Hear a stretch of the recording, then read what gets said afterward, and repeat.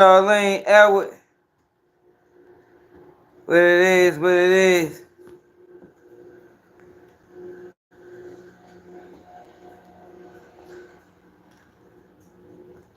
What it is, what it is, what it is. Make sure I hit that like button, man. Hit that like button, man. Support the platform. We got a good one today.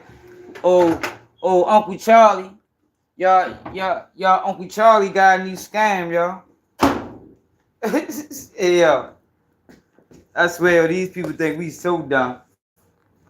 So dumb. But I guess we is. Motherfucker keep supporting these niggas. So I guess he's proven to be right. Motherfuckers is dumb. Yeah, y'all, but Uncle Charlie got a new scheme, a new plot. Now this man has been on record numerous times talking bad about cryptocurrency and how he don't trust it and this, that, and the third. Just to only now pop up talking about he got his own cryptocurrency, y'all. Charleston White has his own cryptocurrency. Who's investing? Who gonna put their trust in old Charlie enough to invest their hard-earned money into him? Man, you talking about pump and dump. You better not fall for that shit, man. I swear, y'all. These niggas don't got no love, no respect for the community. It's all about take. Yeah, he ready to pull the rug. You already know that. It's all about take. I'm ready to take these. They already struggling enough. I'm ready to take them to the motherfucking cleaners. And I'm not even giving them information in return. I ain't giving these niggas nothing but games and gimmicks. You heard me? All I'm gonna give them is games and gimmicks, and I'm gonna take them to the cleaners in the process. This nigga got a cryptocurrency, and they want us to believe that the market cap is already 500,000. Get the fuck out of here, man. These niggas think we fucking stupid. I'm about sick of these niggas. I swear, yo, these guys are selling us out, yo, at alarming rates. They selling us out at alarming rates. For real. That shit is crazy. Alright, I'm off my hands. Ashy as a motherfucker. Let me show y'all this shit, man. I'm just giving y'all a fair warning. Niggas can do what they want. But I'm telling you, when he pull a rug from under that bitch and walk away about 5 M's, I don't want his shit. Then he gonna pull the same move that the other girl just pulled.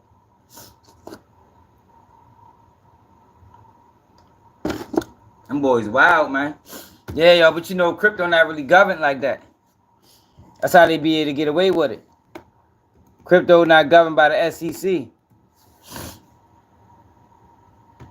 So they able to get away with things that others are not able to get away with. That's why crypto haven't really took off yet, because they still, and don't get me wrong, crypto is a good investment. But it hasn't really took off yet because they're still trying to find a way for them to make money. Yeah, hell yeah, that's what they do. It's a dirty game.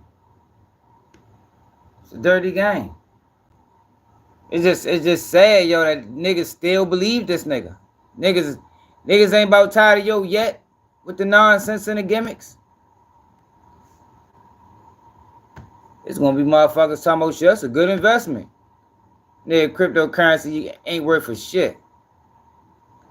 Fuck, he just pop up with a cryptocurrency and it already got a market cap of 500,000. Like, yo, these motherfuckers just think we stupid, yo. Like, yo, I swear, like, we ain't got no sense. No brain. Like, completely stupid. Look at this shit. Charleston White has released his very own crypto coin, the Nigga Nation coin, and it has already had a market cap of 481,000. Get the fuck out of here, y'all. Sean Cotton in on it. He in on it too. That's why he shared it. You know me, I keeps it already. He's scamming y'all.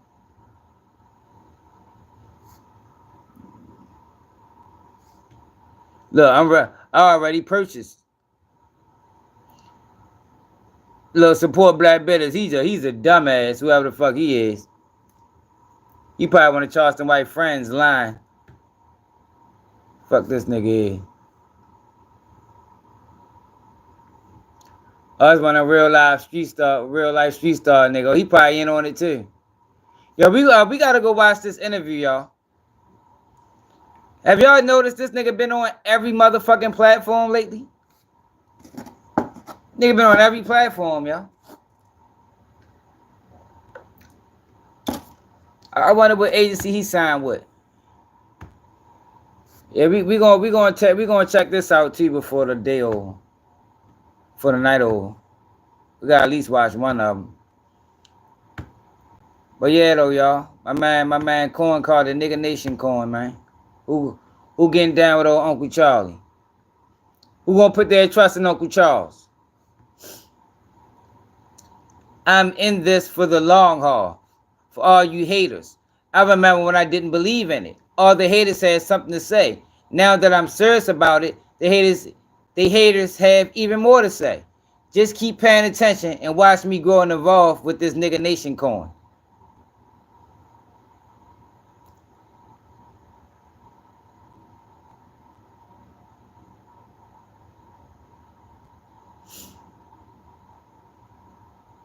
Oh yeah. That's dirty work. So he's telling people that a coin that ain't even worth a penny got a market cap of 481,000. The bitch ain't even worth a penny. Liquidity, 78K. And which exchange is this on? Like, man, y'all better not fall for this dumbass shit. I mean it. Drizzy, what it is?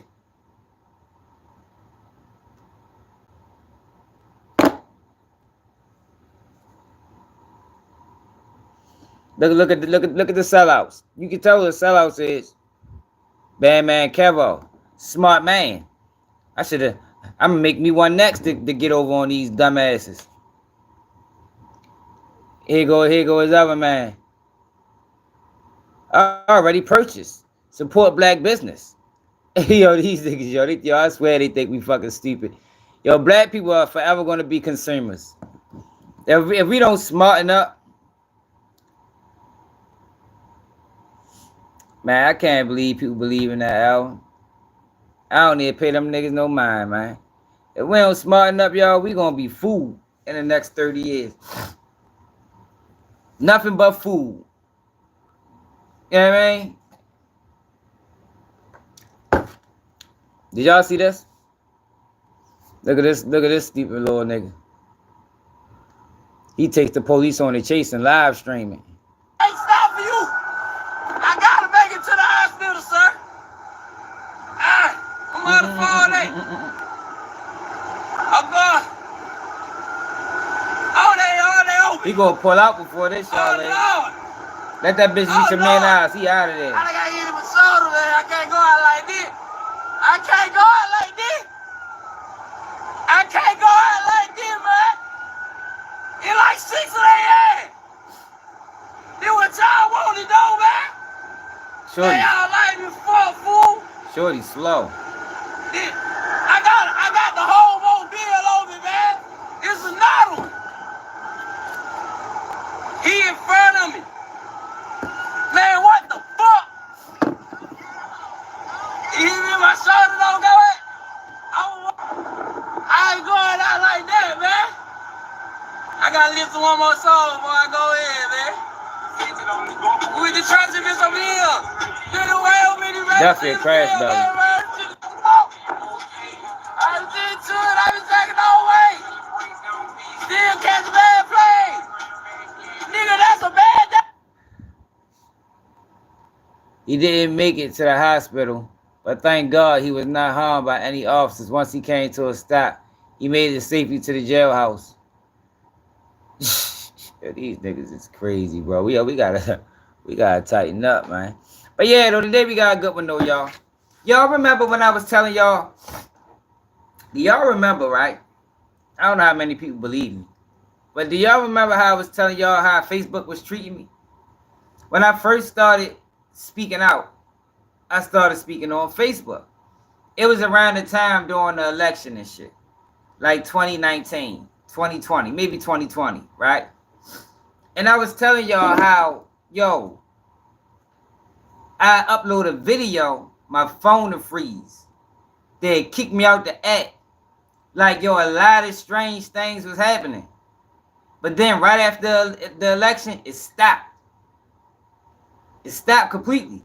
But then as soon as I started posting again over there, they started giving me all these strikes for absolutely nothing. Like crazy ass strikes. Every day I woke up, I had a new one. I'm like, yo, what the fuck is going on? Like, yo.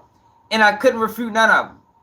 So what ultimately happened was, like on this Facebook page, I had like 1,000 followers on it. Now, it's hard to build a following on Facebook, especially when you ain't over there posting. You feel me? So I had like 1,000 followers on Facebook. I used to share my videos over there.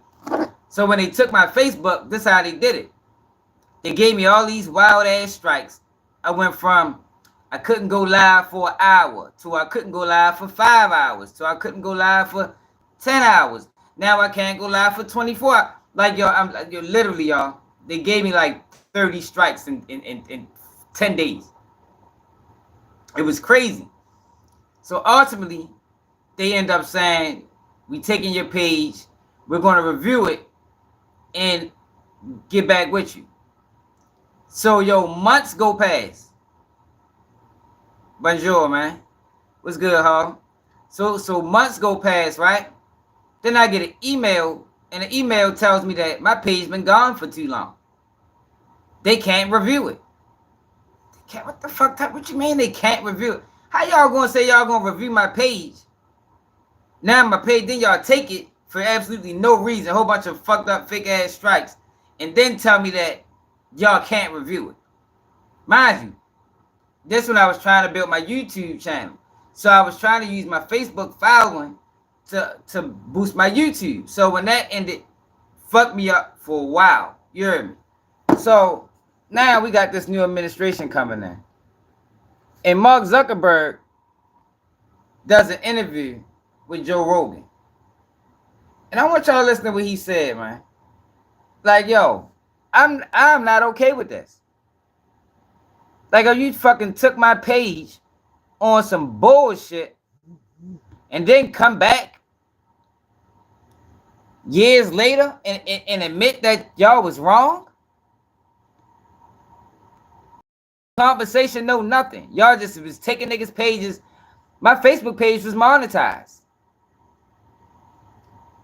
My page that was monetized took my shit and it's just, yeah, I was wrong. We had political pressure. Nah, man, fuck no. That's bogus. What up? It's a video that I had. An older video. Then I'm going to go to the one where he just talked about Mark Zuckerberg. He did a video talking about what happened. I'm going to find it. Here you go, right here. Here. All right, then listen to this, y'all. Everyone, I want to talk about something important today because it's time to get back to our roots around free expression on Facebook and Instagram. I started building social media to give people a voice. I gave a speech at Georgetown 5 years ago about the importance of protecting free expression, and I still believe this today. But a lot has happened over the last several years. There's been widespread debate about potential harms from online content. Governments and legacy media have pushed to censor more and more. A lot of this is clearly political, but there's also a lot of legitimately bad stuff out there. Drugs, terrorism, child exploitation. These are things that we take very seriously, and I want to make sure that we handle responsibly. So we built a lot of complex systems to moderate content. But the problem with complex systems is they make mistakes. Even if they accidentally censor just 1% of posts, that's millions of people. Yo, that shit that they was doing, that shit was aggressive. Yo, I'm talking about every day I was getting a strike, yo. Every day. For the same video. So if I post the same video on multiple different pages, they was kept giving me strikes for the same video. And I can show y'all the video that they gave it to. Matter of fact, I'm gonna show y'all. I'm gonna show y'all the video. Basically, they tried to make it seem like I was promoting like a certain ideology or some shit. It was was it the Hells Angels? This video right here. High-ranking Hells Angels.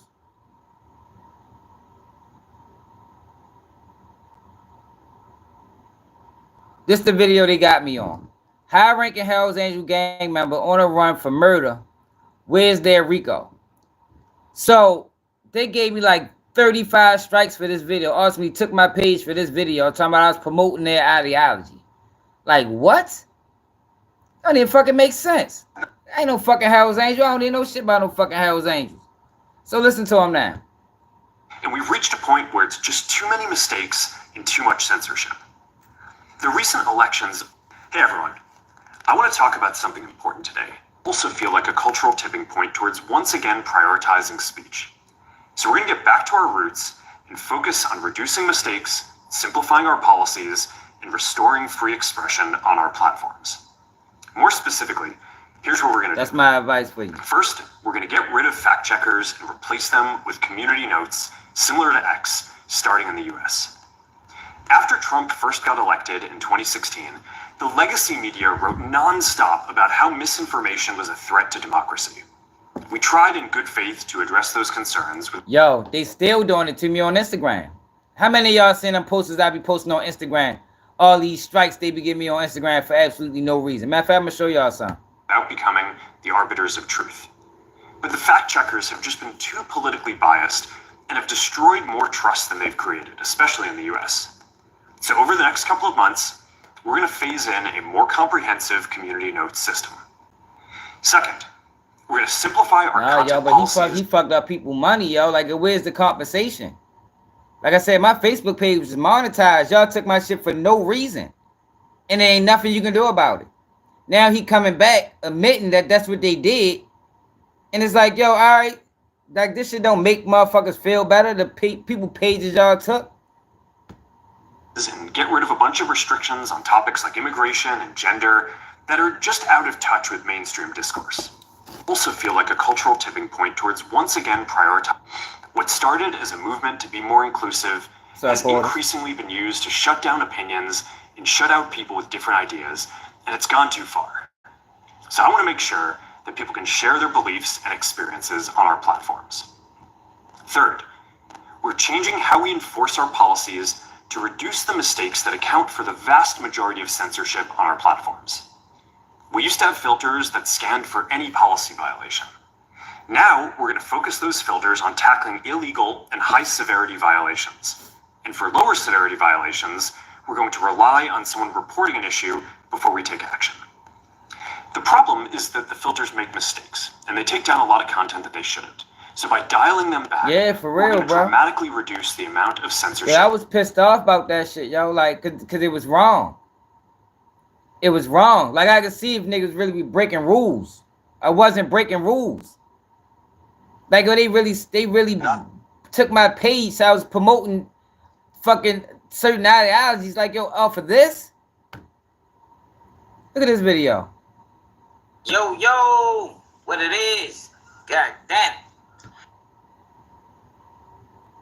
It's about time. I think that's how you pronounce it. Listen to what these motherfuckers did. Stone Cold Criminal. You heard me. Check out what he did. San Joaquin County, a man left for dead. 2 suspects in custody tonight with a 3rd man still wanted. But now authorities say they're searching for this man, 36-year-old Jason Blasingame. They say he's a member of the Hells Angels. KCRA 3's Leanne Depp reports. It was outside of this bar in San Joaquin County that the sheriff's office says a man died after being severely beaten. A man was left for dead, actually, outside of a bar in Clements. And so 2 of those people have been arrested, and there's a 3rd person that is currently outstanding. The sheriff's office tells us that this incident happened back on May 1st and that they've been unsuccessfully looking for this 3rd suspect for a while now. The victim, 45-year-old Stephen Buchanan Jr. This is the man they're looking for. We want to have him apprehended. 36-year-old Jason Blasingame. He is a full-patched Hells Angel member from the Stockton chapter. We believe that they are helping him evade contact from us. Meanwhile, these 2 men are already in custody in connection to this case. 43-year-old Lloyd Strack and 39-year-old Aaron Davis. The sheriff's office says they want their suspect in custody too. We've been looking for him nonstop, and we have hit quite a few blocks on the way. So we are needing the community's help to be able to be our eyes and ears. The sheriff's office says they consider Blasingame to be dangerous and ask community members not to approach, but to call if they see him. In San Joaquin County, Leanne Denyer, KCRA 3 News. So as I was digging deeper into who he was, right? Although Ralph Sonny Barger, the president of the Hells Angels Motorcycle Club, describes the organization as a bunch of fun-loving guys who just ride motorcycles. This study provides data to show that it's... Yo, for this video, this is a good video too, yo, because in this video I found out why they never charged the Hells Angels with RICOs. There's very few Hells Angel RICOs, even though this is a fucking gang. And they gave me like 50 strikes for this video, talking about I was promoting their ideology. Now he want to come back and apologize. On our platforms. We're also going to tune our content filters to require much higher confidence before taking down content. The reality is that this is a trade-off. It means what started as a movement to be more, we're going to catch less bad stuff, but we'll also reduce the number of innocent people's posts. I don't think they called him, nope. I don't think they called him, yo. 4th, we're bringing back civic content. For a while, the community asked to see less politics because... Yo, because in that video, they was talking about how the police was like, yo, that's a serious video. Y'all should check it out. Like, the police was helping protecting, yo, and all that shit. Like, a lot of them Hells Angels be having police protection. It was making people stressed, so we stopped recommending these posts. But it feels like we're in a new era now, and we're starting to get feedback that people want to see this content again. So we're going to start phasing this back into Facebook, Instagram, and Threads while working to keep the communities friendly and positive. 5th, we're going to move our trust and safety and content moderation teams out of California, and our US-based content review is going to be based in Texas. As we work to promote free expression, I think that it will help us build trust to do this work in places where there is less concern about the bias of our teams. Finally, we're going to work with President Trump to push back on governments around the world that are going after American companies and pushing to censor. We're going to catch less bad stuff, but we'll also more. The US has the strongest constitutional protections for free expression in the world. Europe has an ever-increasing number of laws institutionalizing censorship, making it difficult to build anything innovative there. Latin American countries have secret courts that can order companies to quietly take things down. China has censored our apps from even working in the country. The only way that we can push back on this global trend is with the support of the US government. Thank you. That's why it's been so difficult over the past 4 years when even the US government has pushed for censorship. By going after us and other American companies, it has emboldened other governments to go even further. But now we have the opportunity to restore free expression, and I am excited to take it. It'll take time to get this right, and these are... Yo, he let the Democrats put fucking fear in his ass. They put the fear of God in this motherfucker boy right here, man. And he obliged. Well, he just did an interview with Joe Rogan, and I'm gonna let y'all listen to what he had to say. Complex systems, they're never going to be perfect. There's also a lot of illegal stuff that we still need to work very hard to remove. But the bottom line is that after years of having our content moderation work focus primarily on removing content, it is time to focus on reducing the stakes, simplifying our systems, and getting back to our roots about giving people a voice. I'm looking forward to this next chapter. Stay good out there, and more to come. Get the fuck out of here, man. Give my motherfucking page back then, nigga. Chop ass nigga. So look, so he was on Joe Rogan, and he went in more in depth about everything he was talking about. Mark Zukerber said Biden team called his employees screaming and cursing to demand removal of COVID vaccine. Like it wasn't just that. It was anything opposing Joe Biden, y'all. See, the problem was I was doing videos telling black people, yo, don't vote for Joe Biden. That was my early content. Like I told y'all, yo, I didn't come in here on no hip-hop shit. I came in here because I didn't like how black people was being portrayed by people like Candace Owens, by the Hodge twins, by, you know, you had multiple different people speaking on black people that wasn't adverse enough to even be speaking on shit that we go through daily. And it started on Facebook. And one of the things I took issue with was Biden. I didn't understand how can people vote for Biden when Biden got a history of racism. I ain't talking about the shit they put on Trump. I'm talking about in his policies. In his policies. That man got a long history of racism in his policies. So when I was speaking out against that, Facebook came down on me. But listen to what he said. He talking about motherfucking COVID. That shit was way bigger than COVID.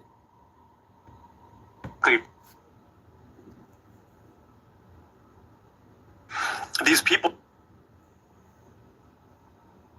from the Biden administration would call up our team and like scream at them and curse, and it's like these documents are it's all kind of out there. Did you record any of those phone calls? I don't think we were. But I think I want to listen. I mean, there are emails.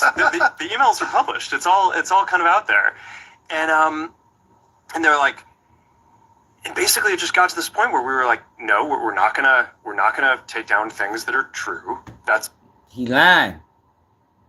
He took down every fucking thing. This is around the same time, yo, that they kicked what's it called off the internet. What's that guy name? They call him the conspiracy dude. Jones. Fuck is his name? Y'all know what I'm talking about. The Jones dude. It's ridiculous.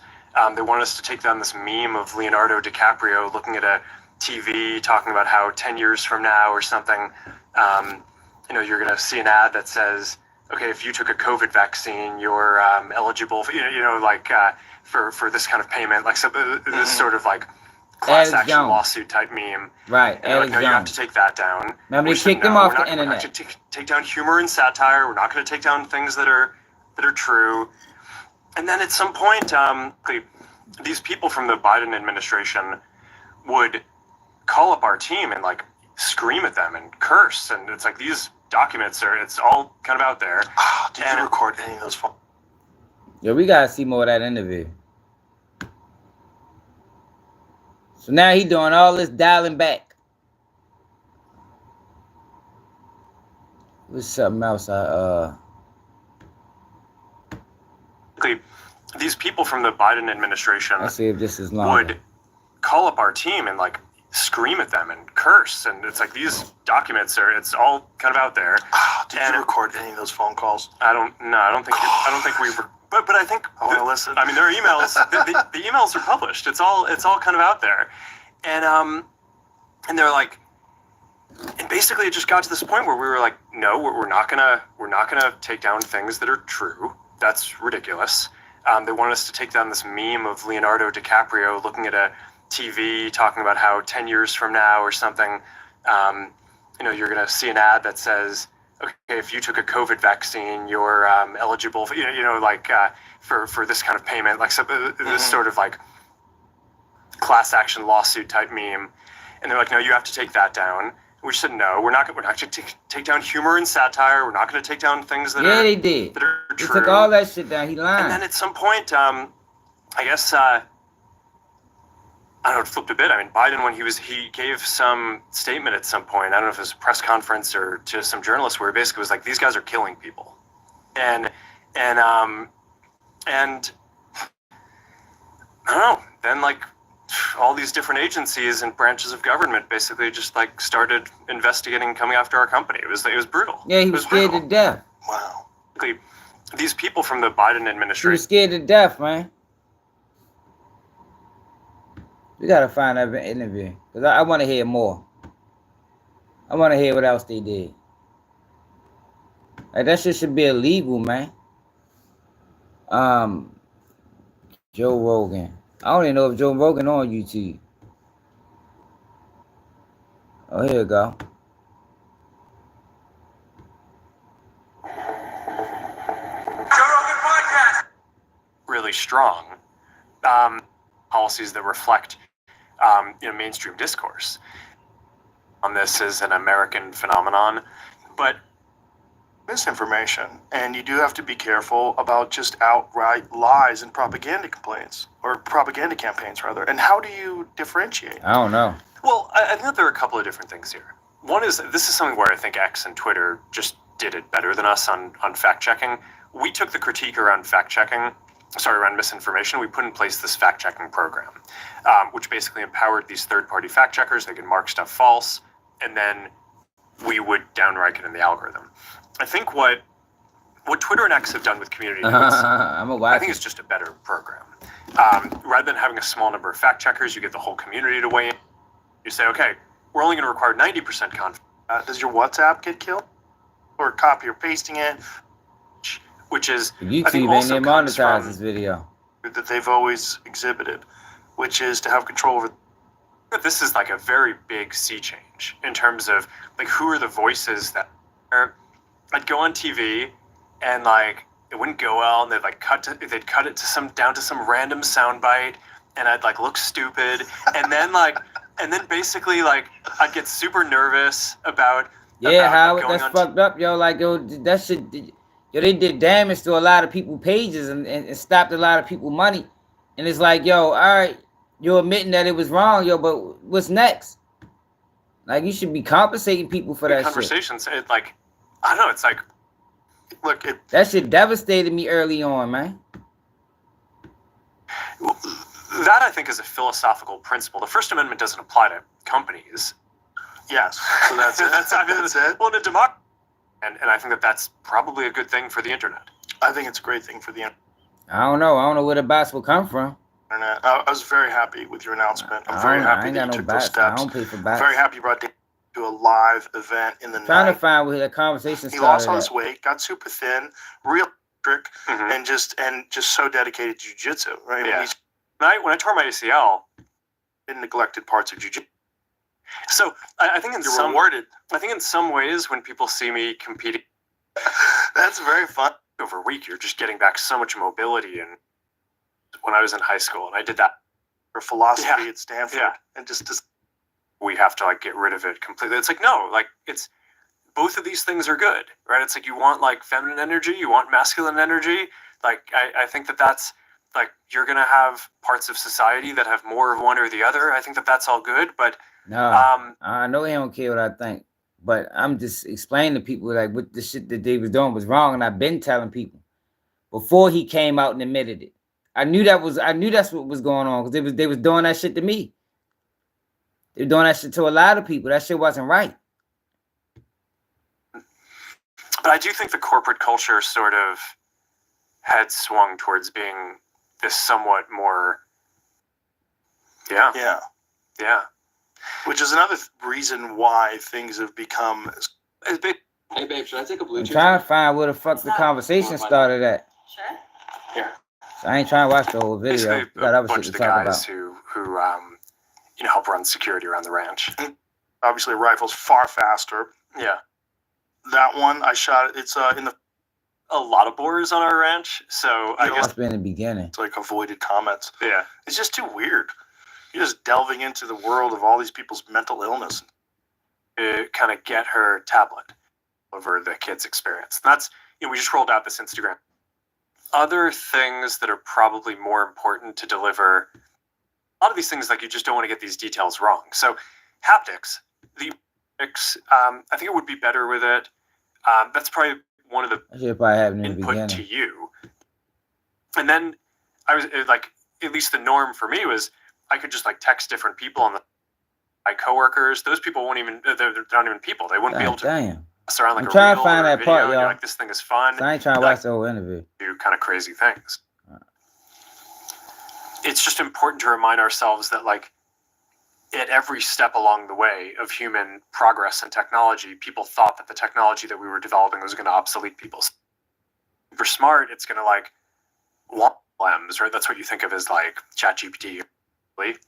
But I don't know. I still think we're generally just going to be painted at this point. I think it's far too late, especially when To show you yet? I was trying to read. yeah. So But before we had that, I used it as we were developing this, and every once in a while I would miss something and say, wow, I kind of wish I could go back and see that, but it was very rare. I think most the like American industry had a positive relationship. Vaccine, you're eligible for, the people are kind of working on this on a day-to-day basis, and the interactions that we're not going to take down things that are true. That's ridiculous. They want us to take down this meme of Leonardo DiCaprio looking at a TV talking about how 10 years from now or something, you're going to see an ad that says, really watch them. okay, if you took a COVID vaccine, you're eligible for, I know he fucked up Melly case by doing that video, and he gave the state evidence, but I don't know if I don't think it was intentional, but he gave the state a angle to say Melly is a gang member. I know he did that by exposing that undercover officer. Payment, like, so this sort of like class action lawsuit type meme, and they're like, no, you have to take that down. We said, no, we're not going to take down humor and satire. We're not going to take down things that are true. And then at some point, I guess I don't know, it flipped a bit. I mean, Biden, when he gave some statement at some point, I don't know if it was a press conference or to some journalists, where he basically was like, these guys are killing people. And I don't know, then like all these different agencies and branches of government basically just like started investigating, coming after our company. It was brutal. It was brutal. wow. That's when he got scared. They started investigating. His ass started obliging. That's what the fuck happened. His ass, he was young as shit when he started Facebook. He probably still young. Well, more likely he is still young. But yeah, he was scared. They scared his ass. Yeah. It's just a massive overstepping. Yeah, and also, you weren't killing people. This is the thing about all of this. It's like they suppressed so much information about things that people should be doing, regardless of whether or not you believe in the vaccine. Regardless, put that aside. Metabolic health is of the utmost importance in your everyday life, whether there's a pandemic or there's not. And there's a lot of things that you can do that can help you recover from illness. It prevents. What never made sense to me about that shit, right, is because, you can't kill airborne diseases by going in a house. Didn't make sense. If that was the case, the common flu or the common cold, we'd have got rid of it. So it never made sense to me how they say, oh, you got to go in a house or you're going to transfer. Like, once it's here to stay. And it is here to stay. It shows today that it's here to stay. But they tried to sell us this fucking dream because the real goal was, it wasn't about none of that shit at all. And then it didn't make sense because when did the Americans start caring about the people? Look at the shit they put in the food. Look at the shit they put in the air. Now all of a sudden y'all care about everybody's health. Man, get the fuck out of here, man. And that's the shit I used to be talking about, and they ain't like it. They ain't like it. So they silenced me, kicked me off Facebook. illnesses. It makes your body more robust and healthy. It strengthens your immune system. And they were suppressing all that information. And that's just crazy. You can't say you're one of the good guys if you're suppressing information that would help people recover from all kinds of diseases, not just COVID. Let me say something. What was that? Be more 420 friendly. It's not bots.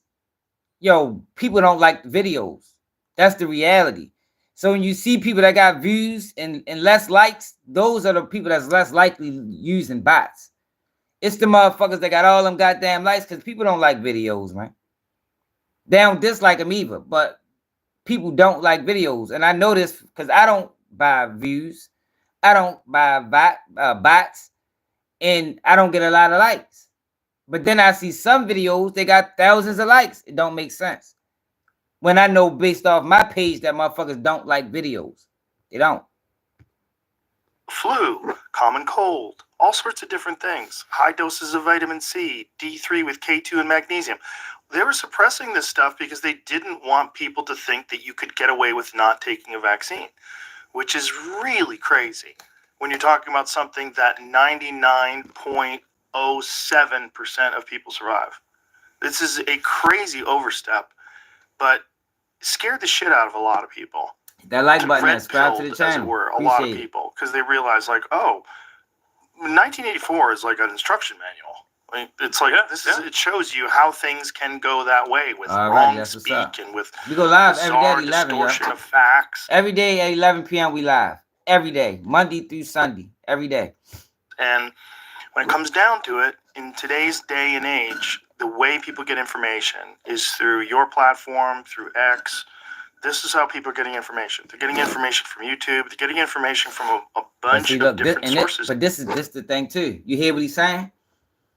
You hear what Joe Rogan's saying, right? That's the same shit I've been telling people. Like, yo, this is where information is. So when I be telling y'all, like, yo, some of these guys aren't legitimate. They aren't right. Because I know this information. And I know how important it is to control the narrative. Look at what they did to him.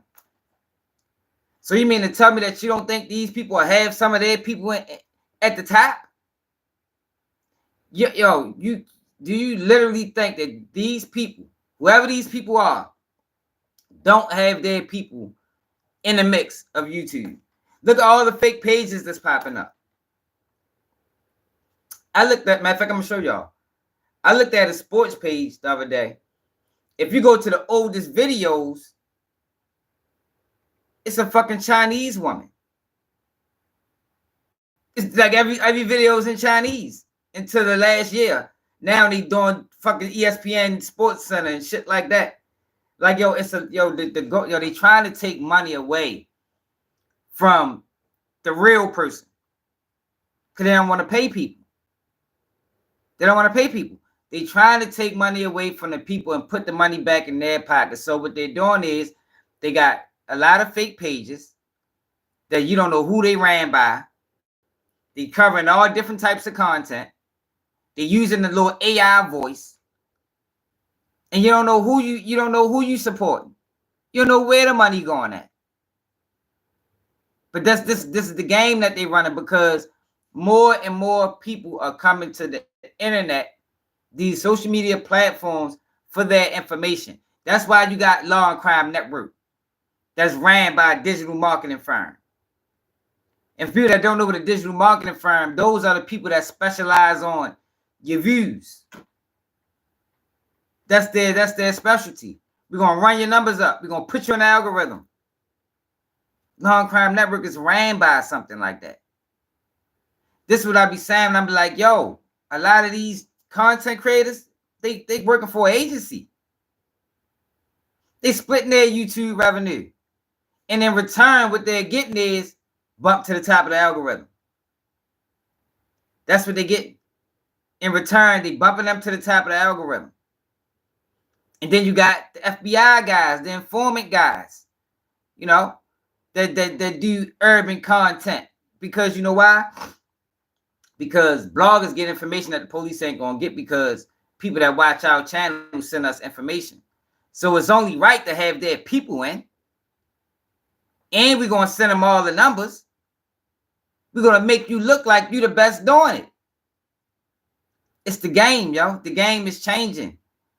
The internet is turning into the motherfucking rap game. I just be trying to warn y'all, so y'all can see what the fuck going on, man. But when I be saying that shit, motherfuckers act like I don't know what I be talking about. But you see how important it is for these people to control the narrative. You see it. Look what they was doing to Zukerber. They gotta have their people in the mix. But it's up to the people to figure out who's really who. You know? Are you really against the system, or are you with the system playing against the system? Are you really doing this alone, or do you have an agency pushing you? Shit real, man.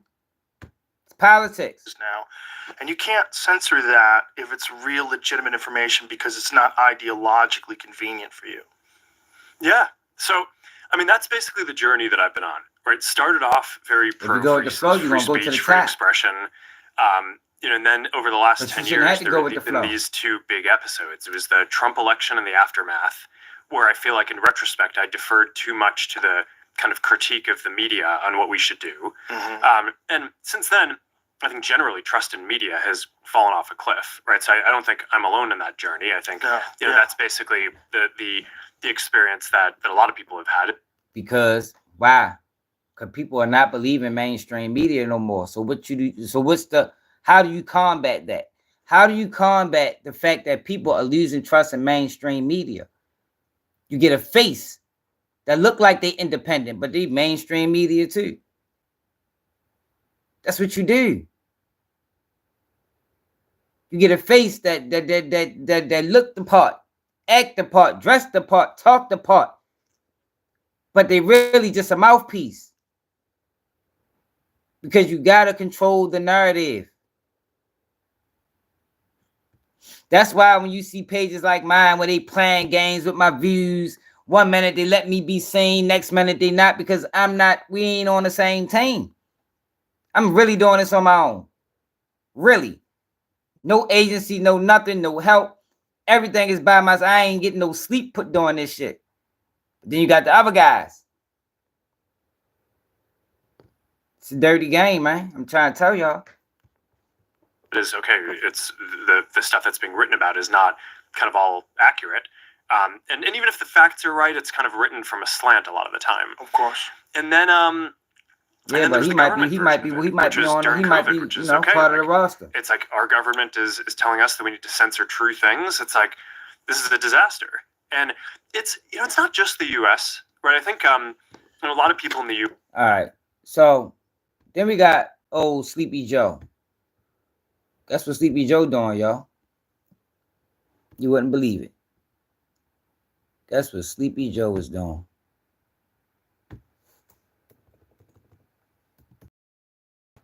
Remember I told y'all the goal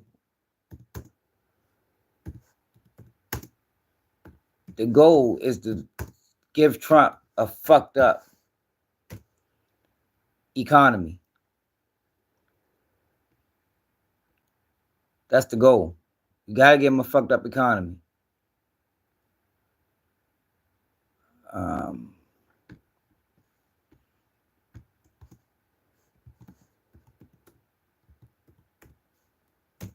So we know we got a major problem.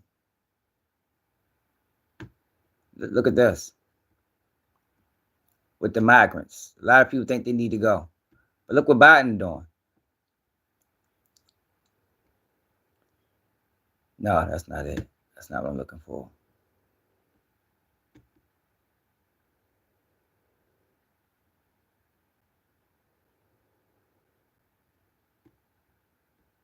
Here you go.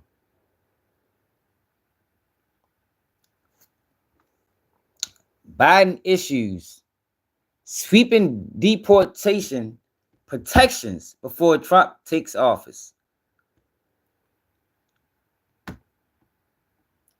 The move allows hundreds of thousands of people. What the fuck? Oh my goodness. Yo, that shit's a New York Post. What the fuck is the video? New York Post got it for free. And now sweeping deportation shield. Or you'll be messing with the Oopie Goopy.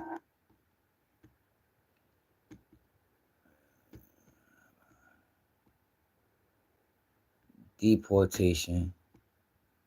Migrant shields.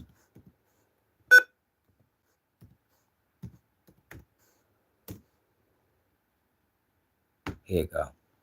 Look at this. Hit that like button. Subscribe to the channel if you're new. Look at this. Biden administration announced sweeping deportation shield for nearly 1 million migrants. So you got Trump that says he's going to send them back day one. Look what Biden decides to do. Look what Biden decides to do before he leaves. Yo, come on, yo. What the fuck, man? Fucking dumbass shit, man. Look what old Joe decided to do before he leaves. He want to put a shield for nearly 1 million migrants. Let's read this. Yo, come on, all these pop-up shits. Can y'all see that? The Biden administration announced Friday that nearly 1 million migrants from Sudan, Ukraine, El Salvador, and Venezuela, a breeding ground for members of the vicious gang, whatever that says, will be able to stay in the U.S. for the next year and a half, dealing a blow to President-elect Donald Trump's hardline immigration agenda. The Department of Homeland Security extended by another 18 months temporary protected status, TPS, for roughly 1,900 Sudanese immigrants, 103,000 Ukrainian immigrants, 232,000 Salvadorian immigrants, and 600,000 Venezuelan immigrants. The program would allow up to 937,000 eligible nationals to remain in the U.S. until 2026, though the precise end date varies by country. The protection had initially been scheduled to terminate later this year. Stemming from a law signed by President George H.W. Bush in 1990, the TPS provides work permits for migrants from up to 16 countries who want to stay rather in America than return home, nations marred by armed conflict, political instability, or other threatening conditions. I told y'all, yo, the goal is to leave Trump a mess. That's the goal. Trump 78 scraped the program during his first term and expelled around 400,000 migrants before running into legal challenges, and vowed on 2024 campaign trail to do it again if reelected. We're going to stop doing mass grants of temporary protected status, Vice President-elect J.D. Vance vowed in October. The Biden administration move is lining up a contentious and lengthy court battle should Trump and Vance try to follow through on their campaign pledge. Why are they doing this? Everybody is saying that this is an issue. Why is Biden fighting against the American people? Trump can't ignore what Congress wrote into law in 1990. Cornell Law School professor Steve Yoler told the New York Times, suggesting that only the legislative branch can alter or undo the TIPS program permanently. All those already enrolled and who remain eligible can reapply to keep working and residing in America. Immigrants from Sudan and Ukraine, with or without lawful immigration status, must have been continuously residing in the U.S. since at least August 16, 2023, according to DHS announcements, which will soon be put out as a federal rule. Venezuelan nationals who arrived in the United States after July 2023 are not eligible for TIPS. DHS also noted those who do not enter through a lawful process or pathway will be subject to enforcement consequences. The prison gang, trend whatever, has migrated from South American nations to more than a dozen U.S. states in recent years, setting up shops in California, Colorado, Florida, Georgia, Illinois, Louisiana, Nevada, New Jersey, New York, North Carolina, Tennessee, Texas, Wisconsin. In DHS memo previously reported, so that means they're keeping an eye on these people. They know exactly where they at. Y'all don't think that's strange? DHS stated that migrants must submit to rigorous national security and public safety vetting when applying or re-registering for the program. If an individual is identified as posing a threat, they may be detained, that don't mean guaranteed, removed, or referred to other federal agencies for further investigation or prosecution as appropriate. The department noted individuals are barred from tips if they have been convicted of any felony or 2 misdemeanors. Another 309,000 Haitian immigrants included in the program already had their 18-month protection renewed last August, meaning their status will terminate on February 2026. The conditional status currently shields migrants from Afghanistan, Cameroon, El Salvador, Ethiopia, Haiti, Honduras, Lebanon, Nepal, Nicaragua, Somalia, South Sudan, Syria, Ukraine, Venezuela, and Yemen. These designations are rooted in careful review and interagency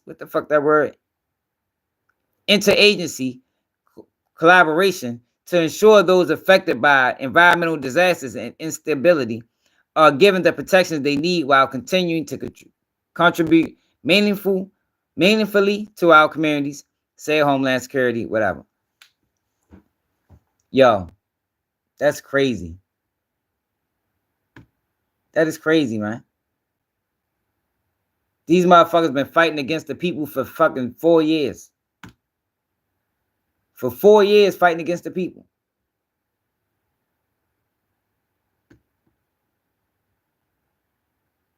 I just wanted to share y'all the information, y'all, so people know what we dealing with. For the people that thought that was a good idea to vote for them motherfuckers, they on bullshit. All they worrying about is their own benefit. Then you got this motherfucker. Gavin Newsom called for an independent investigation of Los Angeles Water and Power. Yo, we know what's going on with Los Angeles Water and Power. We learned that yesterday. That's a fucking family that owned the water in California. The Resnicks. What's there to investigate? Know what the fuck going on. Then we got this. Have y'all seen this? This is the guy who they say has been setting fires in Southern California. Look at that shit. Look at this interaction.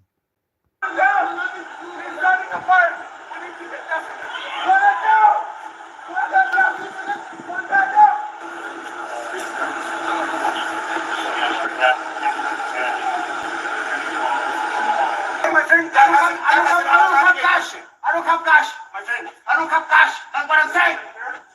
I don't have cash. Look at this. If he pushes this. No. An immigrant. So an immigrant took time to set fires on his own. Okay. I don't have cash. I don't have cash, my friend.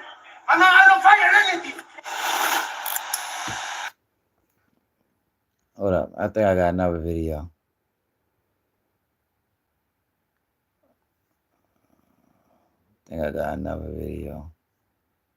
Here you go. Now, this video don't have any sound. So he supposed to have a blowtorch in his hand.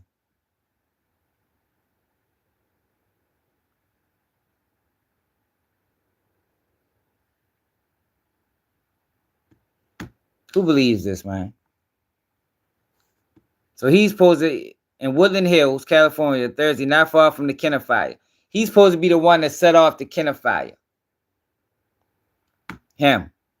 A fucking immigrant.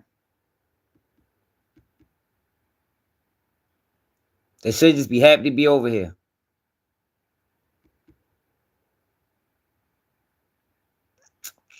What else I wanted to show y'all before we move on? Meta shuts down their diversity, equity, and inclusion program just days before Donald Trump inauguration. The term DEI has become charged. The fuck that means?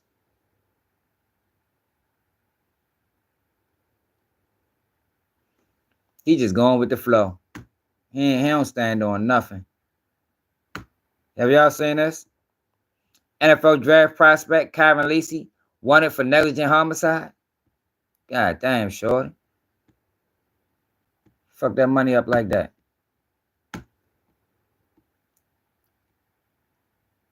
after an alleged felony hit and run. He declared to the draft 2 days after.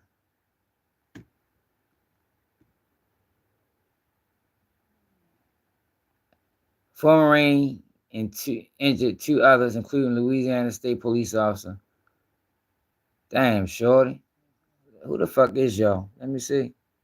What's his name, y'all? Kyron Lacey. Can he play? Kyron Lacey. Wide receiver. He just ruined his life. This reminds me of Henry Ruggs. Henry Ruggs was a star. Nussmeier will throw quickly. That's Kyra Lacey, first play. That's on a little half roll. He'll fire again. And Lacey, I think he got a foot. He may ruin his whole career. Nussmeier looking that way. Now throws it up. Oh, good catch. Dang. Very civil. Shorty had some talent too. Ruined his whole career, y'all. Yo, I was just telling y'all earlier about how they hit me on a hit and run. Yo, they do not play about hit and runs. And in his situation, somebody died. Yo, it's better off to just stop. Damn. It's much better off to just stop, yo. You hit somebody and you get out of there, them motherfuckers be trying to send you to prison. Like, I don't know if Shorty was drunk or what the circumstances is, but he just severely hindered his chance at going to the NFL. And the person he hit was a former Marine. Looked like Shorty had talent.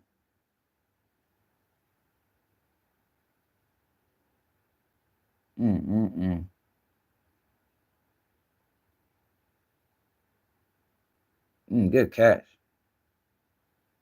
Wasted fucking talent. Your decision making is everything, man. Dang, caught that bitch with one hand.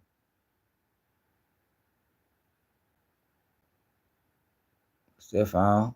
Oh shit. Oh shit.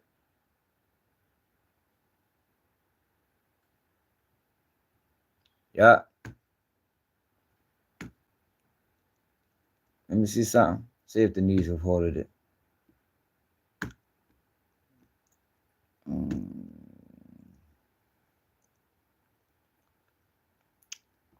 General Munchkin Let me see something. Man. Kyron Lacey wanted for vehicular homicide. I got the latest for Harry and Lacey wanted for vehicular homicide. No fucking The first headline from Newsweek on MSN.com is LSU star WR Karen Lacey wanted on charges of homicide, felony hit and run, report. Was it Kyron?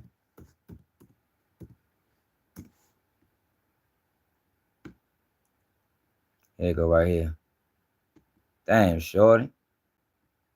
Fuck this life up. Fuck this fucking life up. Got safety protocols? Granger has the Was y'all familiar with this?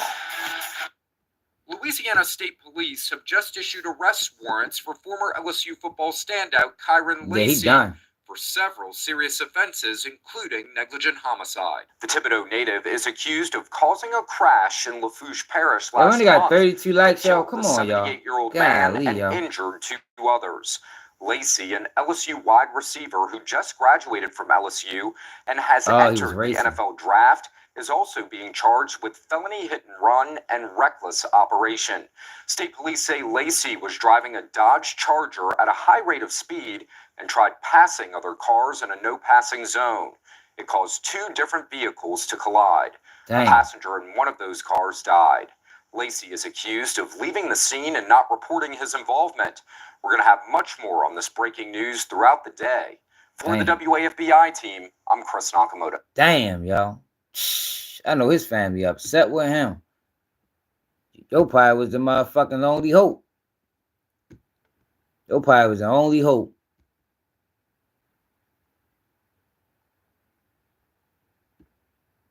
Let's see. Kyron Lacey draft stock. Kyron Lacey.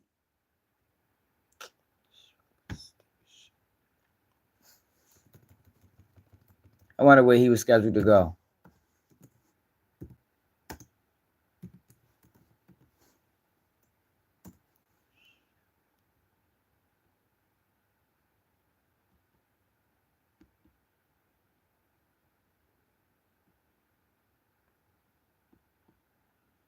Top draft prospect. Damn. Racked up 112 catches, almost 1,700 yards, 16 touchdowns. Fake gun celebration that wasn't malice. Damn, shorty.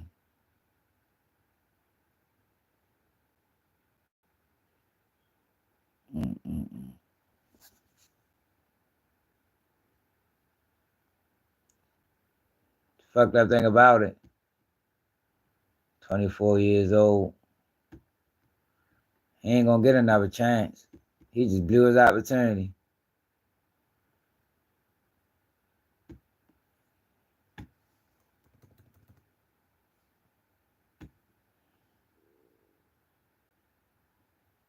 He just blew his opportunity.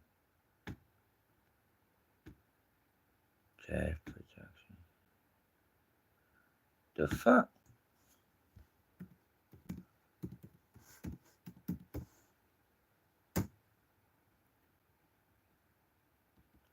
No, they ain't even gonna tell us where he was projected. Oh, here we go.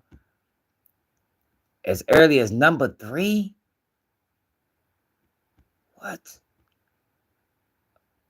Oh no, New York Giants.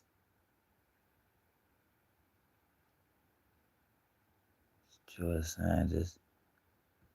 Cam Ward. I wonder if he was a top 10 pick. I mean a top first round draft pick.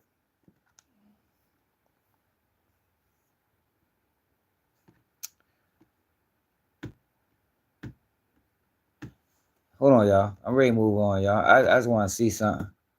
My draft.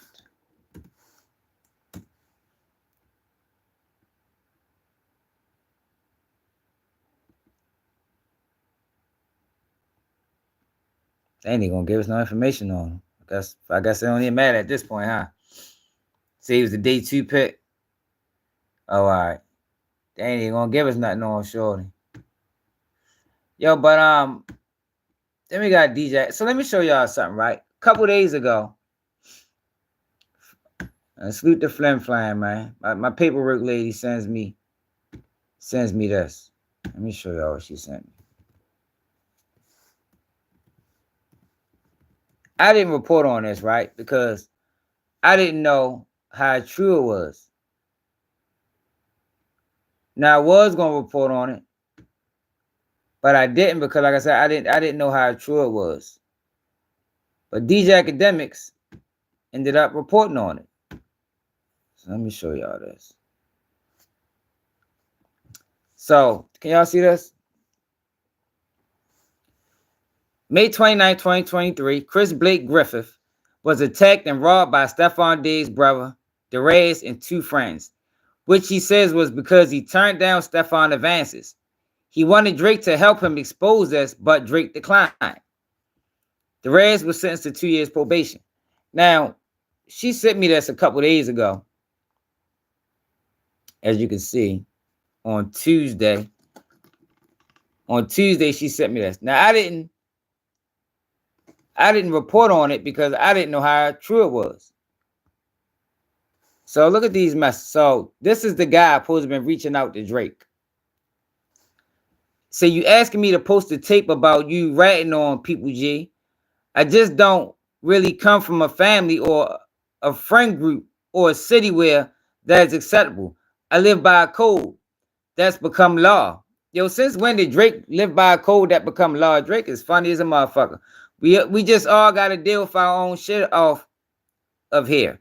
Not telling you to be no super gangster or tell you what to do, but it made me feel super weird. You would think I would be into supporting that type of shit. So this what your reply.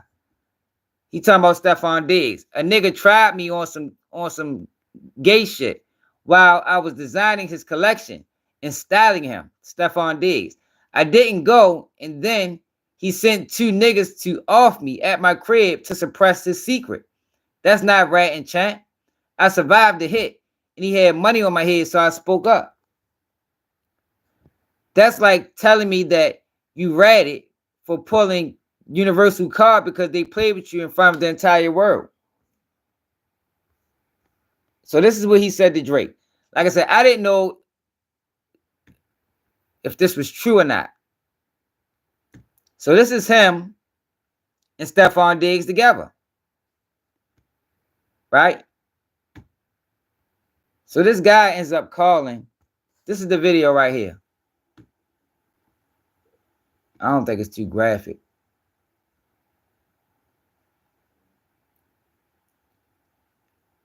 So he's saying SteFon Diggs sent his peoples after him because he wouldn't indulge in gay activity.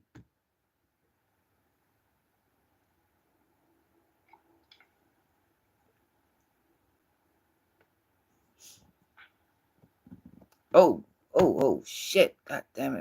That was too much. Oh, it wasn't that bad.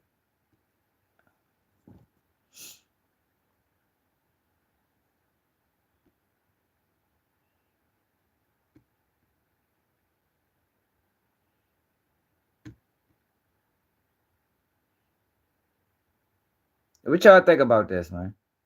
You think SteFon Diggs rocking like that? And this is supposed to be 2 days after the Cardi B situation. Oh, they dragged him out the motherfucking out the elevator.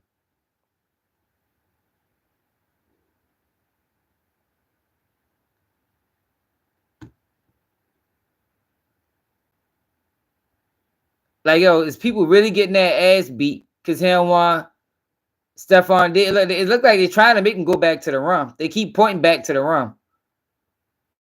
The fuck is really going on, man? Why is these dudes co-signing SteFon Diggs' gay activity? Some guy named Chris Griffith. Now, these Akademiks had him online on stream earlier talking to him, and we ready to go to see what the fuck this shit is about. Like I said, I got this days ago, but I didn't report it because I didn't know if it was real or not.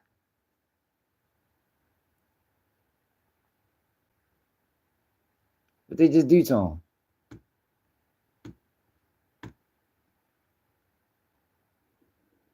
Like he took something. What he took his earbuds?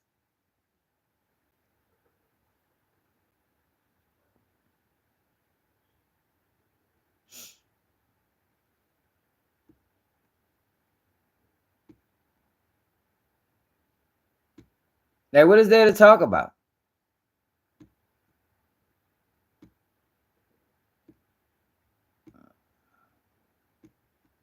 So did he go back into the room or did he leave? So this guy's saying he ain't on, he not on no gay shit. But SteFon Diggs sent these guys after him for that same reason. Or they took his chain. Okay. All right, what else? What else was in this thread?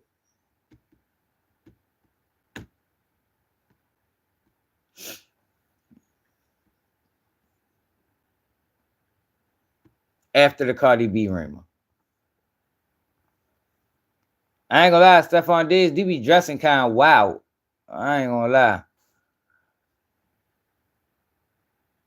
Of all this shit is that SteFon tried to drug me and then have sex with me. And I escaped unscathed. But I now knew his secret. And that didn't sit well with him. Weeks later, after a failed sexual attempt on me because I don't play like that and I never have, Marshawn realized that I was no longer affiliated with his half-brother and because he's broke. Emphasizing that he took his life seriously and actively engaged in a meaningful pursuit. He's acquainted with Marshawn through his half-brother, SteFon Diggs, for whom he designed Liam Home, a clothing line resembling Forever 21's men's collection.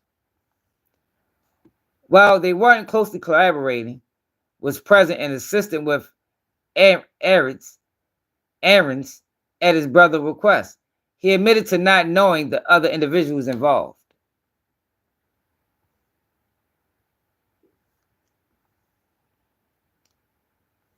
All right, so he sued him for the robbery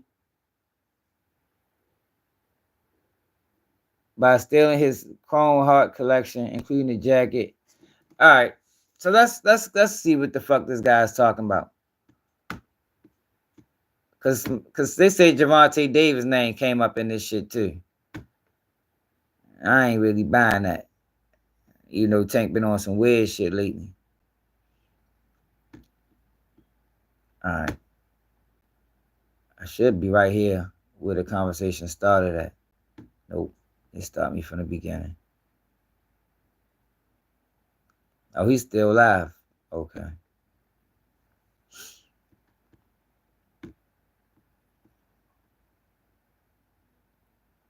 Yo, so Cam Newton spoke about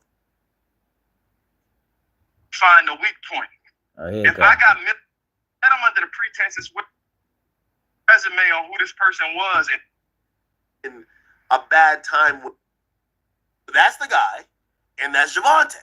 And apparently, this is how the whole industry knows this guy, right? We could go to the SteFon Diggs thing too. Oh, he posted my tweet or my DM. What the fuck? See, that's another thing, right? like he's kind of like posting the DMs. I don't know, bro. I don't know, right? Okay. Yeah. So he then posts a Drake thing. And it says, never intended for this convo to turn public, but fuck it. Blogs hit my line and confirm the facts, so let's discuss. So he says, I've seen him all switch on me faster than a Glock accessory. I never thought the goal never let that shit would happen. choose side other than mine. Idols turn rival. He's not like us. So he posts this. Then he posts, I guess these are the screenshots. So let's read them. But I'm trying to. Same city being Baltimore, Maryland. You know, he. Oh. Let's walk down this path. He said he from Baltimore? That doesn't make sense. SteFon Diggs isn't. Like, we thought he's not gay because he was just trying to have sex with Cardi B. That don't mean you're not gay though, champ. But I'm gonna go ahead and serve you the platter that you're waiting for. He sound like he from Baltimore. Let's walk down this path. He definitely sound like he from Baltimore. Definitely sound like a Baltimorean, man. I ain't gonna lie, niggas ain't really be on no. I ain't trying to show favoritism, but just based off of Baltimore niggas, if yo say that shit happen, that shit fuck around happen. You know what I mean? But I don't know y'all, so you never know. Niggas do be lying sometimes. So, my relationship with Gervonta Davis backdates to my time spent building the entertainment department at Under Armour. He and I did his deal, and at that point, we was two kids from the same city, being Baltimore, Maryland. You know, he come from the street. My family come from all of that, but I knew corporate. He knew that, I knew that. And as we walked into the world of entertainment together, once he defeated Jose Pedraza and became world champion, we became business partners, and we grew this thing together. So I ended up leaving the company and just working with him and managing his career full time. Anybody around you can stamp that, even dating back to your days of having back and forth. No, he's from Maryland. Cass is stamped that from the cell right now. Okay. Real shit. So anyways, well, you can hear Brash or any of those guys, but anyways, back to that, we was building his career, so on and so forth. And, you know, eventually we would always become men. He started making money. Dog started making money. And I'm not here to count my partner's pockets, but if we partners, we always kind of mirrored our relationship to that of Future the Prince and Drake, because that's the people I was studying. I used to be outside them shows. I used to be studying Future when I couldn't get the Drake. Future sit there and just have conversations with me, teaching me the game, so on, so on, so on, so on.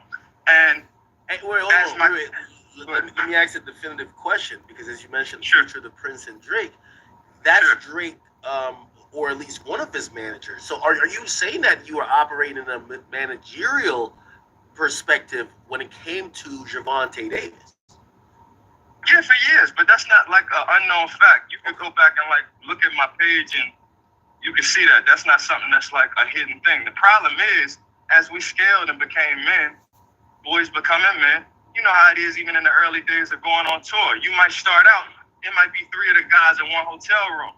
Next tour, it might be everybody in one room, but it's a bullshit hotel. Next tour, everybody get their own room and it's lavish. Next tour, everybody got suites at the best hotel. You get what I'm saying? You just keep leveling up, so on. So when Holmes decided he was going to partner with Amazon most recently, and he did $200 million deal, 7 fights, he looked at everybody around him. He said, yo, we got to button this thing all the way up. So he brought on a couple of photographers, guys that we looked at like family. What are you talking about, yo? Ravon Little John, he's like known in the music industry and the boxing world. It's like you just rambling at this point. Predecessor to Al Heyman, do your homework. Are you talking about the same thing we watching, or are you just posting? Yeah, so 40, he put 40 on paperwork, and it was my turn to go for the paperwork. He got a jealous brother. You know, he used to work on the back of the trash truck. Irony strikes again. We used to watch the Life is Good video with the boy in Pluto is throwing the trash on the back of the truck, and it's like, you know, a garbage bag, shit juice, splashing niggas in the face, so on and so forth. What are you talking about? We're not That's talking about what his brother used to do. So he wasn't even speaking. Davis's brother was a trash man.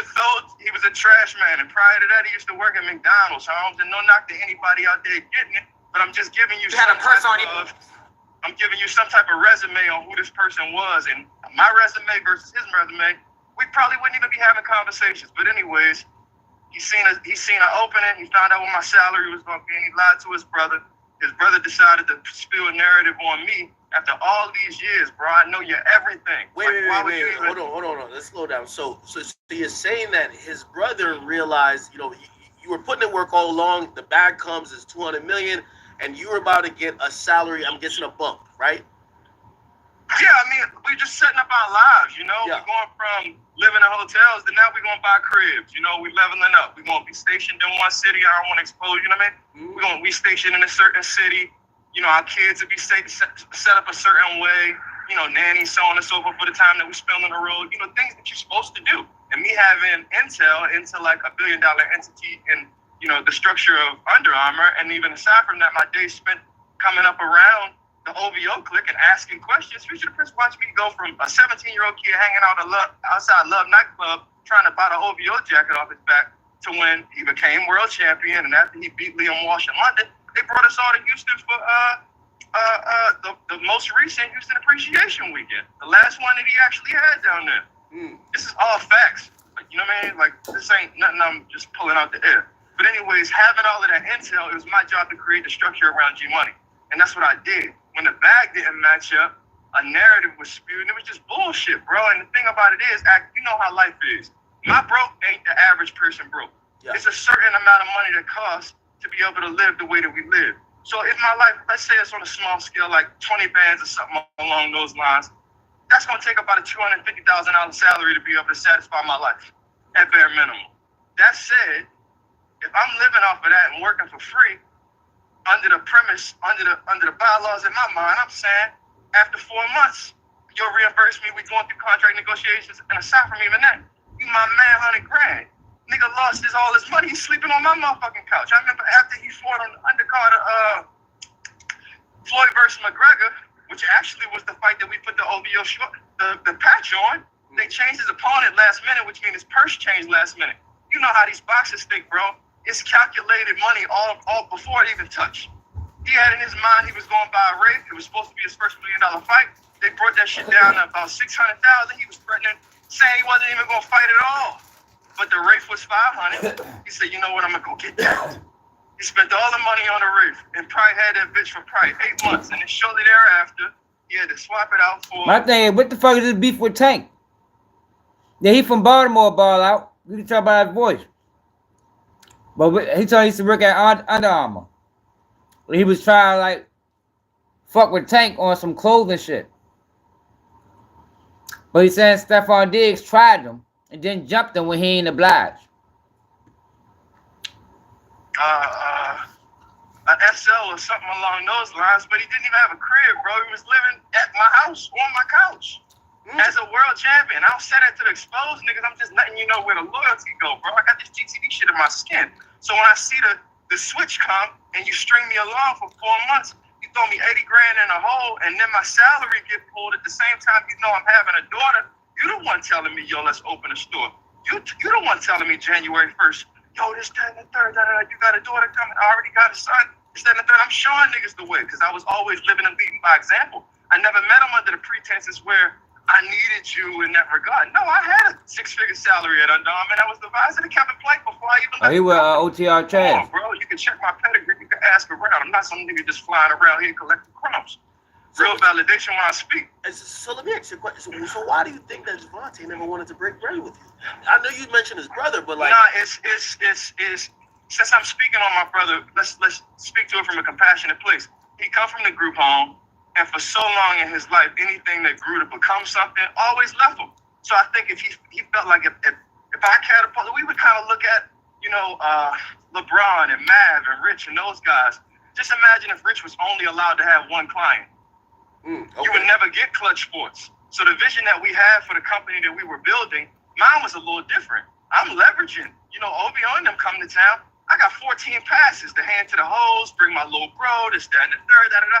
I don't even know if you remember back in the day, Drake had a moment in Houston. I set up a run because Javante had just This dude from Baltimore right here saying that SteFon Diggs tried him on some other shit.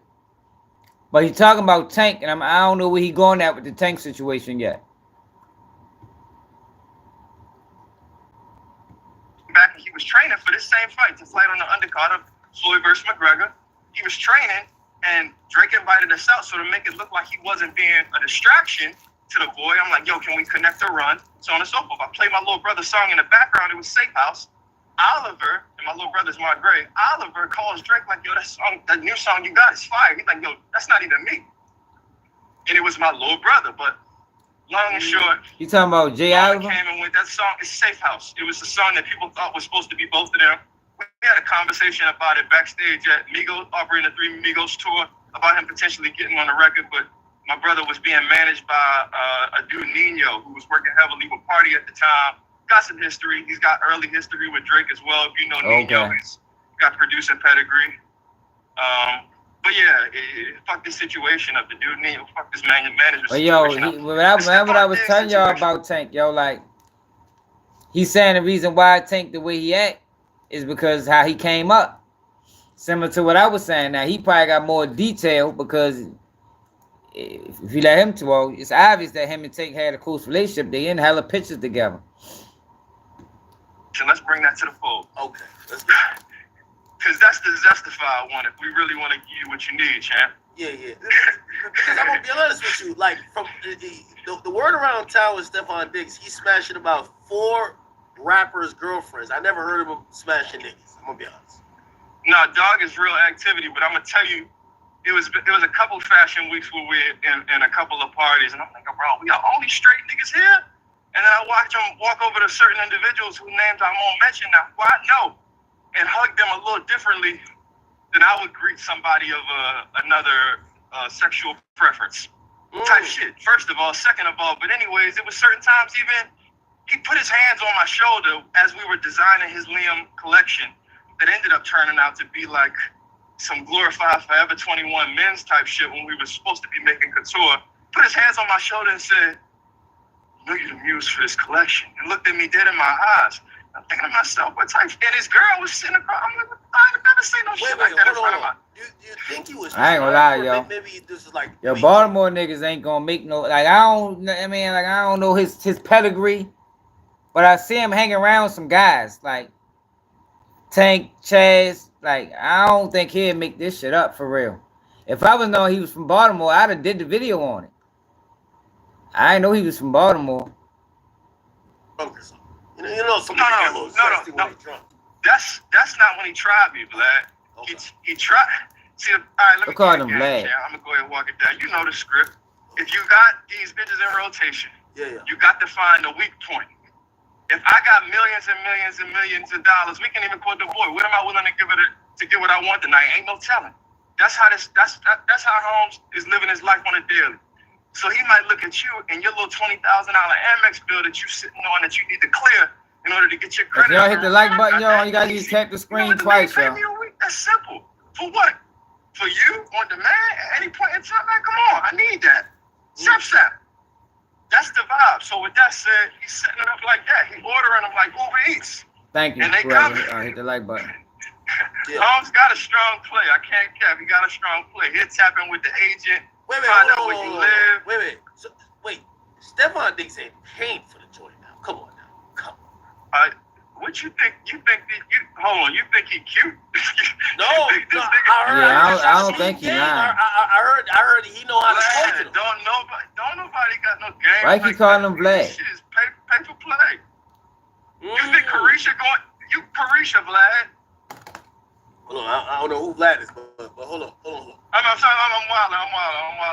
Act. I'm talking about Carisha. Act. You know the game? Oh. She fresh off Puff. Oh yeah, that is true. That's true. But SteFon Diggs ain't got it like that now. Come on, stop playing. Bro, let me keep the main thing. And just Dem is messy as a motherfucker. So what happens is you find the weak point, you exploit that. Oh, I got that, this, that, and the third, and now that person psychologically feels indebted to you. So I had a situation where, these niggas dirty. My son's mom, she looking at my life. She calculating, you know how they go. Pocket watching. You know the score. She need more for this. She need more for that. And even aside from just that, she looking at who I'm with now. I'm about to have a new baby, so on and so forth. She want to cause friction because to keep my attention elsewhere, let me just rouse some shit up. So what she does, and at the time she dating somebody who in the league, he funding the lawyer. She telling him a narrative that's completely capped. Anyways, I'm like, yo, bro, I think I need, and at the time, me and SteFon are designing his line. While I'm designing his line, and he running the grid.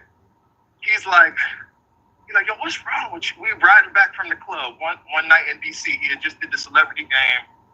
He know what's going on. That's how he did. Riding back to his crib, it's probably 4 a.m. And I'm in the car. I thought I had what was something that it wasn't. And I start, my mind start doing shit, whatever the case is. We riding back. He asking me about, yo, bro, you seem like you need help. So I'm like, bro, you got the public opinion. You got the big face. I need a high-profile lawyer to walk with me in this courtroom and help me get my son back or denounce whatever she got going or whatever Holmes is funding for, whatever the case is. He's like, man, don't worry about that. You can get that for me tomorrow. I got that. That's easy. I said, it's not about the money, bro. I need you to set me up with a lawyer. He said, man, I'll do both. Don't even worry about it. Just keep working on the line. So as we walking toward the crib, get out the car. It's a 911 Porsche, 2 seats. He put his lips to my motherfucking ear. Pause, Vlad. Pardon the left. Pardon the left. Lips to my ear, talking about come to my room. What? He makes a left and go up a spiral staircase. I make a right. Go all the way down the hallway to a bathroom. My pupil's big as a bitch. I'm slapping water on my face. Cold water on my face, trying to wake the fuck up for as long, like about 45 minutes. I don't know if I'm gonna walk out. But remember what I told y'all though. Remember what I told y'all about a Baltimore nigga. Like this goes right in line to what I told y'all, and the reason why they don't allow Baltimore niggas to get on, because this is what we would do. Yo, we gonna expose that shit. Like yo, I'm telling you, yo, who was on the live when I said that? Who remember me saying that, y'all? I said it more than one time. Like, yo, we not sitting around watching no wild shit and don't say nothing. Like, nigga gonna be like, yo, man, why the fuck I seen da-da-da-da-da-da-da? You feel me? Like, yo, that's just how niggas is, man. That's how niggas, that's just what it is, y'all. But I think this is part of the reason why the industry treat Baltimore the way they treat Baltimore. Because it'd be a lot of ill shit going on, and we be the niggas that expose it. Look at Monique. You feel me? Prime example. Mind you, settled. No, he from Maryland. There's a bunch of people there earlier in the day. It's 4 o'clock in the morning at this point. I don't know what the vibe is. Maybe you were trying to set up a freak off, like get mad bitches, guys run through. No. You don't put your lips to your man ear though. Oh yeah, no. You're right. Yeah, and he had slipped a little tongue, so I'm like, what the fuck just happened? So that's why I'm beeline to the bathroom. I'm wiping his little bit of saliva out my ear. get my Wait, thoughts you put together. his tongue in your ear? Oh, that's a freaky nigga. Yo, he's the zestified nigga, but honest. Sex monster. What the fuck? Act. You gotta think, bro. The same, they draw a parallel between an NFL game being like multiple car accidents. If you got a bad car accident, say shit, flipping this, that, third, what they gonna prescribe? Pain medication, correct? Yeah. You think he got CTE? Right. If he's taking the same pain medication that somebody at an EDM festival would potentially be taking to go crazy, this, that, and the third, there could be a connectivity of an issue going on. And the NFL got a thing where they just want you to go out in the field and perform. Habits can form, so on and so forth. I honestly I don't think he lying the either. drugs done turned his butt up, and he just couldn't help himself. He got a little zestified, and it was what it was. He tried the wrong one. I come out that bathroom, and what happened when you come out the bathroom? All right, when you come out the bathroom, what the fuck happened at that? Yeah, he from I come out Baltimore. the bathroom. I was greeted by like 3 or 4 girls that's trying to get me to corroborate a story. It was also his one of the brothers that was ended up getting charged and convicted in the robbery case that had to do with me. I saw you post the video. That was a cute segment. Hold on, wait. I thought so the narrative we got was that because you didn't suck his dick, they were beating your ass up. No, that's not what happens. So what happens is in that right moment, here. they try to get me to corroborate this story. They take my clothes. They put bullshit on me. I had like a Rimowa trunk, the big one, so on and so forth. They took my suitcase, gave me the most bullshit suit. A homeless man wouldn't take the suitcase from me. Shout out to the homeless. Yeah. Swear, OD. Send me to the airport. No ticket, no nothing. Matter of fact, they put me in a car. I didn't even know I was going. It just so happened to be the airport. I go. And I did have a return flight home from coming down here, coming to DC specifically for the celebrity game. Yeah. And I take that ticket to the front desk, and we were able to swap it out because they took everything from me and stripped me, like literally, and sent me back. Why though? Like I'm trying to get the why. I now know who he is. I never knew him in that regard. He never tried me in that regard. Now you have confronted the zest monster and oh my gosh, the boogeyman is now alive. And now that he knows that I know and I don't corroborate, it's just a walking, ticking time bomb for me to be able to do something along the lines of what you and I are doing right now. But anyways, I get back to LA. When I get back to LA, it was Memorial Day, and I was leaving my girl house, and you might not know me, but I'm known in the industry for connecting dots from the world of strategic partnerships, and those people typically tap my shoulder for like aesthetic curation, styling, if you will, but it's a little bit more personal than that.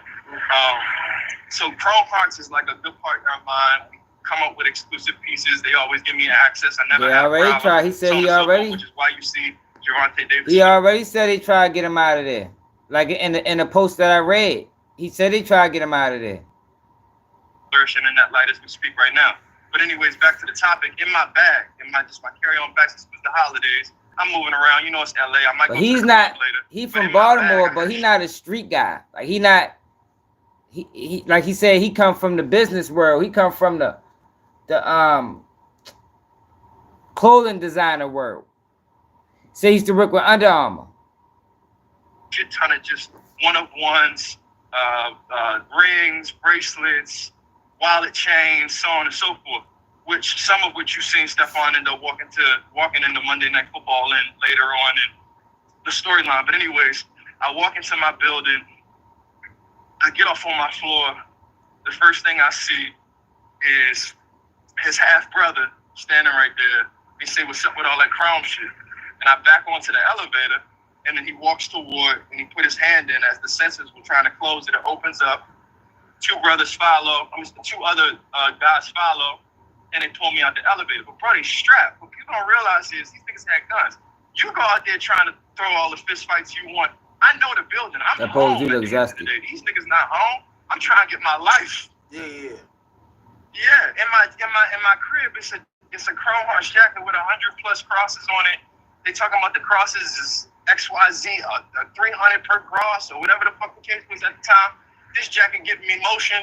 I'm fucking with it. I don't know what they really on, but I know what they're there for. First thing he said is, "What's up with all that chrome shit?" And I'm hearing niggas, you ain't gonna say nothing. You ain't gonna say nothing. They got knives, they got guns. It is what it is, bro. I just had to do what I had to do to protect myself in that moment. But after that, I survived it, so on and so forth. His brother was charged. I didn't know the other niggas' 2 names. Bro, I got a history. Like, when I was coming up with G, Who's his brother? Who's his brother? His brother's name is, I'm not talking about Trevon. Him and Trevon have the same mother and father. Because he in the league too, right? There's a nigga named Trevon, he played for the Cowboys. That's their little brother. The middle brother, his name is Derez Marshawn Diggs, but he go by Marshawn because that's SteFon's middle name. So he has a different mother. So, he has a different mother. Wait, so you're saying he be wearing wild brothers are zesty? No, I ain't say that. Oh. Just step. I'm not. I can't speak to Trey being a zest. Well, I can't speak to SteFon just because of the personal experience. Like, it's been times I'm around the guys and they're like, yo, bro, come to the room, this, that, and the third, because there's hoes in the room. So I ain't gonna do that. Trey done hit me multiple times. Yo, bro, come to the room, this, that, and the third. I get up there, it's 7 joints. You know what I mean? It's different. Yeah. But if a nigga put his tongue in your ear, talking about come to my room, I don't give a fuck what bitch in your room, home. You on different timing. Well, let's get back to the fact that you know, home. Why you let him do that to you? All right, hold on. Wait. No. We getting through all these.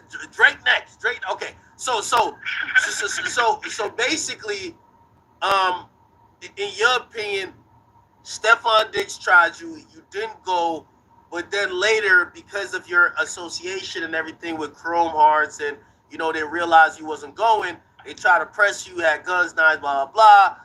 Charges got filed, whatever. But you got off of that, right?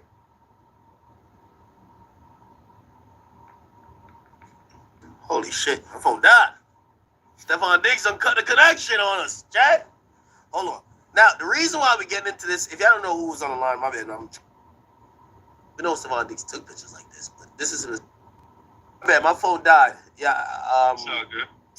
Okay. Great. So, you know, I was trying to tell everyone that this is all kind of sequentially getting to the point where we're getting to, because this whole thing with the brother of SteFon Diggs does eventually lead into this conversation that you had with Drake, correct? Correct. Okay. So, by the way, we do have the video that TMZ put out, and it looked like, you know, it kind of matches up with the story that looked like this guy named Derez trying to get at you in the elevator, him and some other guys, and blah, blah, blah.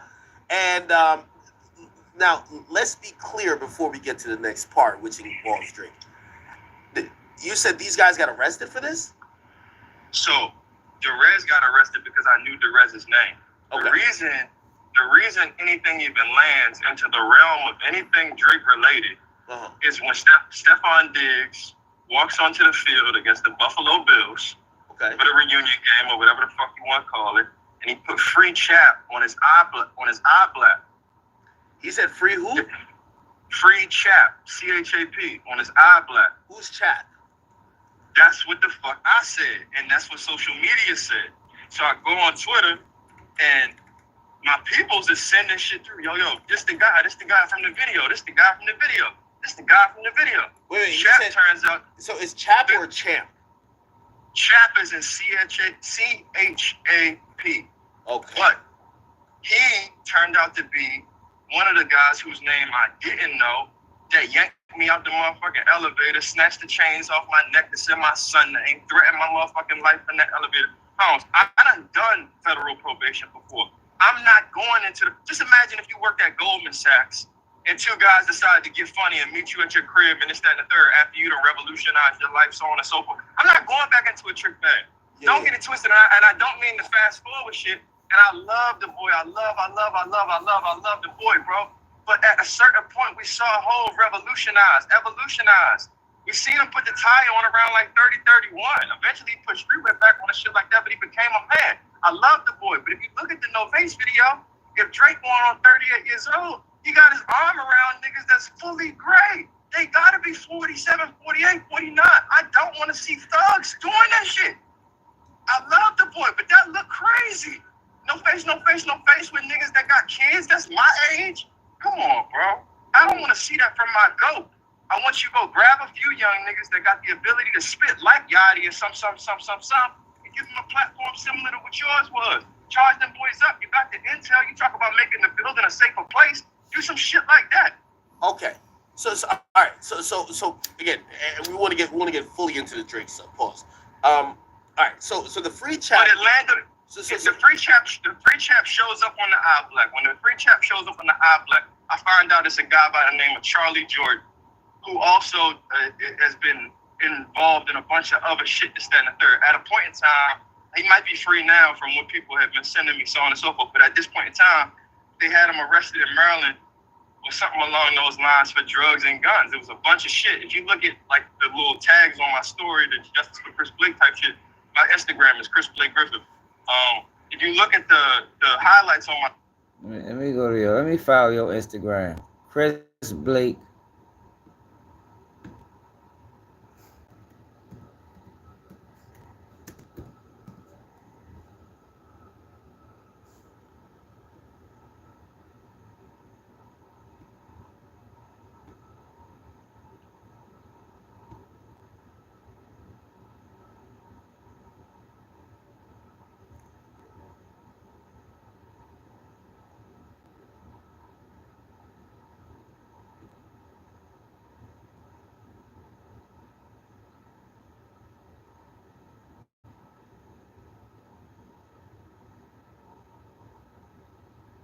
Oh, Drake called the DMs fake. So he proved that no, these DMs ain't fake. These DMs real. Okay. All right, let's go back.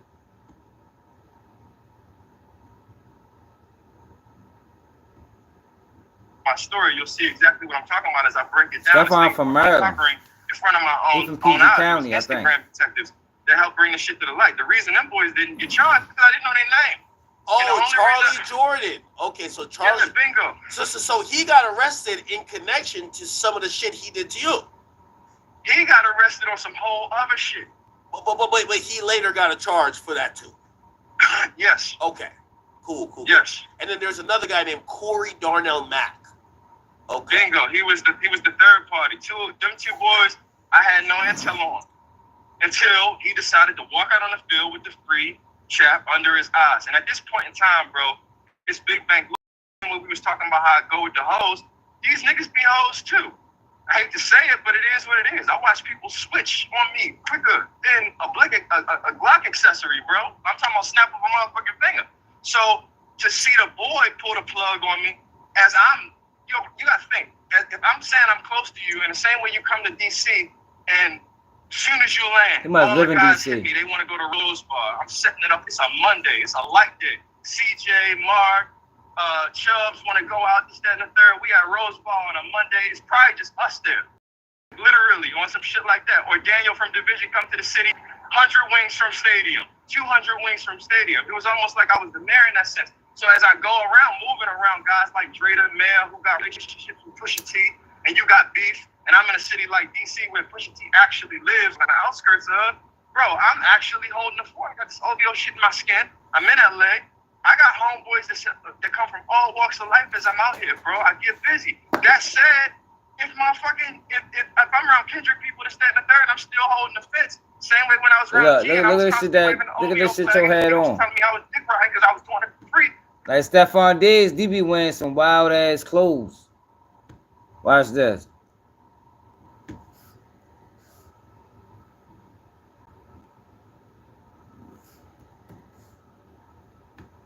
Look at some of your motherfucking names.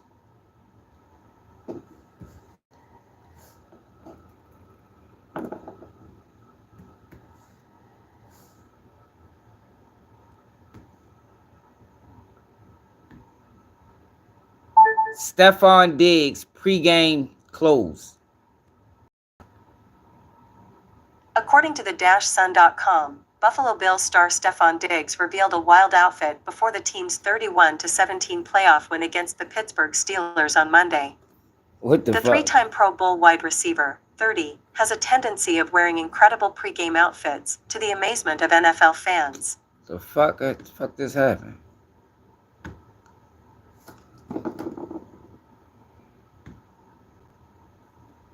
Check yo out. Yo, look wild as a motherfucker. Fuck is that? It's you feel me? Like yo be wilding on the closed tip. So I ain't surprised. What else?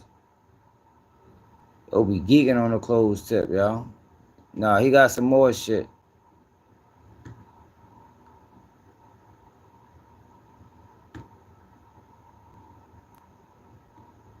The fuck is that, man? Yo, wow, this bitch is wearing anything. I know it's some more. I seen him walk. That nigga came in on like some old. There's some wild ass shit on for real. Pre-game, I'm just putting outfits.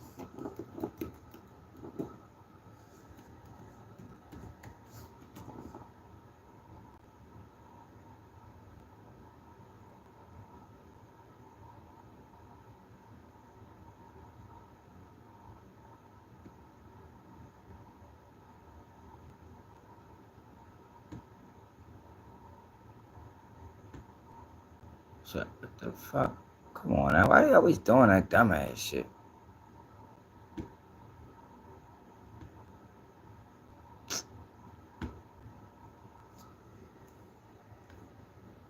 Can't even make this shit bigger.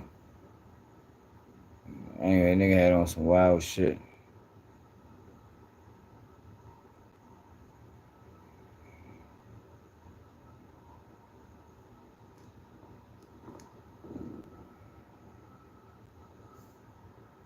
Check yo out with you got the ankles out, the tight ass pants on. Oh, yeah, SteFon Diggs be geeking. Oh, here we go. Oh no, I thought that shit was see-through. And he be on some wild shit though. Lil Jim. We ready to move on though. I believe him. I don't think he lying. Because I saw the motherfucking vision, bro. But what I'm saying is, when Well, there Holmes we pulled go. the plug on me, after I done stood with him and aligned with him for all this time, I'm like, bro, what type shit you on? Okay. And I didn't even ask you for nothing. Wait, What's wait, up, wait. Reese? Okay. Go. Perfect. So now let's get to the Drake stuff, and I'm gonna pull that up on a separate tab, right? So, all right. So now we get the whole SteFon Diggs thing. We get his brother. We hear about the free chat. We hear all of that, right? Now, we then later see you publish these DMs that has to do with Drake. It appeared that looked like you guys were having a conversation. Looked like the conversation didn't go too well. I want you to give me the context because the conversation was later posted by you. And from what we see, like I'm looking on one of your posts, you says, "Damn gang, unfollowed me from college day, play blah blah blah."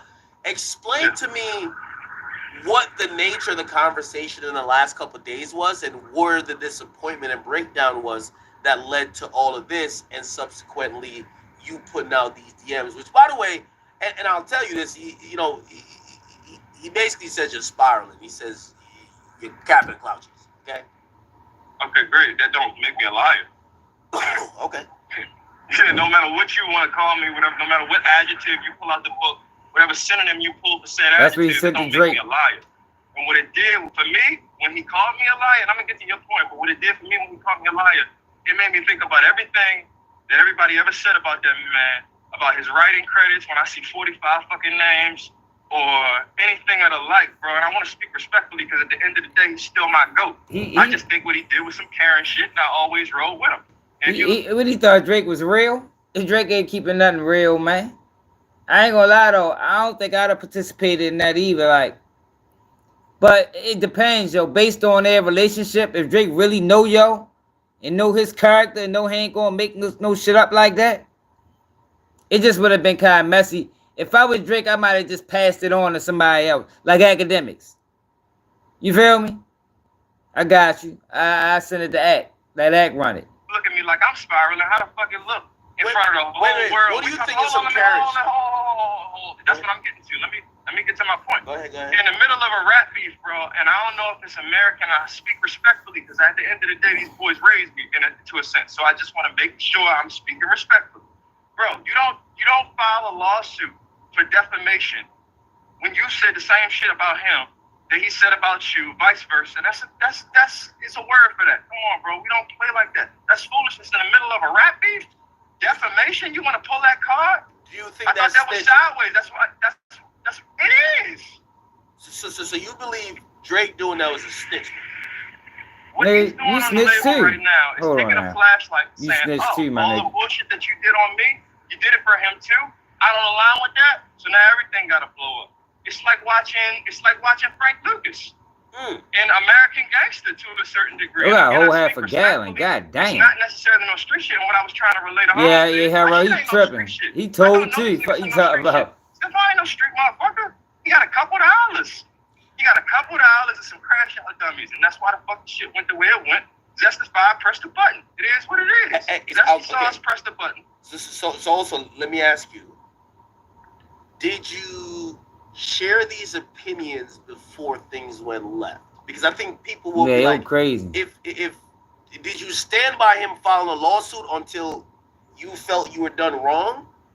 No, I never necessarily stood by him filing the lawsuit. And what I also want to clarify to you is, these messages are not from the last couple of days. We had this conversation over the holidays, he and I gave him ample amount of time because at the end of the messages it says, give me some time, I'm on a plane, I'm going to find another place to write this, that, and the third. I waited, and in true Drake fashion, you wrote me off, and then you never wrote back. I'm not here to tell no songs. These is cold facts. Come on, Holmes. Come on. I waited ample. You go do the stream with Aiden. I'm waiting. Let me ask you a question. It's like the Varnell Jones episode of Martin, when Varnell said that he could come on the show, and he didn't actually expect him to get his. You see what I'm saying? Do you understand the parallel? No, I do hear you, and I understand it. But let me ask you a question, because you said to me you didn't ask for anything, but your behavior does appear like you felt like he didn't deliver something, or he didn't at least give you an answer. So what did you expect even going to him with this? Because and again, we could later, go through some additional steps to make sure these are actually verified, actual DMs. But if we're just gonna go with that, he showed that the DMs. He showed that the DMs in his story. They DMs.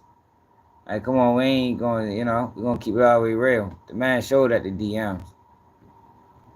Hold up.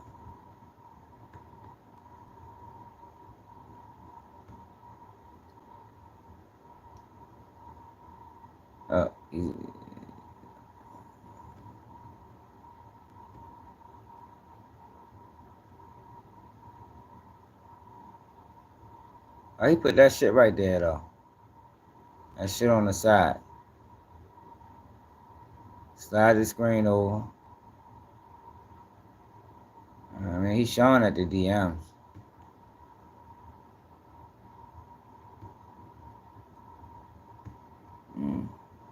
Yeah, we ready to move on. He said enough. What he was saying, right? Like, he said something to you. He says, you're asking me to post the tape about you, right? So I got you. So I'll clarify that in a jiffy. I was working on a mixtape, and I sent it. It's called Chris Blake the Mixtape. It's available everywhere right now. My Instagram is Chris Blake Griffin. Chris Blake the Mixtape. I'm working on it, and I sent him the SoundCloud link before it even went up. Chilling. He and I'm tripping off Drake talking about he ain't no snitch, and he followed the street code. Like, yo, that is funny to me. We already read this.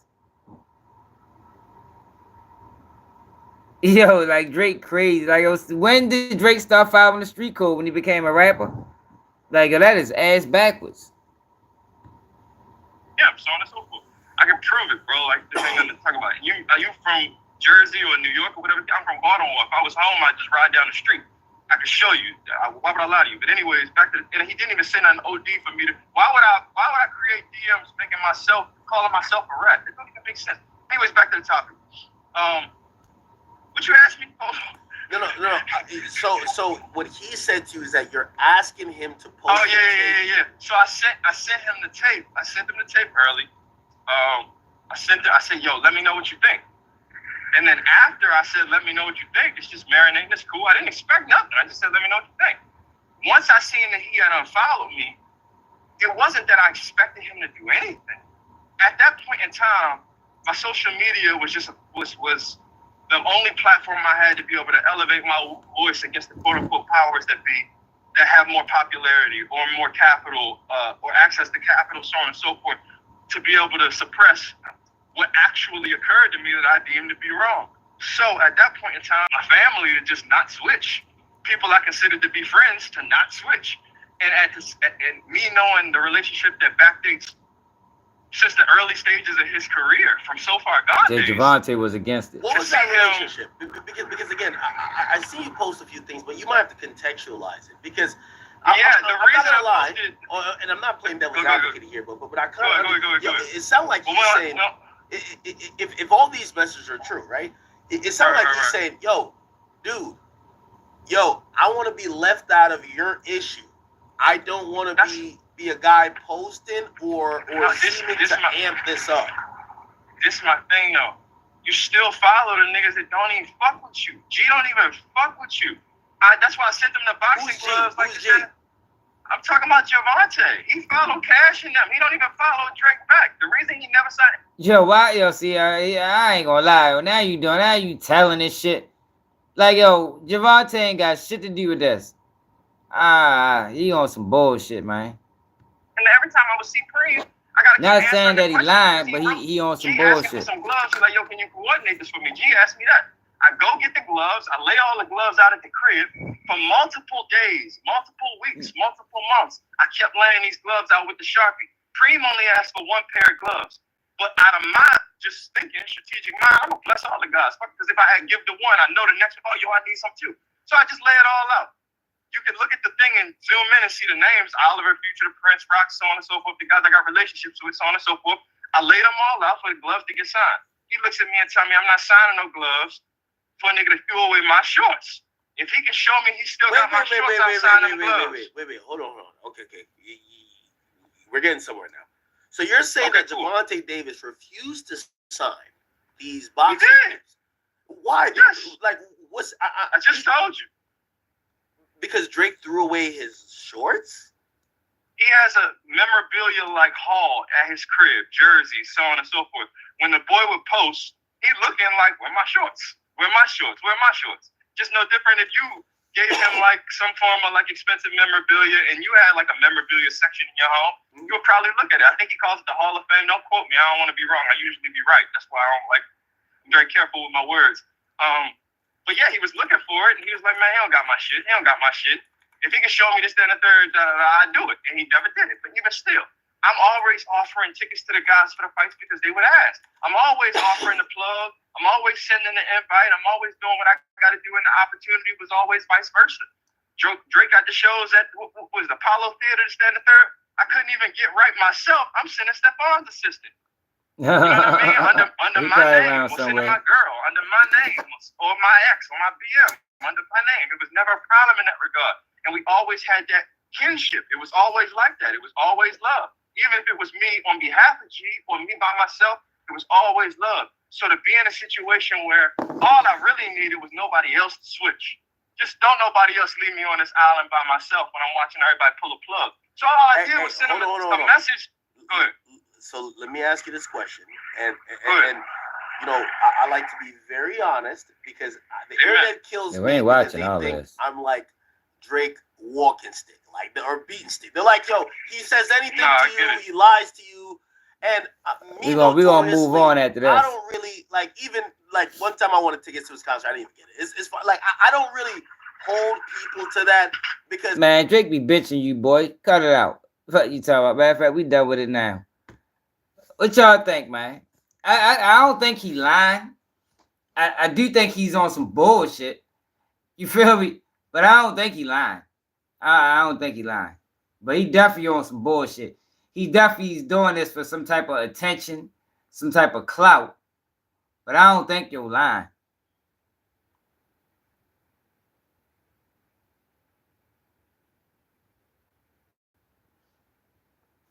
Yeah, I don't think he lying. But I wanted to talk about Finesse 2 Times brother, man. Finesse 2 Times brother been going on like a interview spree. Like he must be the next. He must the next new guy that's signed on to an agency, because he's on everybody's platform right now. So I ran across this video, and I think it's an old video, but it's Finesse 2 Times explaining why he don't fuck with his brother. And then we're gonna go see some of these interviews that that old bro did. Did I say this shit?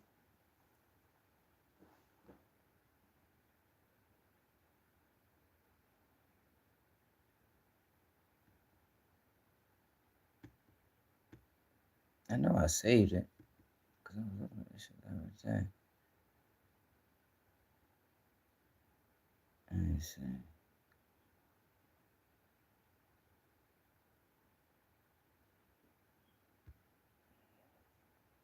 And you got Hustle Gang. He's still going at Charleston White. Hey, One-Eye Charlie, you steady lollygagging and playing on this motherfucking internet like this shit a game. When them boys came to your crib and spray painted Hustle Cartel all over that motherfucker, that should have been your wake-up call right there. I ain't nothing to motherfucking play with. Let alone, I didn't even know who did it. They just happened to send me a video. You dig what I'm saying? Thankful for the internet, because shit gets back to me pretty quick. Second off, bitch, let's act like that ain't your motherfucking house. We all know. All right, that's what's up, we bro. all know that's where the fuck you stay at. Quit motherfucking playing. Third off, I stay in Dallas. No, the fuck you don't. Nigga, you ain't brave enough to go live outside of your house in fucking Dallas, Texas, and show a glimpse of where you stay at. Boy, that cap-ass video, boy, quit playing. That's why you want to let's get in the ring. Let's quit all these hoe-ass games. Yeah, let's quit all these hoe-ass games now. Yeah, let's quit all these hoe-ass games. I thought you wanted to get in the ring.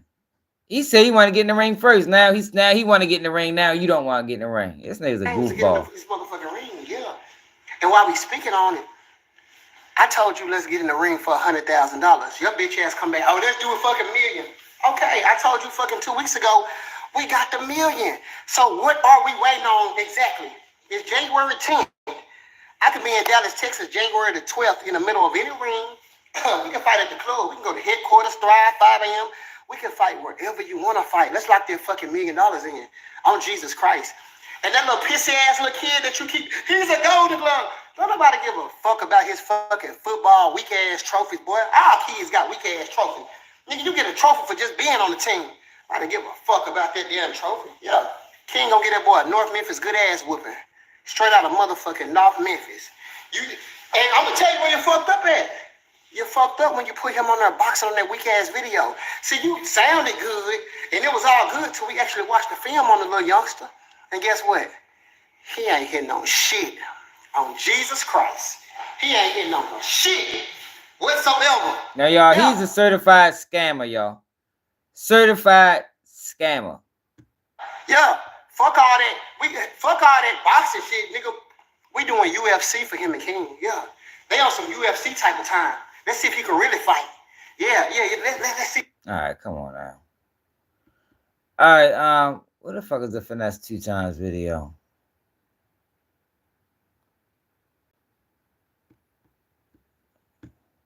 The nigga felt away because he didn't get no room. The nigga didn't get no room, y'all. This was going on. Have y'all seen this before? Him and his bitch.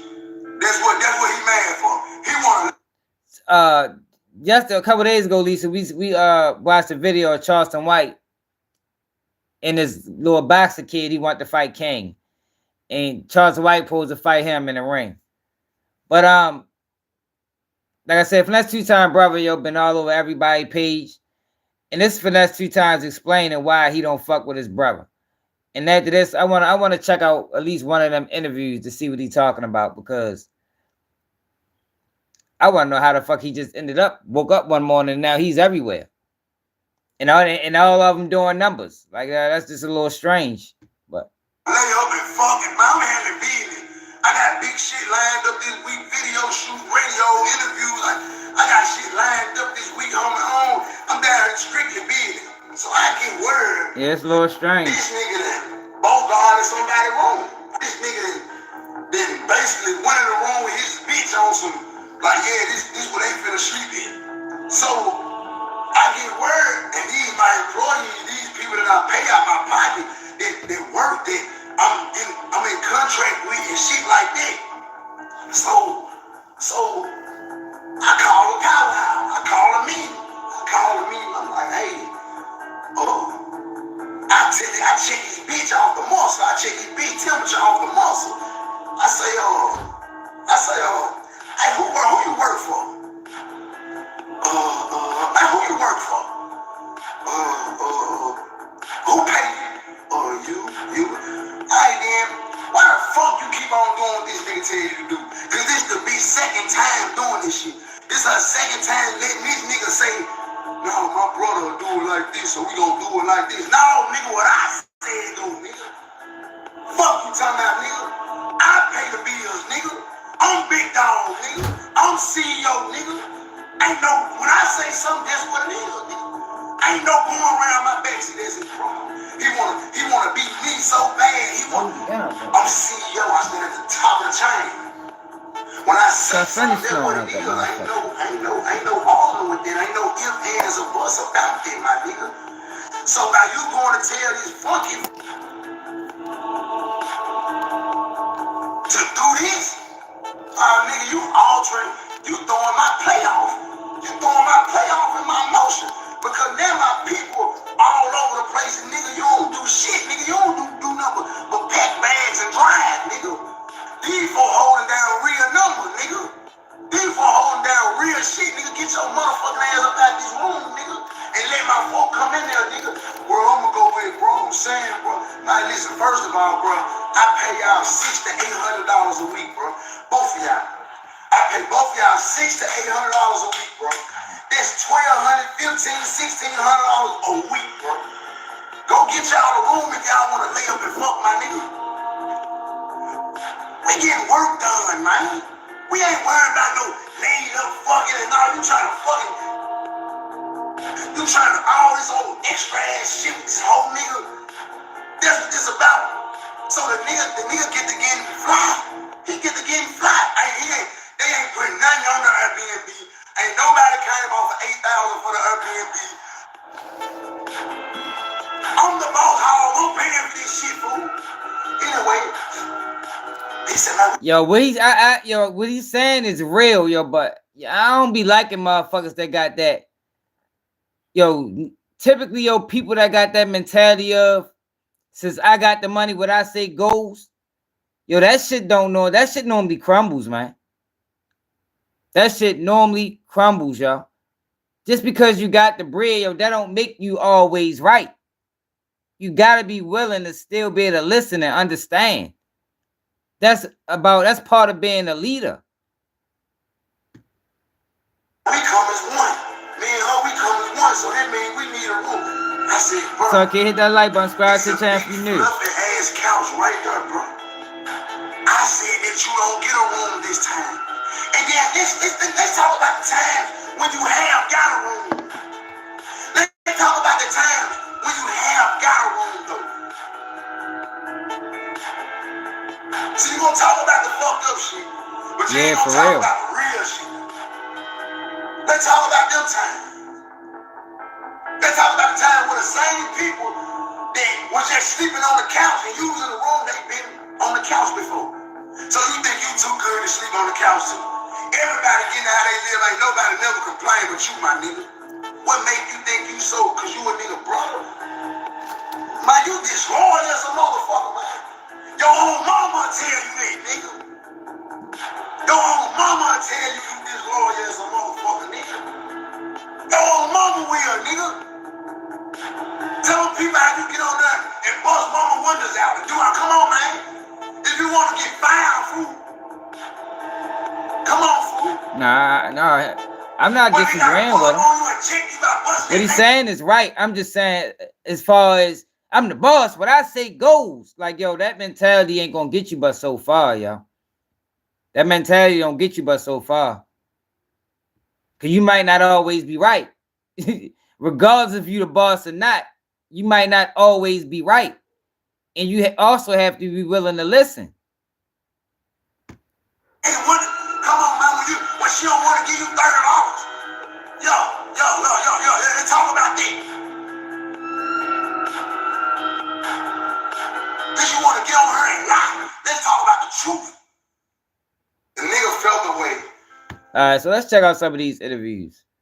Like I said, I think No Love signed on to one of these agencies or something, yo, because there's no way all of a sudden he just on everybody platform. And they all doing extremely high numbers. But you go to his YouTube page, he got less follower than me.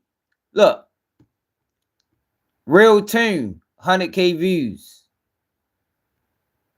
Everything he do. 52K views. 16 hours ago. 194K 2 days ago. 76K 9 days ago. 13 days ago, 207K. That ain't do shit. 29K 11 days ago. Like he just on everybody platform, or wherever he go, the numbers just go through the roof. 319K. Y'all can't even see it. 10 days ago. Somebody running up these numbers, man. All of a sudden, everybody just that interested in what he got to say. And he just go to every platform to say it. No, hell no. That shit a little strange. Shit's a little strange. So, have y'all seen any of these interviews?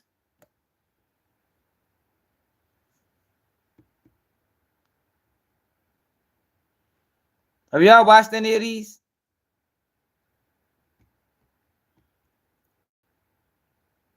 Let's check this one out. Like I said, you go to his page, he ain't doing no views. So, but before we watch go, this. We standing in the garage. Hold on, before we do that. No Love. What the fuck? Y'all stop doing that. Oh shit, I'm pressing the wrong button. My bad, I pressed the wrong button.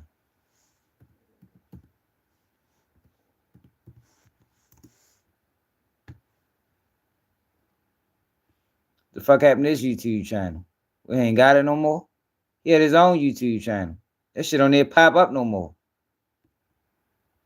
The fuck happened to it?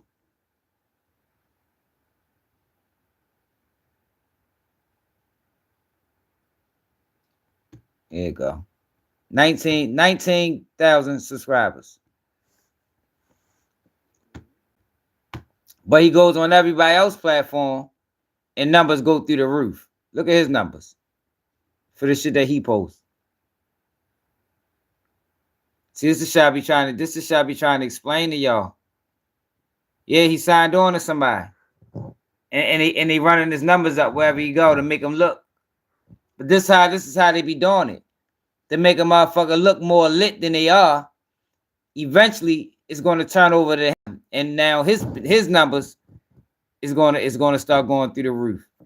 And they're going to be splitting the YouTube revenue. They're going to be like his revenue, his page is going to be split.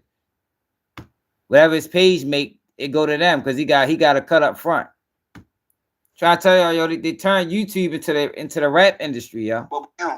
And I'm helping them straighten the garage out, and we on the phone. And that was my time to talk to him one-on-one. I'm like, bro, he might be. You know, you were doing this time, bro. You know what I'm saying, bro? You know, I was out here, like, I had to survive, bro. You know what I'm saying? Like, if I ain't saying a lot, I'm talking to him. He on the phone, just listening to me. Didn't respond at all. But we talking, we on good terms, but I'm explaining, trying to go on explain myself from the pain he been through. But it's like he ain't heard it, bro. It's like he was just mute to it. Real life.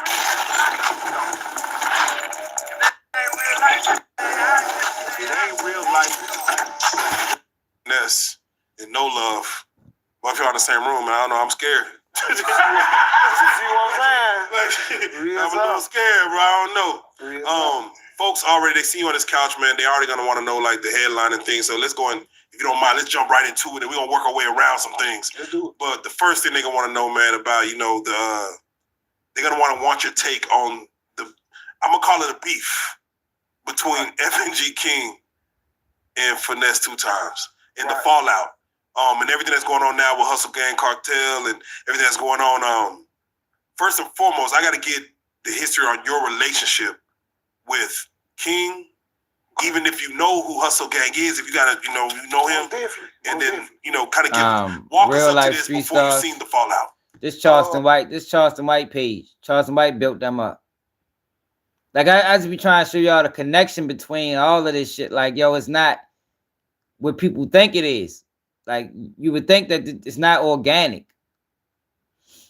Like the guys that's organic, they making you have a hard time on this bitch. Like it's on some like get down or lay down type shit. You're like, it's no excuse. Like we got 66 people on here. Yo, we should always at least have 100 something people on here, man. We got 20,000 real subscribers. Out of 20,000, 22,000 real subscribers we got, we can't keep 100. No, that shit don't add up. That's because. But if I was on one of them agencies, we'd be having thousands of people on this bitch every night. Okay, boom. King had just got around my brother probably like a month before me. And a dude that I grew up with, his name Crown. He grew up in the neighborhood with us. Bro called him on the road. And he wasn't talking to me at all, but I was talking to Crown. Crown like, bro called me. He telling me to come out. You know what I'm saying? See, the thing is, it's the algorithm, yo, but corporations is taking over YouTube. They signing people. It's like how they did the rappers. They signing people and they splitting the YouTube. That's the only thing that makes sense. Because every time somebody new comes along, what happened? They on everybody platform. They go on a whole run. Remember Big Homie CC? He was the last one. Just on everybody platform, and everything they do get crazy numbers. But you go to his page, he's not pulling crazy numbers. So why is he pulling crazy numbers on everybody else's page? It doesn't make sense. It would be some type of correlation. It's not no correlation. So he had King with him on the way. And he like, man, I got this kid with me, man. He just calling and spreading money through the airport. I'm chasing him, and man, I'm telling you, man, I'm finna check out. You know what I'm saying? I'm like, man, he can't be that bad. What do you mean? Like he about to make a lot of money, or what? Nah, he matter of fact, I said I wanted to show y'all something. I wanted to show y'all something before we get to that. I wanted to show y'all something. Yeah, all you gotta do is pay attention to what's going on, man. They trying to phase the organic people out. That's why I be like, yo, support the platform, share the live, cause we all we got. You know, I ain't signing on. No, because I believe, yo, you get them people, you let them people make you, they can break you. Whenever they get tired of you, whenever you go against the grain, you out of here. Let me show you something. Look at this page right here. I'm gonna find it. Hold on. And then I watched like 2 videos, and they be recommending me this, like this every fucking time I go on YouTube. This shit's recommended on my homepage now. I just want to show y'all what to look for. This really what you're supposed to do.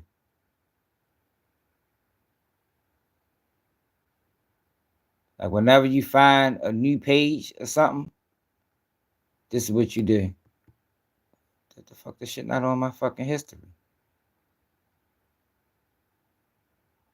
Here, yeah, it is. Here it is right here. Hannah TV. Now look at this page.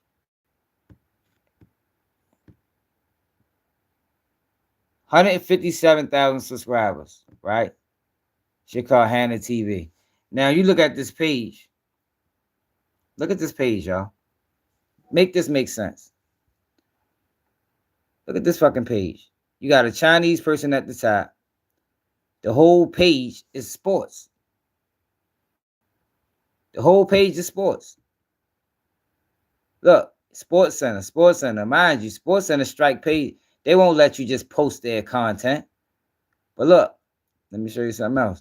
So when you go to oldest videos, look at this. What the fuck is this? How did that happen? Who does this? What kind of switch is that? This shit was all Chinese for years. And then within the last year, but this is what they doing. They sending the views to these pages to take away from people like me and others. That's organic. That's why they created these motherfucking pages. Look. 8 months ago. This what this page was doing 8 months ago. Let's see when they switched. It's a lot of these pages, yo. You got. I'm telling you. It's these pages. It's the pages with the AI voice. They fake pages. But they sending them numbers, taken away from me and others. Look. All this shit is Chinese shit. I want to see when did they switch. When did they switch and start covering?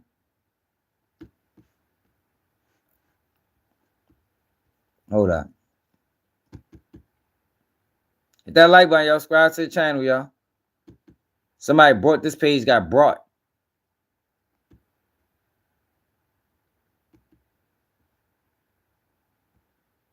All right. Let's go to latest. When did this page start covering sports? Who goes from Chinese shit to fucking sports?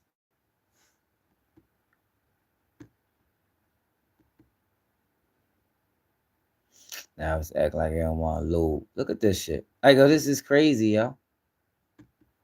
I'm just saying, yo, pay attention. Watch out on who you supporting, right? It's a dirty game, man. Like, I didn't know it was politics involved. You know, because they don't tell you this part. They make it seem like, oh, you can come on here, everybody getting a fair shake and da-da-da-da-da. But no, that ain't really the truth. Yeah, Sports Center, yeah, Sports Center got some type of involvement in this page. That's not really the truth. It's politics. It's politics. They don't want to pay motherfuckers. That's why you see how they be doing us. They don't want to pay real people. They rather create them pages. And ain't no telling where that money go at. That shit probably come right back to YouTube. Who knows?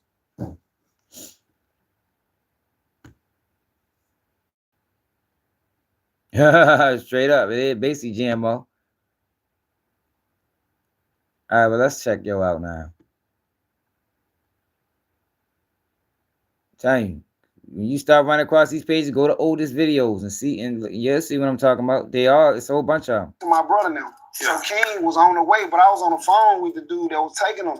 You know what I'm saying? And he was like, you know, King was being a motherfucker through the mile and city. You know, I was like, man, I can't wait to meet him. So fast forward, the first time I seen King was at a studio. You know what I'm saying? I met my brother in Atlanta. And, you know, this 5-year bid, you know what I'm saying? I ain't seen my brother. I seen him one time, and that was the back end video shoot. Yeah. But, you know, I missed the signing, him signing all that. He was ignoring me about 9-10 months. You know what I'm saying? So if you don't mind, remind us, for those that don't know, your brother did 5. He did 5 years in the what was this? What were the charges for? This one for a gun charge. He had just put out the song Phrasing Away, and what's Going Straight in. He just put out Going Straight In. Right. For you, and just real quick, we're gonna come back to the story, but for you, for that song to be rising while he's in jail, what are you doing at this time? Like, man, I'm just surviving, man. Like, you know, the fame is there, then I look so much like him. And then this nigga done left so much beef on the streets, you know what I'm saying? So, you know, it's crazy, man, when you go through all that to cross a line and actually strike, you drop a hit, you know what I'm saying? Texas. Then when you leave, I'm your brother, so I'm still in the same hood where we beefing with niggas, and, you know, you still gotta survive, and folks know, man, from that brother, you know what I'm saying? So that was hard for me, bro. Like, them whole 5 years my brother was gone, bro, I was looking forward to, you know, us gone crossing over, you know what I'm saying? But was there a situation where someone either approached you to say, hey, can you at least tour this song as your brother? Let's see if that may work. That never came up or anything? Somebody asked me to tour the song? Yeah, like brother? At least while he's in. Nah. They weren't going now. Yeah. I don't even think it would have worked then. Everybody knew Finette was locked up. No, facts, yeah. He had a, okay, yeah, you're right. All right, let's fast forward back to you. All right. So, boom, we pull up in the A. You know what I'm saying? Bro had this little chick to come, you know what I'm saying, scoot me from the airport. So I pull up to the house, and at the Airbnb we bagged in, And remind you, I ain't seen my brother in 5 years. You know, I seen him at the back end video shoot, but there was short time. I wish we can get back to that, but I get to it. But man, I go in there, and King ain't in there yet. So I'm in the studio. I'm just looking at him. You know what I'm saying? The record label in there, you know, they be playing the instrumentals. And so King was with like 3 other guys, and they pulled up. And he just came in. He just walking around. First thing he said, "Hey, bro, dude over there look like you." You know what I'm saying? So I started laughing, and he just hold the room, bro. It's like we having conversation. He engaging. He making folks laugh. Like it's crazy, bro. It's like I hate to say this, but a grown person, like for real. Like, how old was he at this time? This ain't deal was probably about 1.5 years ago, or maybe right in 2 years. So he probably like right in 9 or 10, something like that. It's crazy. But can communicate and in between politics and knowing what's going on, bro. Like King is King. That man special, bro. I ain't never seen nobody like. What's that phrase they normally say? You've been here before. For sure. It's like for sure that. Yeah. As soon as you hear him, as soon as he start talking, you can't stop just looking at him. Every move he make, you just like, I can't believe it. He gonna walk up on you, and he's so comfortable with people. Like even if he just get to meet you, you know what I'm saying? He talking to you, having conversation, playing, and he just free-hearted, bro. So let me ask you, what did you see in him as far as if there's a potential for, you know, you see a young protege, yeah, what's his potential? Man, his performance. Like, bro, my brother used to be able to rap a song to me once or twice. For some reason, I don't know, it's just God, the connection with my brother. I can rap the same song just like he did it. You know what I'm saying? It stick on to me. King the only other person I seen do that, bro. Like, he behind the stage. I'm talking about we 10 dudes back here, 10 niggas back here. King in between them with the mic.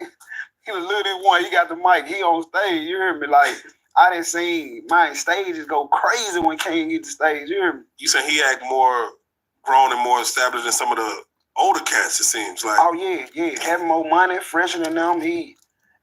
Yo, if they don't stop propping this kid up like he's a fucking adult. They is pumping King up for a massive failure. A massive failure, y'all. Like, yo, stop that shit, man. Shorty's a kid that's moving way too fast.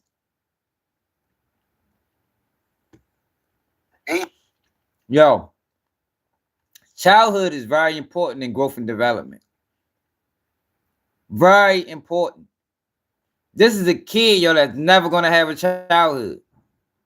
He's never going to know what it's like to be a kid. This shit is fucking crazy. He talking crazy to you. You know what I'm saying? I'm sorry to say it, but he ain't going for nothing.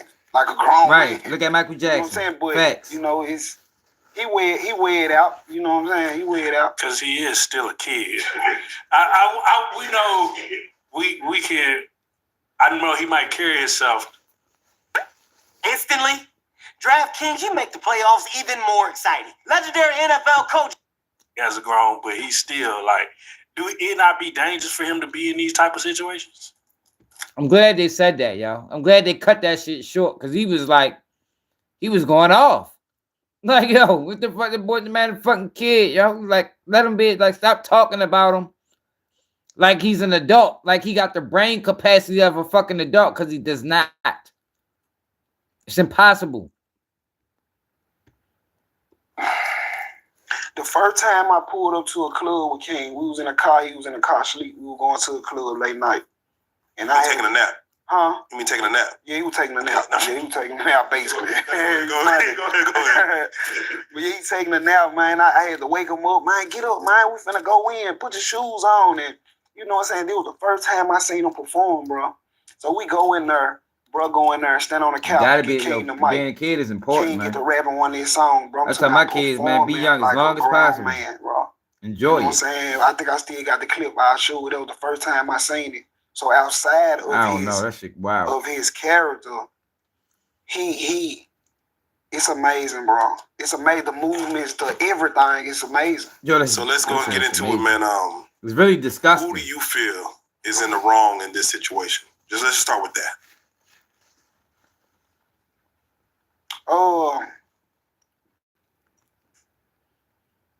I gotta say both of them, my brother and King. You know what I'm saying?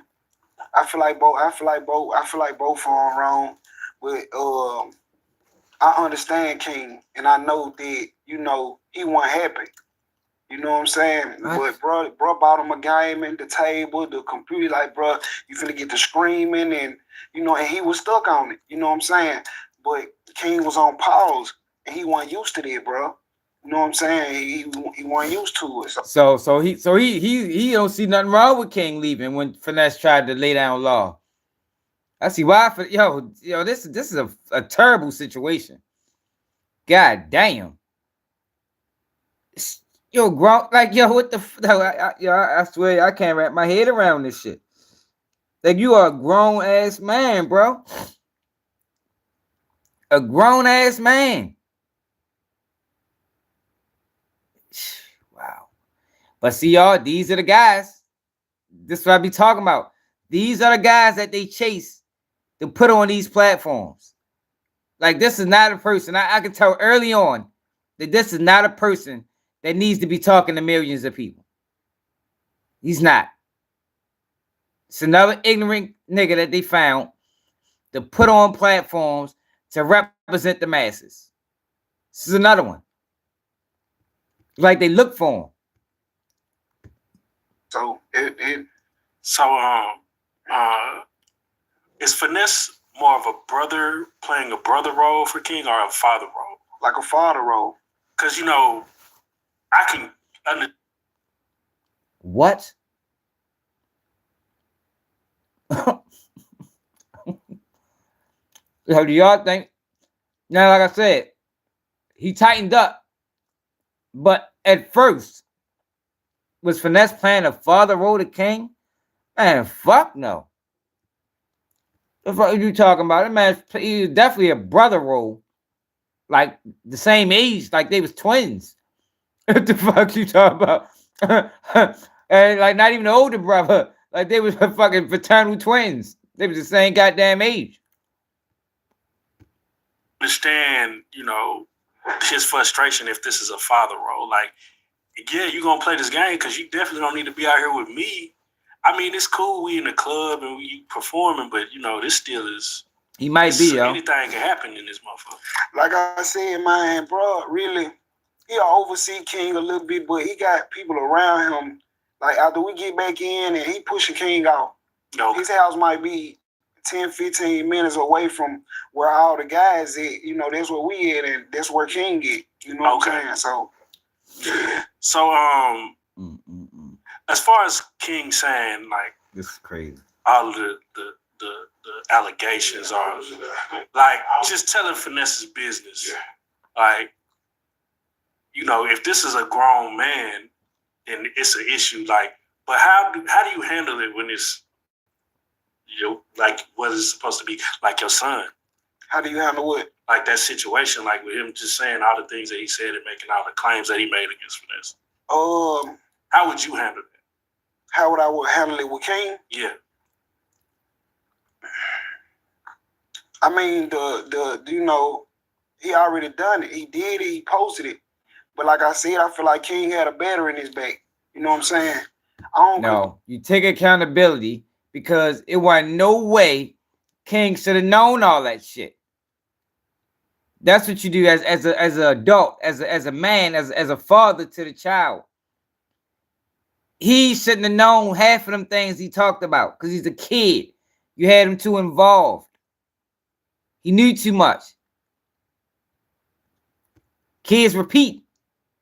And that's the shit that we talking about. Like they trying to put the little kid on the same level as a fucking adult. And he ain't nowhere near. Because if he was an adult, man, he could have got his ass crushed for that. Y'all heard some of the things? Yo, King could have got his ass crushed for that as an adult, man. He better not ever try to pull no shit like that in adulthood. Motherfucker gonna be on his ass. And if I see some shit, you know what I'm saying, going on, I don't condone it, you know what I'm saying? But would have most definitely like straightened them up and you know what I'm saying, hollered at them face to face. But King hard to deal with, man. Like exactly, J-Rock. You'll get in a real argument with King. It sounds funny, don't it? No. Wait. Would you have whooped his ass? I mean, with a belt. Like, I'm just saying, belt to ass. Like, he gonna talk so bad that you go get a belt talking about whooping him. I'm talking about, man, his mouth gonna get so foul. You talking about getting that man a whooping? Yo, you know, I remember when I see. Yo, this is terrible, yo. Yo, fuck. Damn, yo, we ain't never gonna get it right. Yo, as long as they keep interviewing these guys, yo, we ain't never gonna get it right, yo.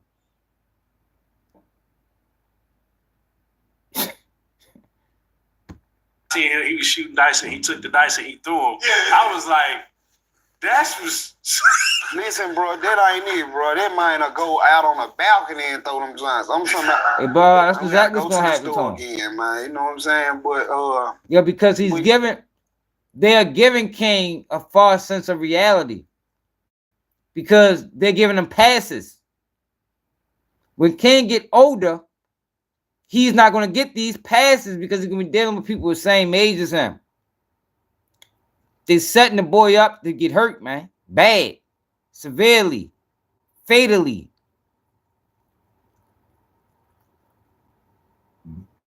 And these niggas so fucking stupid, they don't even realize it.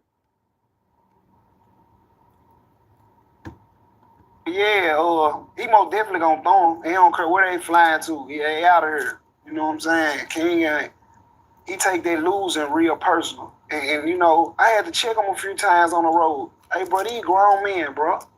You know what I'm saying? These y'all in here betting racks and 1,500 and you in here straight up arguing with these folks, man. It's 20 men in here. All you hear is his voice. You know what I'm saying? They clean gambling. He going crazy. Then when he lose, he throwing the dice. Yeah. Ain't nobody get him from him. He snatching away from you. He running, he throwing them. You know what I'm saying? You think that shit funny? I'm gonna say this: when he gambling and he winning, it's like it ain't never enough. But once he lose a big gaffle, he a kid. After a while, he ain't even hurting behind it. Hey, bro, you just lost 8 racks last night. Then next night, he ain't got no bills. Exactly. Cause he's a fucking kid, yo. He don't know the value of money for real. He's a kid. He ain't got no bills. Wow, this is bad. When you losing money, and bro, I told you, bro. You know what I'm saying? That what my brother tell me. I told you. He a man. He ain't even mad for real. His mind gone to something else after this. How you lose all this money, man, and you acting like ain't nothing happened, man? This is a fucking child, yo. Like, yo, these niggas is crazy. It's a child. His mind's all over the fucking place. Like, man, wow. Yo, this shit gonna be bad, yo. And it's gonna be fucked up, y'all, because the whole world is gonna witness it. It's like, yo, I don't think we ever seen nothing like this before. As people. Like, I'm eating, y'all, I'm a bad. I don't think we ever seen nothing like watch a kid in real time. In real time. Come up and go straight down. It's gonna be sad, y'all. And it's gonna be expected.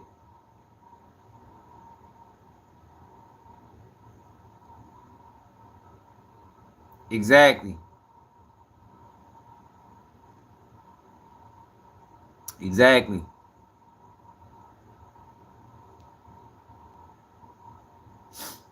Yeah, he can't read. He can't do it. I seen him try to read.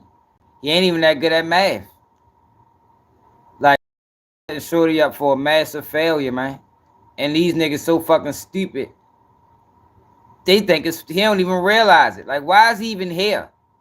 Like, if he wasn't going to shed real light on the situation, what the fuck did you interview him for? He making this shit worse. Alright. Bro, give him another 2,000. He go over there, win again, lose it again. You know what I'm saying? But when he strike, he try to give money to here, Trey, hold this for me. Why he gambling? He coming back to get it. You know what I'm saying? Losing that money trap. Please don't give me this money back. Now that man lost so much money, it's ridiculous. So, what kind of boundaries do you think Finesse puts in place for his son as far as like reminding him, like, hey, I mean, I'm sorry. So you still put it in place to be like, hey, you still a kid. You still a kid. None. As far as, you know what I'm saying? Like, as far as their relationship, like, hey, you can't do all of that. Like, you can't do what I do. Right. Like, I know you can navigate in the room with grown folks and shit like that. Like, but like, you can't do everything that I fucking do. Like, what do you think, like, what kind of shit does he like implement as far as like, hey, like I said, this is what it is for real? Yeah, when we at the venue and like, I seen bro real streak on King, you know what I'm saying? But when we at the venue and King going crazy, I seen it got to a point where bro just stand back and watch him before he go on the stage. They'll be gambling and bro just watch him. And he'll be tweaking, arguing with folks, and King running the room.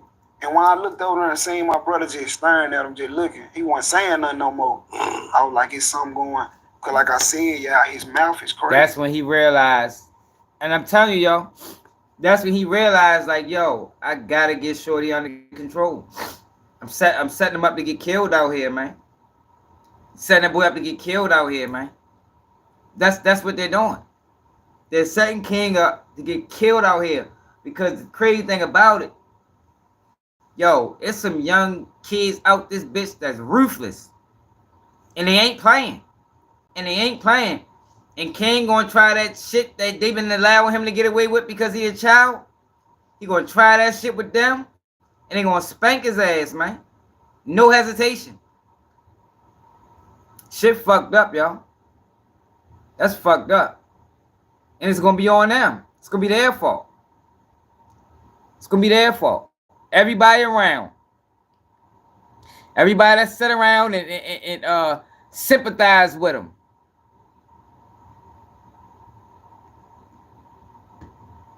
It ain't just a normal joint. He gonna talk. He gonna. Hey, ball out. I would leave.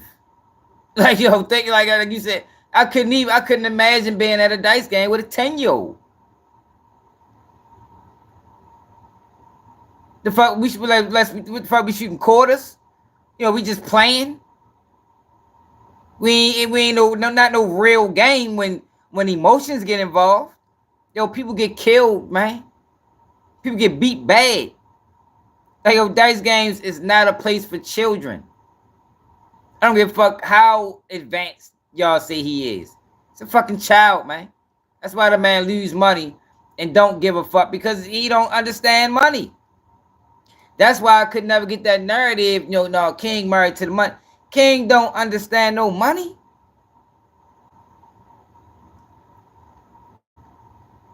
Not for real. Most adults don't even understand money. You know how long it take to understand money? Because when you understand it, you don't fuck it up.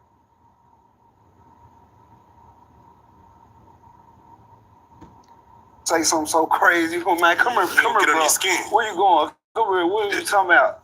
Wait, does FNG King have a gambling problem? Like, do you feel he has? Yes, if he got some money in his pocket, he gonna gamble it till it's gone.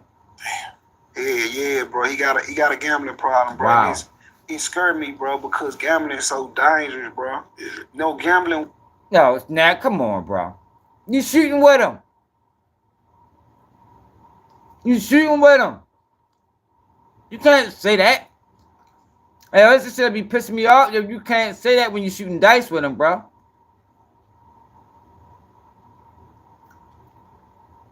Fuck the fact that it's dangerous, y'all. Gambling is a major addiction. Major addiction, yo. People lose it all. Families. Wife, kids, homes. House foreclosed. Can't pay the mortgage. Yo, people lose it all gambling. Yo, they got fucking hotlines for that shit.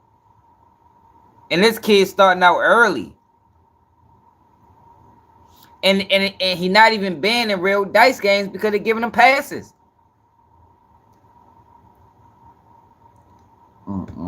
With their mouth, you know, if you're a silent gambler, You might can go lose some, win you some money and make it home. Yeah.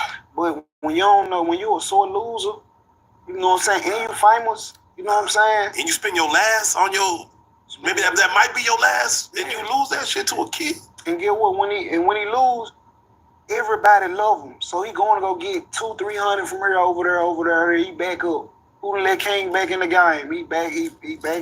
It's over with. Can't stop him. He money hungry. Exactly, bro. That's what I was trying to say, man. Gambling addictions destroy entire families. It does, man. That shit ain't no joke. That's one of the worst fucking habits to have. Gambling. Motherfuckers lose it all gambling, man. That is money. You can talk to him and tell him all day what to do. He ain't got no direction. He ain't got nothing else to do but want to go gamble it. Exactly. They ain't got their kids up there doing it.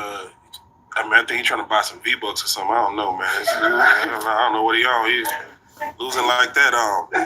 So let's get right to it, man.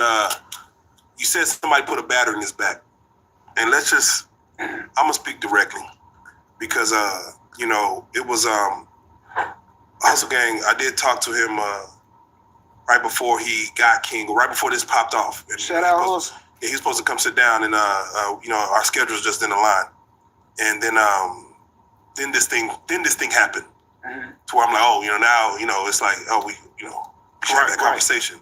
But he said he'd been knowing King for a few years, and I just watched a video. I think it might have posted yesterday. That's why I only got 2 Migos now. Back and forth with a fucking dice game. Finesse and King has now included Hustle, and to where now he is, of course, you know, hell yeah. When I see King showing the phone, showing, like, basically, I'm like, I'm curious, is that him doing that? Is that him wanting to, like, yeah, turn the camera? Yes. Or is that someone else, not even Hustle, but just someone else around saying, this is how you go viral. This beef is, you can monetize this shit. Most definitely. What are your thoughts on just because I look at some shit like WWE, like, oh, no, this might be all navigated, like they can try to do this, like, all right, we're going to go back and forth till, you know, it gets to this level, then we go, all right, we're going to do something to make money all together and do an album or something. Right. What do you feel is the play behind all this with Hustle, with King, even Finesse? Finesse, he's taking it personal. Right. He seems like, nah, you telling business that's with my lady, with my, you know, with situation, talking about running off on plug, we talking Jay Prince, we talking a lot, we gonna get into it, but he talking a lot of stuff with probably, you know, Finesse probably don't want this stuff out. Right. But for the other side, you feel like it's all a maneuver to get in the game. Right, most definitely. Shout out Hustle, man, you know what I'm saying? Good dude, you know what I'm saying? Let's say he a good dude. Real yo, Hustle is not a good dude. He's not a good dude, yo. He takes advantage of people. Like, yo, he is not a good dude. Like, these niggas just be saying anything, man. Niggas just be saying anything. Like, him and bro had fell out because bro went on the road. We was on tour. And, you know, I don't know what made him do it, but he was like, man, I'm finna bun some folks out of jail. He was bunning folks out of jail while he was on tour. But he came at Hustle and tried to have Hustle to take care for him. You know what I'm saying? So I guess Hustle will come like... Lil RT brother or best friend just got killed not too long ago. What was that? I did a video on it.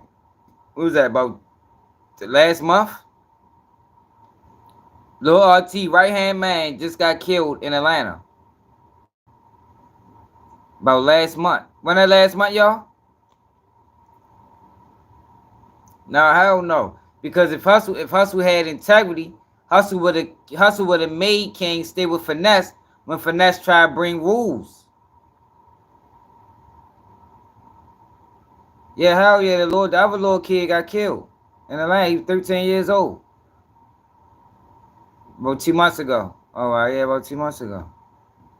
You know what I'm saying? Then they already gambling big money with each other. So ain't no telling who lose and what's going on. So it's tension. You know what I'm saying? Shout out to Hustle. Matter of fact, Casanat said he was going to pay for the funeral. I go through, that was the only person that called me, bro. I won't never forget it. That was the only person that called me. You know what I'm saying? I fought with Hustle Cartel the long way. Like, behind all the allegations, all that, woo-woo. But Hustle most definitely guiding King now.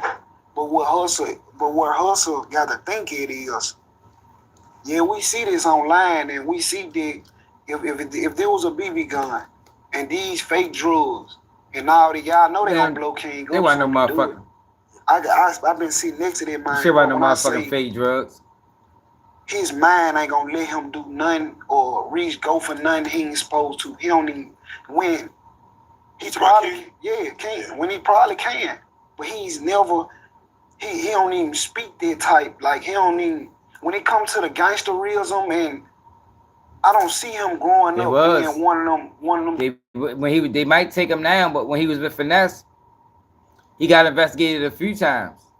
When he was with Finesse, we'll see how this shit go with this Hustle guy. But dudes that's in the media for wild shit, he too smart for that, bro. You know what I'm saying? Like he gonna school you. I say it because he just celebrated Hustle 100K trying to followers. manipulate him. He's about to celebrate. And that's the fucked up thing about it. Hustle fuck with nobody. Look how he did his nephew. Look how he did his friends. Called them do boys, even though they probably was do boys. But these are do boys that came through for you when your real friends weren't trying to do shit with you. Like Hustle is about hustling people. He's a scam artist. Like Kim's in a way worse situation with Hustle than he was with Finesse. Because at least Finesse cared for him. And Finesse admitted that he made mistakes and he tried to fix it, but it just was too late.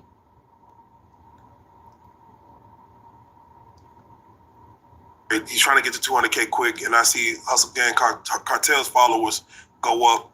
And I know how this internet works. You know what I'm saying? This internet should be a drug sometimes. Like, ooh, we going viral. Let's do it again tomorrow. Let's do it again tomorrow. And I can see like them looking at it as, nah, let's respond to every, let's keep going back and forth. And I can see Finesse looking like, nah. What is the status of you and your brother right now?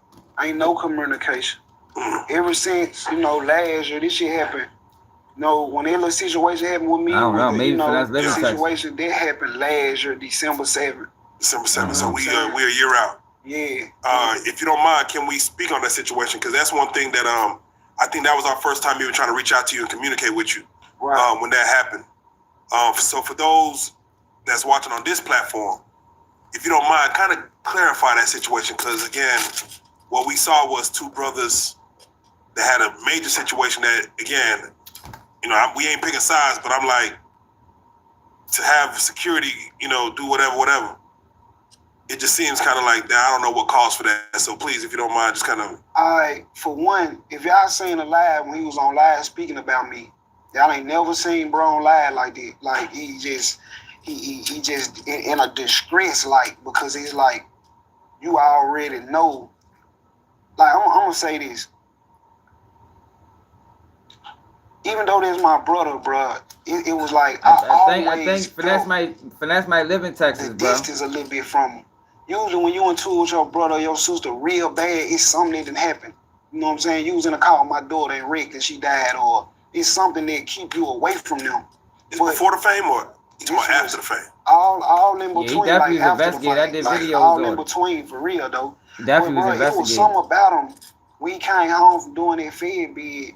I jump in the road with him, hit the button, and we on our way to the airport. And I knew he wanted to sign, bro. He was just looking out the window. I'm sitting right here. You know what I'm saying? He rolling, you know what I'm saying? Woo, but he looking out the window. We never connected, bro. Like brothers are, man, you see what this is? This, you know what I'm saying? I just closed this deal, or there with these type of jewelry. I don't think they faking the beef, because he ain't been around Finesse since. No videos, no pictures. Like them boys ain't been. That's when he started his YouTube channel. He been trying to find his way. Looked like somebody signed him, and now he got away. But Finesse don't fuck with y'all. He got beat up. You remember? Finesse body. That's what he talking about now. Finesse bodyguards jumped him,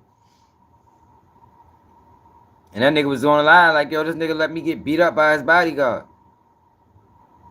It was a complete separation, bro. You see what I'm saying? No, look, can I ask you something? Have you ever served time before? Yeah. How much time? 13 months. 13 months. It was a 30-month sentence, but I did 13 months on it. Did you and him ever have a real deep conversation about the time that he served? Like what he had to go through? Have y'all? So he dealt he dealt with so much pain from it, bro. It's like he ain't want to talk. That's how I knew he was still hurt. Yeah. He ain't want to talk to nobody about it. You know what I'm saying? Right before we fell out, we stepped in his garage, but that's why. But you remember, Lloyd, that's why that first video I called into question hustle character, because it's like if I knew Finesse, and I knew that King left Finesse because Finesse tried to put some barriers around him. You know, he tried to make him a kid. Yo, he wouldn't be able to come to me after that. Regardless, if I ain't beefing with Finesse, I don't give a fuck if I wouldn't care if I didn't even like Finesse no more. You can't come to me because he tried to make you a child, because you need to be a child. So now my door not open. So by hustle cartel opening that door, it told me everything I needed to know about y'all. Like, Shorty ain't right. He ain't standing on nothing. This before everything came out about him. This before the nephew. This before the homeboy. This before all of that. We can go to the first video. I'm like, yo, Shorty ain't right. He ain't right. Hit that like button, y'all. Tap the screen twice. He told me he was finna sign me. He a scam artist, yo. Bro, like this right before the real situation happened. Before we left and hit the road, we went to the A, then we went to Miami. But before we left, we standing in the garage, me and him. And I'm helping him straighten the garage out, and we on the phone. And that was my time to talk to him one-on-one. I'm like, bro, you know, you were doing this time, bro. You know what I'm saying, bro? You know, I was out here, like, I had to survive, bro. You know what I'm saying? Like, if I ain't saying a lot, I'm talking to him. He on the phone just listening to me. Didn't respond at all. But we talking, we on good terms, but I'm explaining, trying to go on explain myself from the pain he been through, but it's like he ain't heard, bro. It's like he was just mute to it. You know what I'm saying? And the way the distance he was away from me, bro. Yo, you ain't seen that man nothing his whole bit? Nothing? I probably wouldn't fuck with you either, bro. I mean, I get it. You know, shit rough out this bitch, yo, but nothing? In 5 years? Oh, come on, bro. You gotta tighten up, champ. Ain't nobody trying to hear that shit. That's why I wouldn't been listening to your motherfucking ass either. You feel me? He tried. He said about those letters. He tried to get back in the mix. He ain't trying to hear none of that shit. Ain't nobody got time for excuses. Because our Finesse probably was thinking is, you just trying to get back in my good graces. You know I'm ready to run it up. You know I'm hot. You know the world know I'm home. Now you want to explain yourself. You should have explained yourself over the phone before I came home. You could have did that on year 3. You know what I mean? It's man like, did 5 years. God knew that we was finna be bumping heads. It's like it wasn't nothing I could do, he can do. It's like he knowing that one day my little brother just might in a way be an enemy toward me. And in my mind, bro, like I never wanted that. I never pulled a gun on my brother. I never fought my brother. You know what I'm saying? Never stole from my brother. You know what I'm saying? I'm the closest one to you. I'm the one that's checking in these Airbnbs and moving your jewelry from here and there. I play every position, bro. You know what I'm saying? It's my brother, bro. And I still love him to this day. But at the end of the day, bro, like I said, sometimes, man, you have a funeral for a person while they living. Because when they in jail, bro, and they coming home and you thinking that all these Facebook statuses and you getting better and this, that, and the other, he was so quiet you couldn't figure him out. You see what I'm saying? Big boy crib, girlfriend, pictures on the wall and everything. My mama ain't even seen it yet. You know what I'm saying? My little sister went over there first, like, man, that man over here with a whole lady and some whole shebang going on. We like, what? You know what I'm saying? But where I was at, I'm trying to get back to my point. Did you try to crack the code on your brother though? Try to do what? Like try to crack the code on. You see, like he's internalizing a lot. Did you try to break through? Yes, bro. I still, even though he brought me back around, in my mind, I'm knowing he ain't finna bring me around. Because he got this boss mentality. It's my business. I built this. You know what I'm saying? But bro, you ain't understanding that your first show, your second show, 2 shows in one night, bro, your little brother on your hip. You know what I'm saying? I can't walk back home and open the door and I ain't got my brother with me. My mom going, you turn your ass back around. You hear me? Well, I do something to you. Where your brother at? But, bro, my loyalty was crazy, bro. I don't understand it. Sometimes I think jealousy. Sometimes I think the growth. And then I seen him handle so many situations. And he know that I know certain things. And being in the penitentiary, him crossing over from not knowing the music business to knowing it. He ended up getting all his business in order during his time. You know, these different platforms were having all this content before he went to jail. So I'm on the phone with him and I'm seeing the game and he know, you know, the rapping thing that rubbed off on me. You know, I've been shooting videos, doing me some good numbers. So I slick felt like it was some competition, you know, girls easier to deal with me. I don't know, man. I can't just say it was jealousy. And it wasn't no major problem. So I started feeling cursed, bro. Like, I'm like, damn, bro, like, it got to be a higher power or something got their hand inside my family. Because ain't no way this shit, you know what I'm saying? And then on top of that, bro, I just want to say, like, I ain't just dealing with my pain. I'm dealing with other people's pain, too. It is. So it's not a mistake on the way he moving, what he doing. You know what I'm saying? Mother. Yeah, my sister, my mom, you know what I'm saying? Like, you know, I'm still in the family, like, but my whole family love me. Like, we the men of the family. You got the first one and the second. We really the men. I got a little brother too and a little sister, but we the men of the family. You know what I'm saying? Mama depending on us. So the whole time I'm thinking, damn, man, why Brian seeing about me like, woo, woo, woo. I'm like, I'm cool though, just stay down. You know what I'm saying? Mama house big as hell. You know what I'm saying? Mama happy in that joint, smiling every day and her cooking, cleaning everything. So in my mind, that's all I wanted anyway. You know what I'm saying? He go do these 5 years, mama called and mama need help too. You know what I'm saying? So I can send my little buckaroos up through there, but you know, it ain't no 2 times, huh? You know what I'm saying? So I remember them days we come off the road and give her 25, 3500, she go get her hair done, pay that rent up. We feeling good. We taking care of mom dude, but great content needs a great audience, like Santa Claus needs cookies.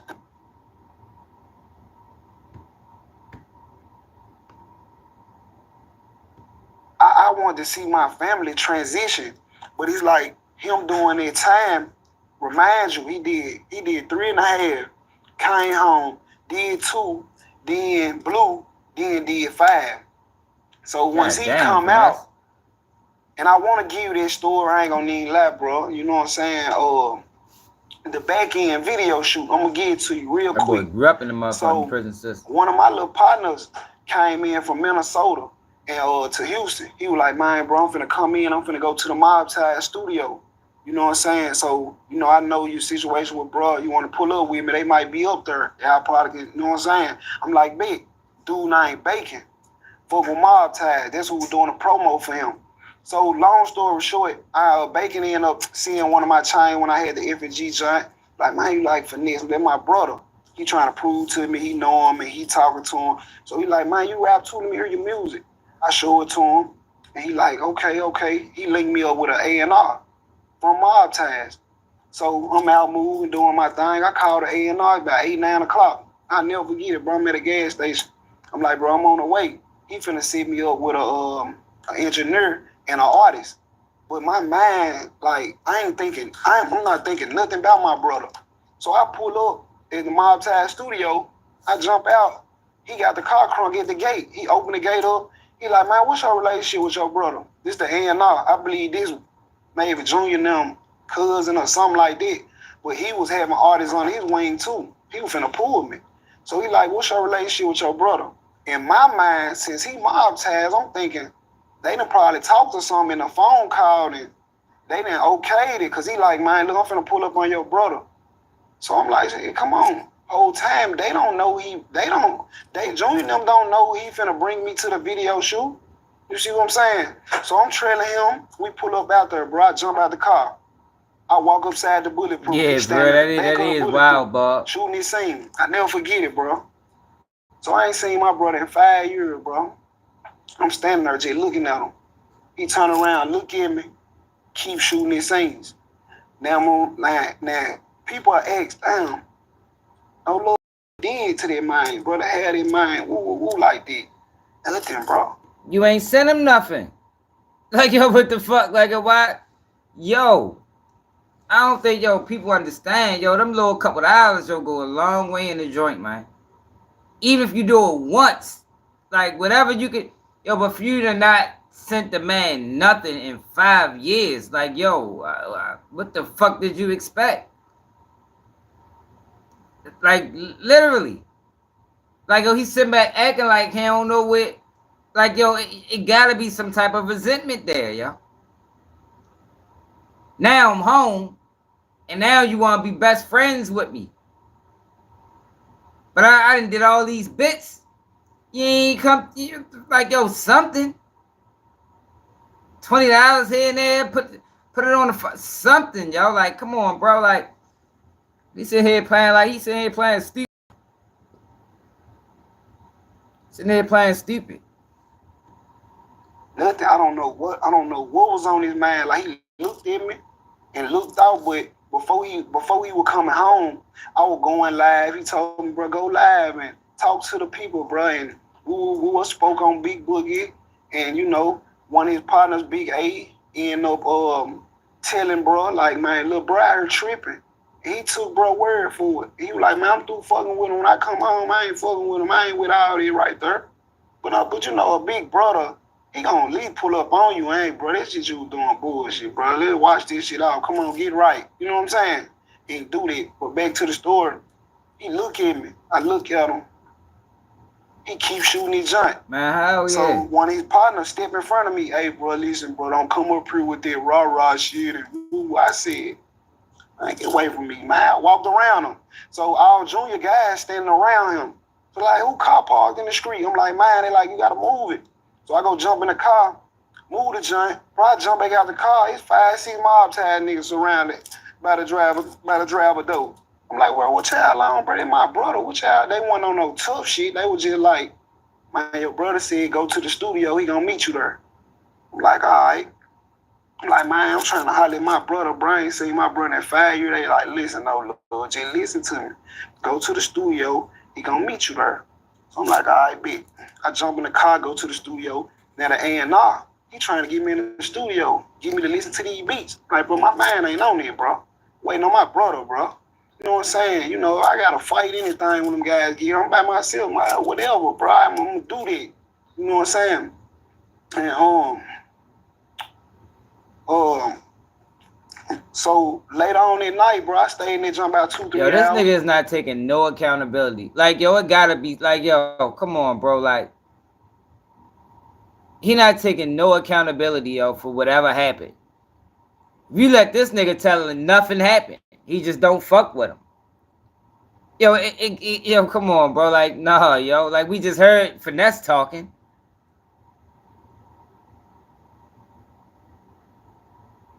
We just heard Finesse talking. You listen to this nigga, he ain't did shit. Ever. Maybe that's the issue. You ain't never did shit. It's just like, you fuck. Like, yo, ain't nobody, yo, just willing to carry around dead weight. But then at the same time, he said he played every position. I don't know. This nigga confusing. After about the after about the third hour came, I told the artist, come on, bro, let's go drop. I need to get some shit out of my chest, like, you know what I'm saying? And he never showed up. So this shit shouted me, bro. This shit shouted me. I'm like, oh, he for real. You know what I'm saying? And around this time, just imagine, bro, you big. I look just like you, nigga. Everywhere I go, every corner I hit, every store I'm in. You know what I'm saying? Every corner I hit, nigga, it's a risk. Then you already know how you move. So that's why you so cautious. And you move like you do. You know what I'm saying? But, man, you believe in God, man, and you move right.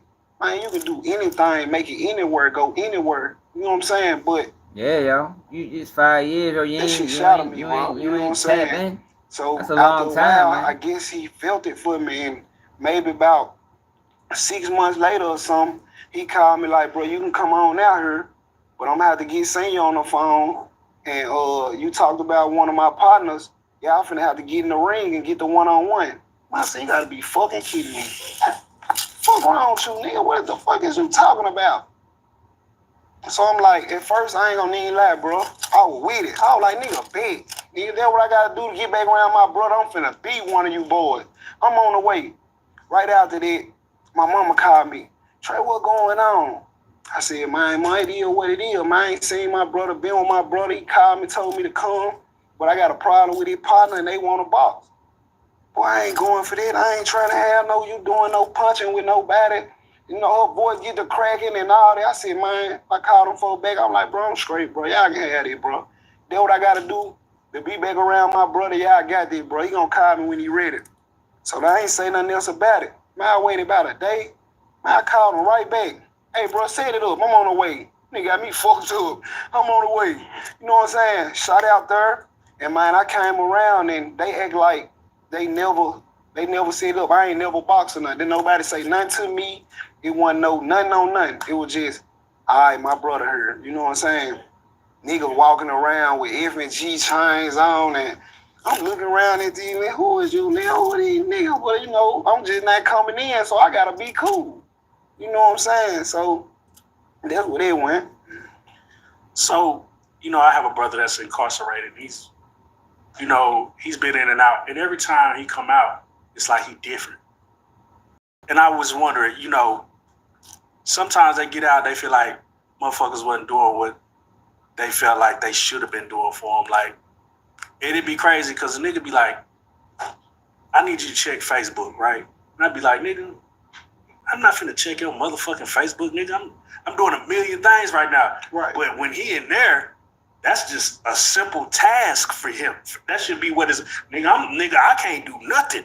Mm-hmm. You can't check Facebook for me. So do you feel like he has something internally? Maybe he wanted you to three-way somebody or sit. You think it was anything like that? We doing all that. You calling me, you making these plans. Bro, I'm finna come home, bro. This shit finna fuck my mind up, bro. Join them, they woo. You know what I'm saying? Yeah, for real. You know, bro, he like, man, bro. I'm like, because he never had his break. He never really had a real break. Everybody youngster, bag. Watching these folks saying, reminds him telling you them folks in the group together. Yeah. So he got more to prove. You know what I'm saying? He really got more to prove. So he most definitely got out with that big shoulder. And nobody did nothing for me, send me nothing, did woo, the petty party. Yeah. You know what I'm saying? But look, y'all, how you just gonna discredit that though, y'all? Like, that's what I'm saying. Like, that's where it stems from. And he just discredited it like that's not even a thing. That's how you tell he ain't never did no bit. Like, he talking about 13 months. That ain't, you know, motherfuckers don't even consider it a bit unless you do 18 months straight. I mean, that 13 months, though, that ain't, I mean, that shit ain't really about nothing. That man's did 5 years. And motherfuckers you ain't sent him over nothing. Like, yo, come on, bro. Like, it's gonna be some resentment about that. It's gonna be some resentment about that. Like how BG came home. BG came home on the same shit. Same shit. Yo, you can't just leave a motherfucker for dead in that bitch, man. For real. Real men, bro. Finesse was in the fed. I just sent my man a couple out that I ain't have. Just off the strength, yo, because I know it's shit fucked up in there. You feel me? Yo sent me $30. I'm like, man, I know that shit ain't gonna get him, but so far, because he in PA, and in PA, JPay take $5, motherfucking, well, Cash App take $1. It was only $30. Cash App take $1, JPay take $5. By the time he get it, the joint take like another $5. So at this point, we talking like $19. I'm like, y'all, I'm ready to send you another 20 or something. Just because I know that, yo, that money, that shit that you need it. And a couple of hours ain't really going to get you nowhere. Even though I only put another 20 on it, but it's like, I ain't even have it to spend. But just because I know the situation in there, it's like, yo, I got to do something for him. You feel me? So for you to be his brother who also did a little bit of time in the joint, that man did 5 years straight, and you ain't sent him over nothing. It's resentment. It's resentment. And it's like he glossing over it like That ain't no real issue. Hell yeah, everything count. Letters, picture, all that shit count. It's not no real issue in his mind. But obviously, that's where the problems lie. Nigga ain't coming home crying about no shit, about no letters and no money. I'm sorry, I gotta say it, bro. Especially when you coming home to millions. Come on, man. You know what you coming home to, nigga. And why you in there, nigga? You got distro kids set up, nigga. You know what I'm saying? You supposed to be big home in there. So you got little niggas ready to smash, nigga. You can pay them. You got niggas to smash niggas and some more shit. So, nigga, you having shit in there. So that ain't your real move. Your real move is to say fuck everybody anyway. That hoe will do it to you. Man, I'm finna get out, but the cold part is when a nigga get out smiling and he ain't saying nothing, nigga bring you around and giving you access to certain shit. But the whole time, it's only so long. You know what I'm saying? It's only so long, man. Oh, hey, when you say something like that, as far as a man serving time, no joke. You don't think that man? He be depending on the motherfucking letters. But you don't think he coming out like fuck everybody? Like, and not only fuck everybody. Yeah, I got the money, I got the fame, but really, I don't fuck everybody. Yeah. Yes. Airbnb getting booked. Security guards getting booked. Booked, not booked. Booked. You hear me? No one has security like, hey man, ain't no love. What's up, man? Tell you, bro, don't call me, man. Handle the business. So that's what I'm saying, bro. He probably wanted to get rich and get his money up so bad. It's like, I got to keep everything. Like, you know, you gonna dispense out where you got to, but it's too many crosses and bullshit happening. Has he ever been selfish? Like, hell yeah, motherfucker jump up so motherfucking fast. You got mail. Oh shit. Hold on, bro. I'm telling mommy come back smiling like a motherfucker. Especially for girl like that. See, they say money only amplifies who you are. My nigga didn't want to pass the joystick joke. Oh yeah, nah, he ain't giving it down. Oh man, he didn't want to pass the joystick. He said, "Grab them, I'll play it all. I'll play so real fuck you been at all day." So 1,000 times I want to pass mine. So what leads up to December 7th, 2023? What led up to that? Who was involved for that to escalate the way it got to? I appreciate you asking me, bro. So like I said. Right before, cause we went to the A, then we went to Miami. But right before we left, I'm at an Airbnb, right? So we finna hit the road. His brother on his daddy's side telling me to go pick up a nigga that's out here in Texas and telling me to, his brother telling me to go get him, cause he finna hit the road with us. So we go get him. And we going to bro house. In my mind, I'm like, I know what's up. This shit don't feel right. But this is brought on his dad's side. So I'm like, they talk more than I talk to him. So I'm like, they got this understood. We get to the house, bro, go bananas. I'm bringing these niggas to my house, man. What wrong with you, nigga? Woo, woo, woo, woo, woo. Bro, I'm so disappointed, bro, because I know better. He going off on me the most. He's like, what's going on? What's your vendetta against me, bro? You know what I'm saying? We can be sitting like we sitting now, bro, people in the room, and man, Trey, you need to make sure your pants up, man, and make sure your girl and shit together and just shining on me, man. I ain't gave you number loyalty, man. But get what, bro? I would keep me quiet. I know it's cold as shit. Folks didn't know how I was thinking either. Because I'm thinking about so much serious shit around it. Think about it, bro. All this fame, all these nice cars. After I got my first plan, I was hooked. There was just something so peaceful about. Like, yo, I can't believe yo on here just playing victim. Like, yo, he ain't did nothing.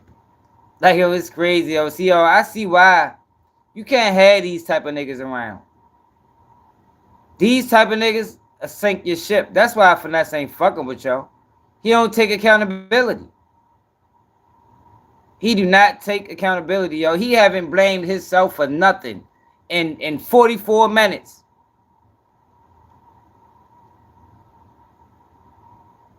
Exactly, Charlene. That's what it was. That's what it was. And yo ain't taking no accountability for nothing. You can't have, yo, these type of niggas will fuck you over, man. These are the type of niggas, right? I'm gonna tell you these are the type of niggas. And that's exactly what Finesse was saying. These are the type of niggas that want everything but give nothing. You feel me? They want everything that come along with the fame. They want to enjoy the ride, but they don't want to give nothing. Like he said, I pay y'all $600 a week. Yo, you can go get your own Airbnb. You can go get your own hotel. But you want to make my worker now it's starting to make. That's why I'm glad we watched that video earlier. Now it's starting to make sense of what Finesse is saying. But you want to tell my workers who putting in real work that they got to get up out the bed so you can get the bed. Man, this nigga crazy. Thanks, Tyree. Hit that like button, y'all. You should have been at 100 likes. So much responsibility around it. When I get around, this my brother business. So who next? Me. So I'm making sure all the cars crunk up. I'm him when he ain't there. You know what I'm saying? But man, dude just See? man, That's the issue. I don't know, man, he cold hearted, but that's the issue. You heard what he just said? That's the issue. You're not him when he ain't there. You're not. You didn't do nothing to deserve that spot. Just like, yo, everything Finesse 2 times said makes sense. Let's go back to the Finesse 2, what Finesse 2 times said. Let's go back to what Finesse 2 times said real quick. Everything he said now makes perfect sense. Listen to him. Because he didn't get no room. The nigga didn't get no room, y'all. This what's going on. Him and his bitch. That's what he mad for. He wanna lay up and fuck and I'm handling business. I got big shit lined up this week, video shoot, radio, interviews. I got shit lined up this week on my own. I'm down here strictly business. So I get word. This nigga that bogarted somebody wrong. This nigga that basically went in the room with his bitch straight on up. some Real on some bougie shit. So, yeah, for real though, real. My employees, these people that I pay out my pocket, that work, that I'm in contract with and shit like that. So I call him powwow. I call him me. I'm like, hey, I check his bitch off the muscle. I check his bitch temperature off the muscle. I say, hey, who you work for? Who you work for?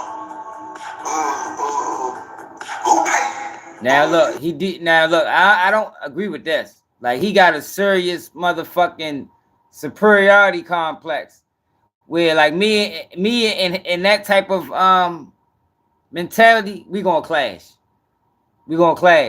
But what he's saying about his brother makes perfect sense. I gotta make sure I say that.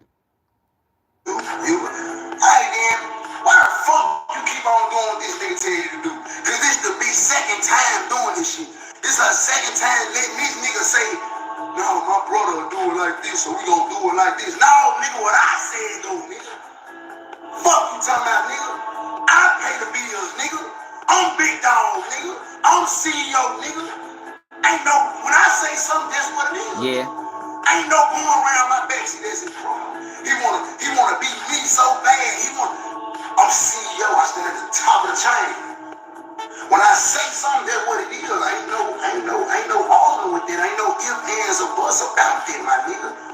So now you going to tell this fucking to do this? Nigga, you altering, you throwing my playoff. You throwing my playoff in my motion. Because now my people all over the place, and nigga, you don't do shit, nigga. You don't do nothing but pack bags and drive, nigga. These for holding down real numbers, nigga. These for holding down real shit, nigga. Get your motherfucking ass up out this room, nigga. And let my folk come in there, nigga. Bro, I'm gonna go with, bro. I'm saying, bro. Now, listen, first of all, bro, it's that mentality of I got the money, I know best, and that's not necessarily true.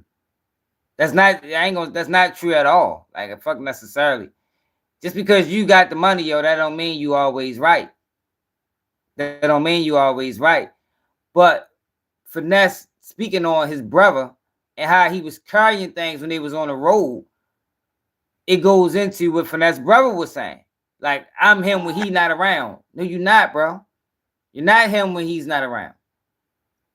like who crowned you that role? Like when did we have a discussion to say, yo, look, yo, when I ain't around, yo, I need you to be me. Like, I don't think that conversation was ever had for him to just adopt that role. Both of y'all. I pay both of y'all $600 to $800 a week, bro. That's $1,200, $1,500, $1,600 a week, bro. Go get y'all a room if y'all want to lay up and fuck my nigga. We getting work done, man. We ain't worried about no laid up fucking and all. You trying to all this old extra ass shit with this whole nigga. Yeah, that's what this about. I don't know. I agree. The nigga get to get with you. I agree 100%. They ain't putting nothing on the Airbnb. Ain't nobody came off of $8,000 for the Airbnb. I'm the boss hall. I'm paying for this shit, fool. Anyway, he said, like, we come as one. Me and her, we come as one. So that means we need a room. I said, bro, it's a big fluffy ass couch right there, bro. I said that you don't get a room this time. And then let's talk about the time when you have got a room. Let's talk about the time when you have got a room, though. See, you're gonna talk about the fucked up shit, but you ain't gonna talk about the real shit. Let's talk about them times. Let's talk about the time when the same people that was just sleeping on the couch and using the room, they've been on the couch before. So you think you too good to sleep on the couch too? Everybody getting how they live, like nobody never complain but you, my nigga. What make you think you so? Cause you a nigga brother. Man, you disloyal as a motherfucker, man. Your own mama tell you that, nigga. Your own mama tell you disloyal as a motherfucker, nigga. Your own mama will, nigga. Tell people how you get on there and bust mama windows out and do it. Come on, man. If you want to get found, fool. Come on, fool. When they got to pull up on you and check you about busting that nigga window. Come on, man. When she don't want to give you $30. Yo, let's talk about that. Cause you want to get on her and lie. Let's talk about the truth. The nigga felt the way. All right. So there we go back to what he's saying. Yeah, I'm trying to see if Finesse have any involvement, because it seemed like he said y'all handle that or something. That's what it seemed like on the internet. Okay, let me get back to the story. I'm making it quick. I ain't gonna have it long. You gotta make something happen. I get it, though. Right before I leave, it went off so bad. With my man. I never balled my face on the squared over my brother, bro. I cry every time. That's the only way I can get my get back. I cry, bro. You know what I'm saying? I'm standing in the kitchen and I'm trying to drop it. He see me mad. That's the only thing that made him calm down on me. I'm like, bro, listen, bro. Your brother told me go get this man, bro. You hear me? Man, but you know better. So, man, I'm dropping them joints. I'm mad. I'm so mad. I'm ready to whoop his brother and them. But we finna go 4 packing bags. So, we jump in the car. We dip. So, we get to the A. Long story short, his bulletproof was need to get put in the shop. I came out my pocket because I'm driving it. So, he like, go on, take it to the shop. I'm going to get your money back. So, I'm like, all right, bet. I take it to the shop, do it. We spend our days and we get on the road and shoot out to Miami.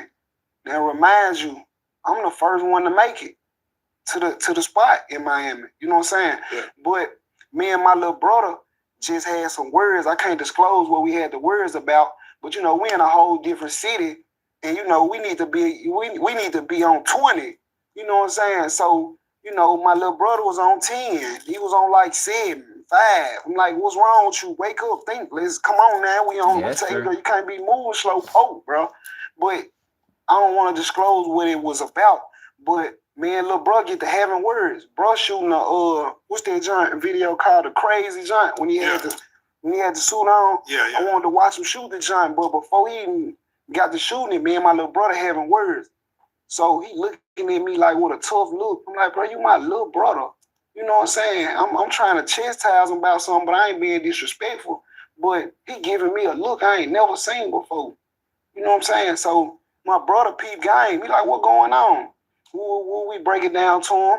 We say what we say. And he like, all right, bro, let's leave this shit alone. So boom, I'm sitting there, my little brother still staring at me. Like he hurt me or something. So I creep back over there. What's on your chest, bro? Like, what you on? Like, you tripping. You know what I'm saying? So now he the mind, now call bro attention again. Trey J gone roll, but J gone shoot to Miami. So you gotta tell me twice I'm gone. You know what I'm saying? So we shoot to Miami. We get there, I get there first. Now I'm gonna clear it because folks they talking about a room and this. I slept in the room. The problem was the next day. You know what I'm saying? I'm in Miami, you know what I'm saying, riverfront, that blue water looking beautiful. You hear me? I'm from Memphis. They got the Burger King on the script. You know what I'm saying? I'm extra mayo. You know what I'm saying? So they call, they like, man, we having a meeting. You know what I'm saying? We having a meeting. Y'all need to pull back up ASAP. You know what I'm saying? So I'm like, all right, I pull back up. All them in the front room having a meeting. So off the muscle, bro, get to addressing me. You know what I'm saying? He get to addressing me and my situation. So I'm like, man, listen, bro, I hollered at the man's gone at an Airbnb or something like that, bro. I'm good. You know what I'm saying? He like still woo, stressing his fact. So not only that he was mad at me, he was mad at security. They was misplaced in the... Hey, babe, should I take a Blue Chew tonight? What's that? You want to find out? Sure. Here.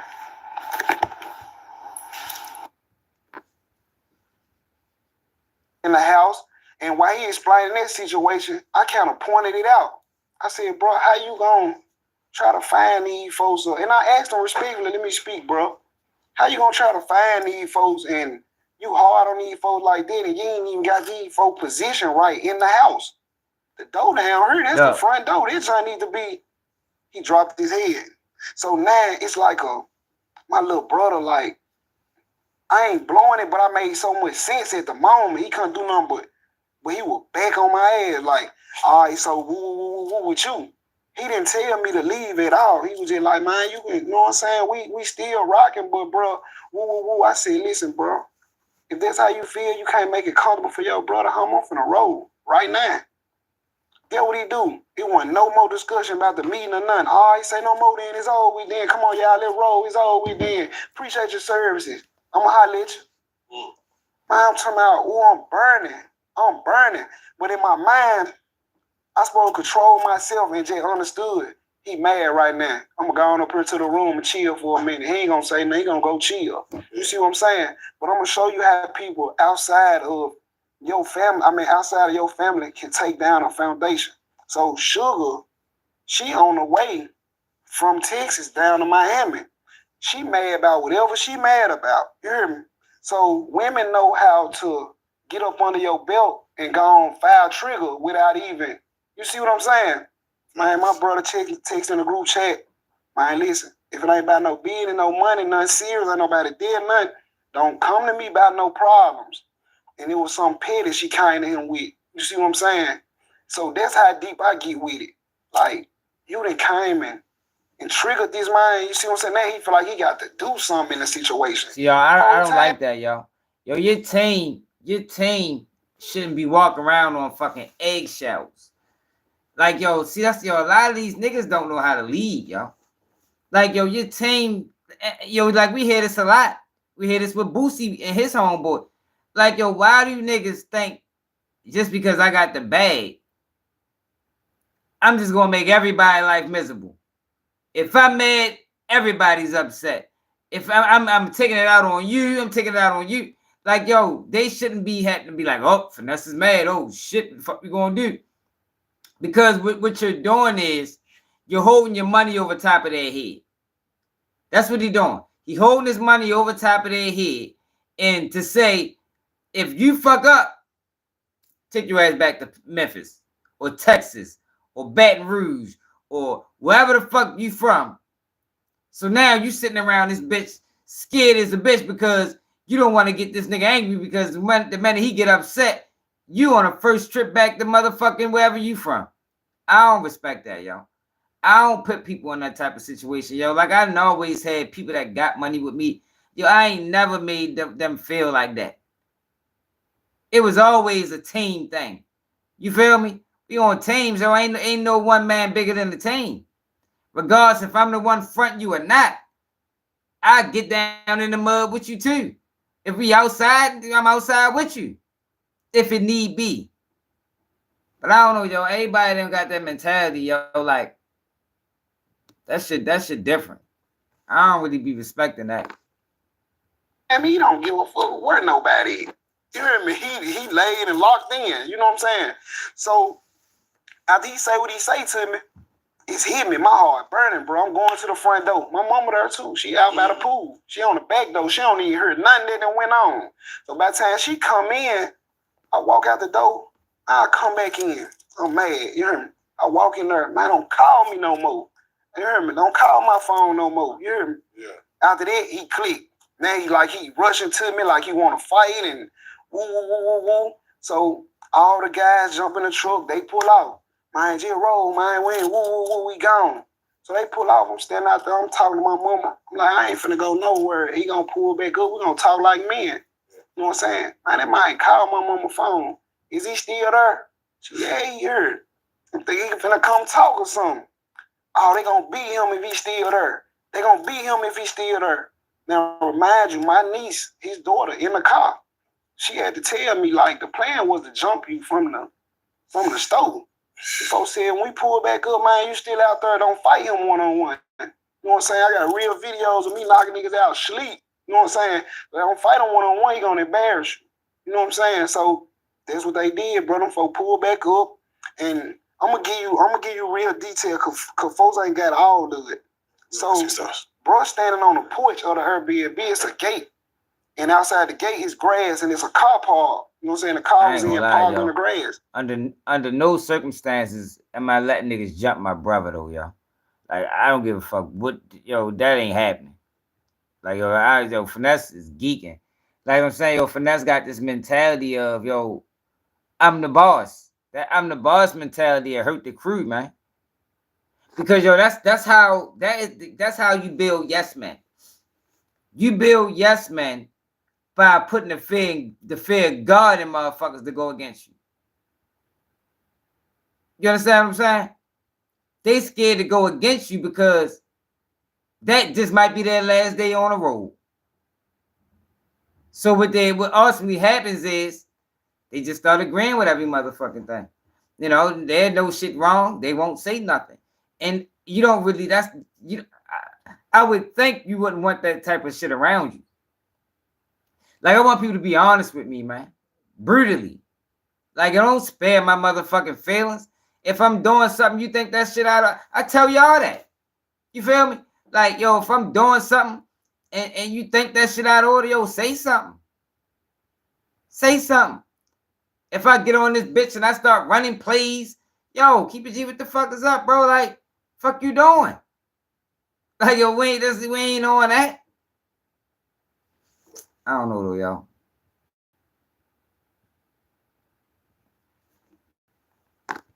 That shit crazy. So while they talking to me about leaving, I'm like, I ain't now one of you niggas my family. Nah, see, Goldie. I understood I said from the beginning I don't like the way Finesse carried. But he's not taking no accountability for whatever happened as well. You know, everybody can be wrong, you know.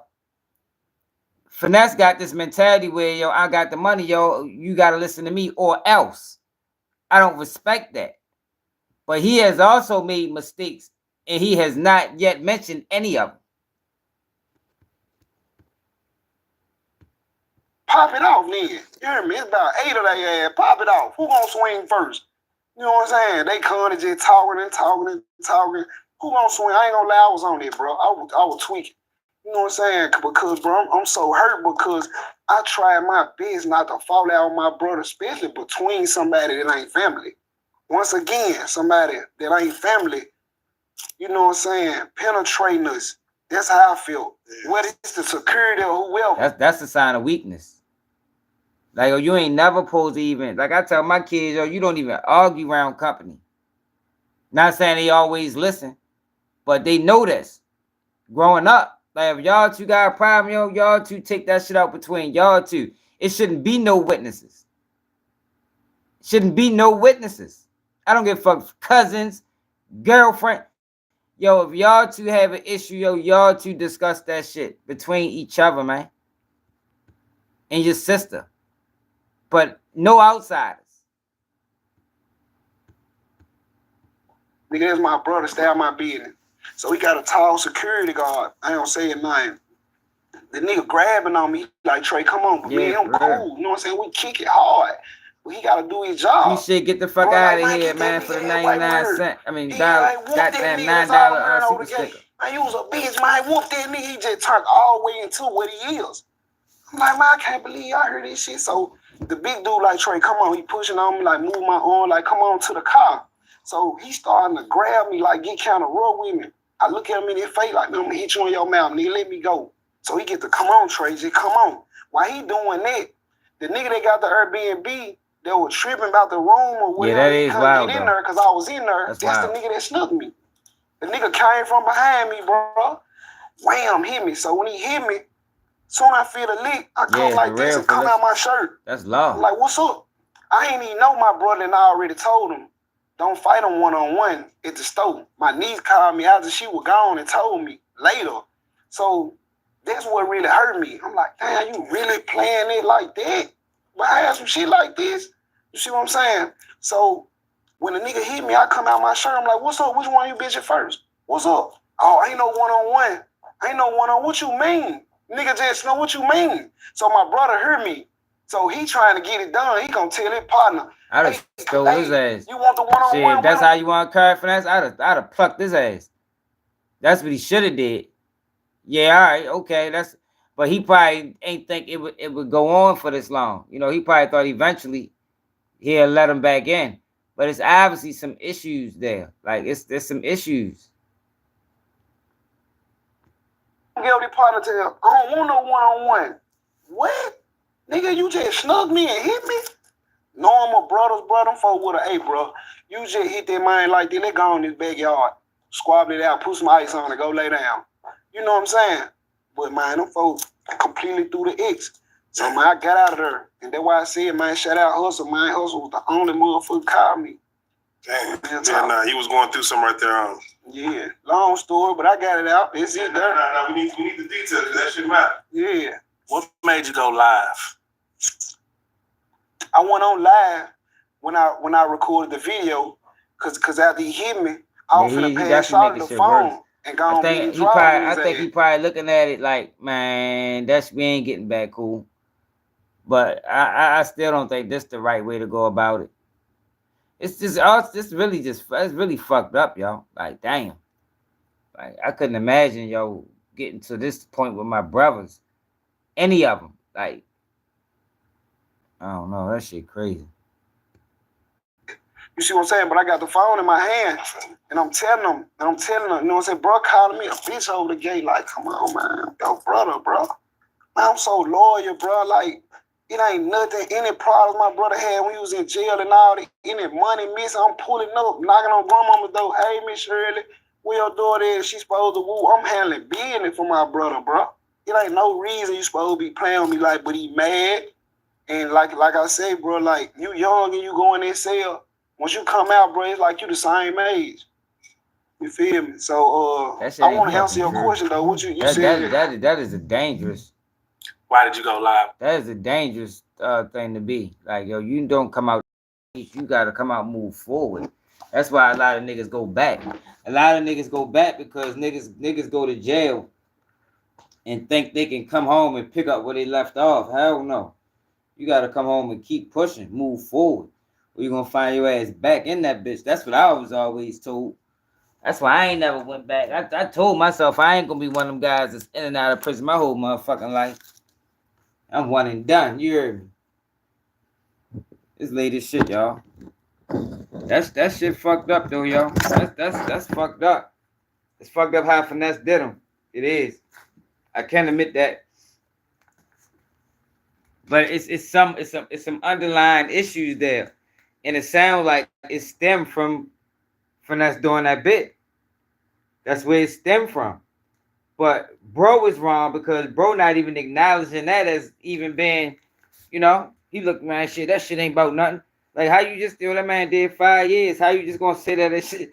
Like, what you mean it ain't about nothing? It gotta be about something. You know what I mean? Like, how you just, like, make it seem like that's not, like, that can't be an issue. When that's when it started. Something happened. Something happened, y'all. And Finesse ain't get over it. But how Finesse is running his ship, that shit gonna sink. How he running his ship, yo, that shit gonna sink, man. I just don't understand, yo. Like me and my homeboys, yo, we honest with each other. Like, we always say that, yo, if I'm wrong, tell me, yo. Like, that's law. Yo, don't spare my motherfucking feelings. If I'm geeking, because niggas be geeking sometimes. Niggas overanalyze. Niggas mischaracterize.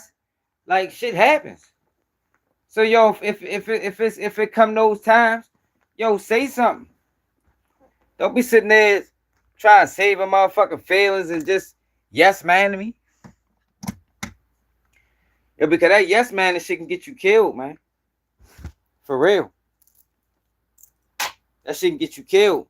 Because it could be that one time when motherfuckers see some shit you don't see. And they won't say nothing. Just because they don't want to get you mad. They don't want to get on your bad side.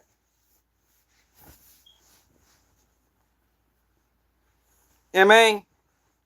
They don't want to get on your bad side, so they just going forever hold their peace. Like they said at the wedding.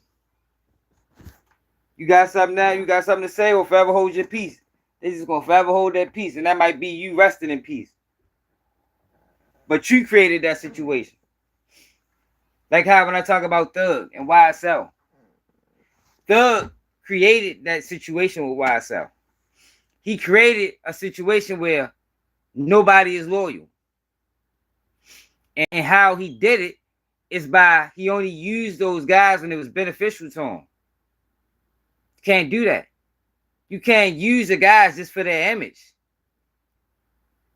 But then when they get in trouble for this same image that you using them for, you don't got no lawyer money. You ain't got no bail money. You ain't got shit for them. That makes you for a fucked up situation in the future. It's bound to happen. YSL was bound to sink. Because you had a group of guys that didn't fuck with each other. They was only using each other for their benefit. Now you take this shit to Finesse in his situation, he creating yes man. Just as dangerous. Because y'all, like I said, y'all, everybody can, yo, like, you can't always be the leader because you're not always going to be right. Nobody is always going to be right. So you can't always lead the ship. Yeah, maybe you can lead, yo, but you might need a GPS. I mean, that's what they got GPS for. Yeah, I'm driving the car, yo, but this GPS is directing me which way to go. But I'm still driving. But the problem is, yo, nigga want to be the GPS, the driver, the lookout, and they just want to call on you when it's beneficial to them. That shit ain't gonna work. That ain't gonna work. That never works.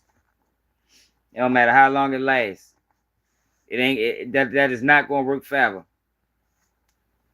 Never does, man. But people living their line. They'll see. But yeah, make sure you also support the platform, man. He is. That is what he doing. For lack of better words, he creates support. He is, yo. He probably turning real good men into motherfucking into do boys. Ain't that what the hustle cartel called him? He turning real good men in the Gophers. You know what I mean? They go for anything. I just don't get that, yo. Like, that's like some superpower tripping shit. Like, yo, I don't never want, yo, no matter how far we go with this shit, like, I don't never want people to ever think that, yo, I don't want to get them mad. That's why I don't block nobody. I don't block nobody. Yo, nobody is blocked from my page. Yeah, I might put a motherfucker on timeout for 30 minutes. If you feel me? Yo, but I don't block nobody. So I don't want people to ever get to a point where it's like, oh, I don't want to say nothing over there. He gonna block me. No, the fuck I ain't. Shit. Real get on my nerves down there every fucking night. He ain't been blocked yet. If Real ain't been blocked, ain't nobody getting blocked. I promise you. Because Real is a goddamn pain in the ass. He ain't been blocked yet. He out here swimming and shit in New York in 10-degree weather. This nigga out this bitch swimming in New York in 10-degree weather and shit, coming in here all late. Like, nah, though, yo.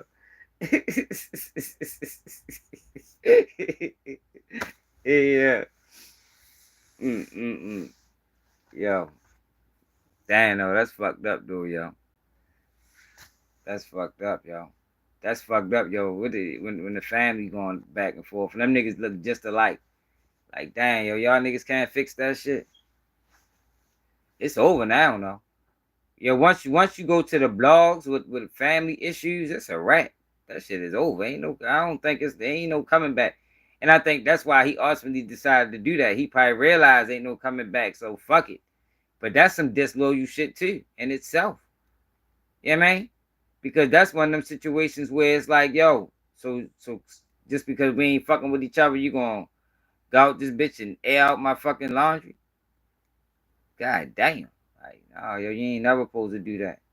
You ain't never supposed to do that. Regardless. You know what I mean? I don't know, y'all. We dealing with different type of people nowadays, man. Voice box. We dealing with different type of people nowadays, man. Like, I be trying to bring them old morals and principles back. Like, shit that we used to stand on. Shit that, you know. It's like, now this shit getting crazy. Motherfuckers don't be standing on nothing. We just saying whack 100. Get this girl to fake like she having a sex scene with Adam for views. Like, what the fuck? These niggas is ill. That should never be an option. You feel me? Like, yo, certain shit should never be an option. But shit, y'all, like I said, y'all, make sure y'all subscribe to the channel. The Cash App at the bottom, yo. Anybody want to support the platform, man? My man Edward posted Baltimore swag, man. Support the movement, man. Support the motherfucking real, man. Because y'all see what's going on, yo. It's a battle against the computer. It's us against the computer. It's us against the corporation, and we all we got. Yeah. Yeah, people exchange morals for clout, yo. And that you can't, because the thing is, voice box, you can't be chasing clout and have morals.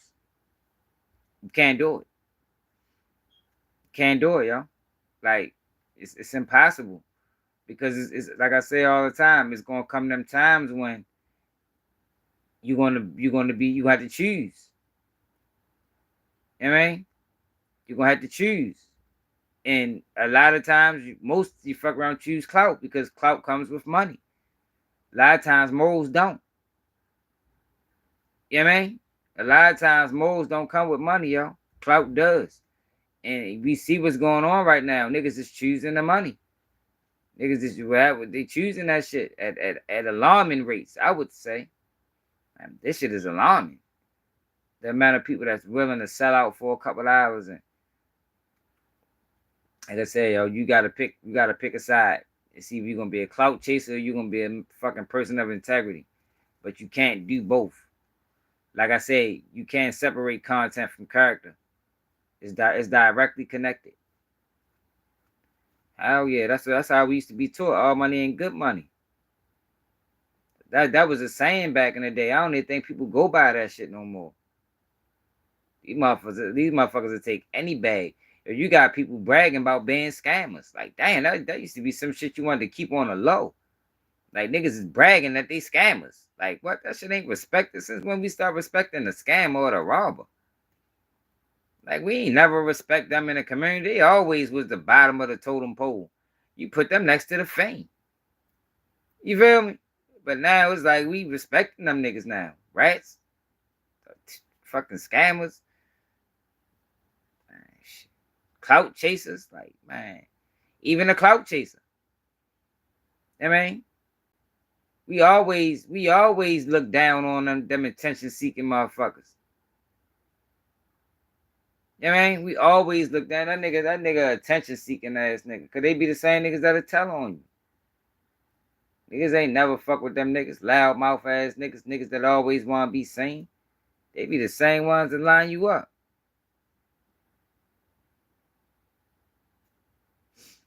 Yeah, for real. Nah, these motherfuckers down, they want to do that. They want to go after the old lady. You know what I mean? They want to go after the old lady. Shit, man. Yo, shit bad, man. Shit bad, y'all. Like, for real. Bad. It's bad. And the fucked up thing about it is, I don't think most people even realize how bad it is. But it's like the shit then went so far left.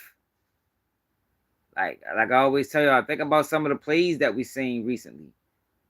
Like, yo, shit then went so far left, yo. It's like, yo, can we even right the ship at this point? You feel me? Like, is there any way to fix this shit? Like, I don't know.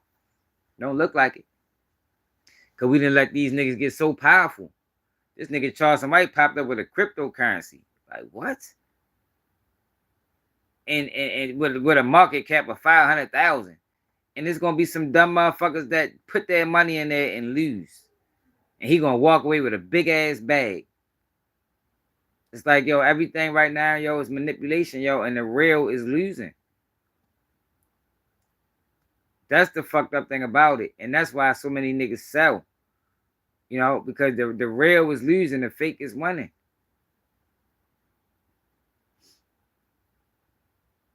Shit fucking crazy. Yeah, it is getting worse. That's why I said, yo, imagine what's going to happen in year 15. What's going to happen in year 15, the clout chasing? What is people going to be doing in year 15, yo? What is people going to be doing to chase clout? I can't even imagine. Like, my mind can't even imagine the fuckery. Like, cause I don't, I mean, like, I ain't no telling what people gonna be doing. We've already seen some of the worst. Yo, we already seen some of the worst. We seen niggas go to graveyards. Like, in the early 2000s, you couldn't have never told me somebody would have did some shit like that. Niggas knew that was off limits. We got this in the dead. We done seen people stage fights. We done seen people stage shootings. Like, yo, you couldn't have told me this, yo, in two. You know what I mean? Like, you always said some people that was on clout real hard, but not like this. Like, those people, they got looked at crazy. Like, yo, chasing it for real. Like, yo, a clown for real. Like, it. Cause we was always taught clout comes naturally. All you gotta do is put the work in. You know what I mean? But nowadays, niggas don't want to put the work in. They want to take shortcuts. And if I gotta stage a fight with my man and look like I beat him up and stripped him and robbed him to go rival, shit, even if I get locked up, I'm gonna come home and I'm gonna beat a man. Like, yo, that is really a mentality out this bitch. Like, it's insane. Niggas is dying for it. And most clout chasers, they don't even get a chance to enjoy the clout because they in a fucking graveyard somewhere. Julio, Fulio, YBC Duel.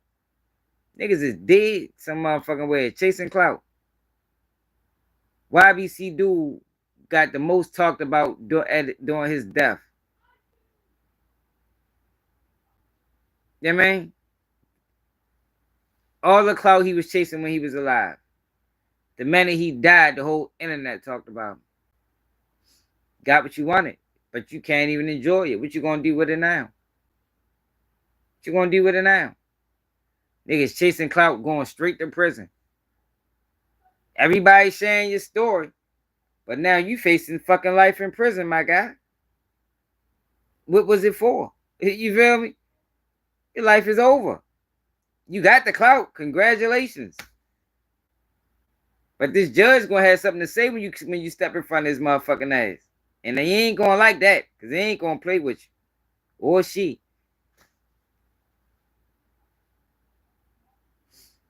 Man, motherfuckers, man. Motherfuckers don't even be thinking about fighting. That's it. J-Rock, and the crazy, it take maturity to get to that point. You know, it was always a point in life where people, especially when you was hustling, that you wanted to be the biggest drug dealer, and I've been got off of that. Like, I hustle with 2 sales. You feel me? Like, I don't need to have the whole block or the whole neighborhood or the whole area, because that's how you go to prison. You give me 2 good people, and I fuck with them for 3, 4, 5 to whenever it ends. And I'ma outlast all the guys that been making $1,000 a day, making my 200-300. You feel me? I make my 200-300 a day. I'ma outlast your 1,000 a day, because you only gonna get that shit for a year or 6 months. I'm gonna do this shit for 5. You know what I mean? That's why I be telling people, like, yo, it's with this case, it's a turtle race. The turtle beats the rabbit, man. It's a marathon, yo. Motherfuckers being there for the long haul. Like I used to always talk to my nephew. He came straight home, did everything opposite of what I told him. Landed him straight in prison. He in the feds right now. All he could say was, yeah, you was right. Yo, but I don't be in it for being right if ain't no motherfucker gonna listen. I mean, I be saying shit to my girl. Like, yo, what does it matter if a person is right for if you ain't gonna listen? Like, ain't nobody in it just for fucking clicks and giggles and bragging. And nah, fuck no. If you ain't listening, it don't matter if I was right or wrong. You still made the mistake. The point for me sharing this information was so you don't make the mistakes. You made it now. Fuck me being right. That shit don't even matter. I don't know, man. I guess we'll figure it out. Yeah, but I tell you, that Charleston White crypto shows exactly what he think of the people. Like, he just trying to make money on you motherfuckers. However, he looking at everybody as a motherfucking dollar sign. You made a fucking crypto. You know he gonna pump and dump that bitch. No, he is. Because he don't got no integrity.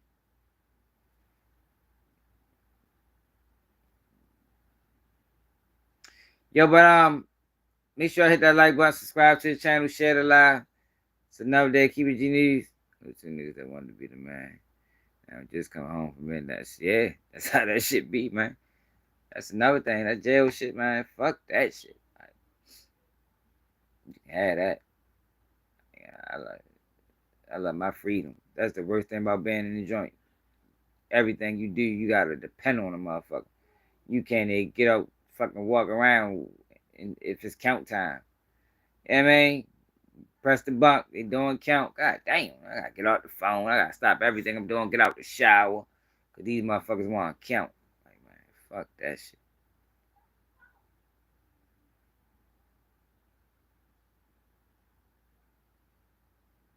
Yeah, straight up. But I'm out though, y'all. Make sure y'all subscribe to the channel if you're new, share the live. It's another day, Keep It G News. Salute to Charlene, salute to everybody that tapped in. J-Rock, Shawnee, one and only, Real, Skinny. Who else? Voice Box, GG, Mob, Bob, Elwood, Ball Out, Kia. Some of y'all been rocking. Mo, Felicia, been rocking the whole night. Get the fuck out of here. One and only, Jalen. Appreciate everybody, man. Like I said, y'all, we all we got, yo. So if we gonna get to where we trying to go, you know, we ain't gonna get no help. That's one thing for certain. I be trying to show y'all what's going on this internet, so y'all don't just think I just be talking and I'm just be, nah, yo, like it's really an effort to push people like me out. You know what I mean? Look at how they do my uploads. I don't think in my last month, I might have got 1 or 2 uploads that passed 2,000 views. Like, how the fuck is that possible? Everything I should drop should do at least 2,000 views, especially if it's a hot topic. Especially. But they suppressing the videos because they passing the views to them other channels, and you don't know where that money is going. You don't know where that's going. That shit probably going straight to YouTube or some corporation. So the only way we gonna get the message, and that's why I be saying things like, oh, you can't get to no 1,000 subscribers in 3 years. Not organically. Fuck no, that's why I be saying shit like that. Like, oh, YouTube won't let you. They won't let you. Unless you signed on to an agency or working with some type of law enforcement. That's the only way. It's the only way, man. Or you just doing slime ball content where you just, you know, feeding all the narratives that they want that they want pushed. Man, you might can get it that way, but I never know because I never tried that way. But let me know how y'all feel about us in the comments. Another day, keep it your news, and I'm out.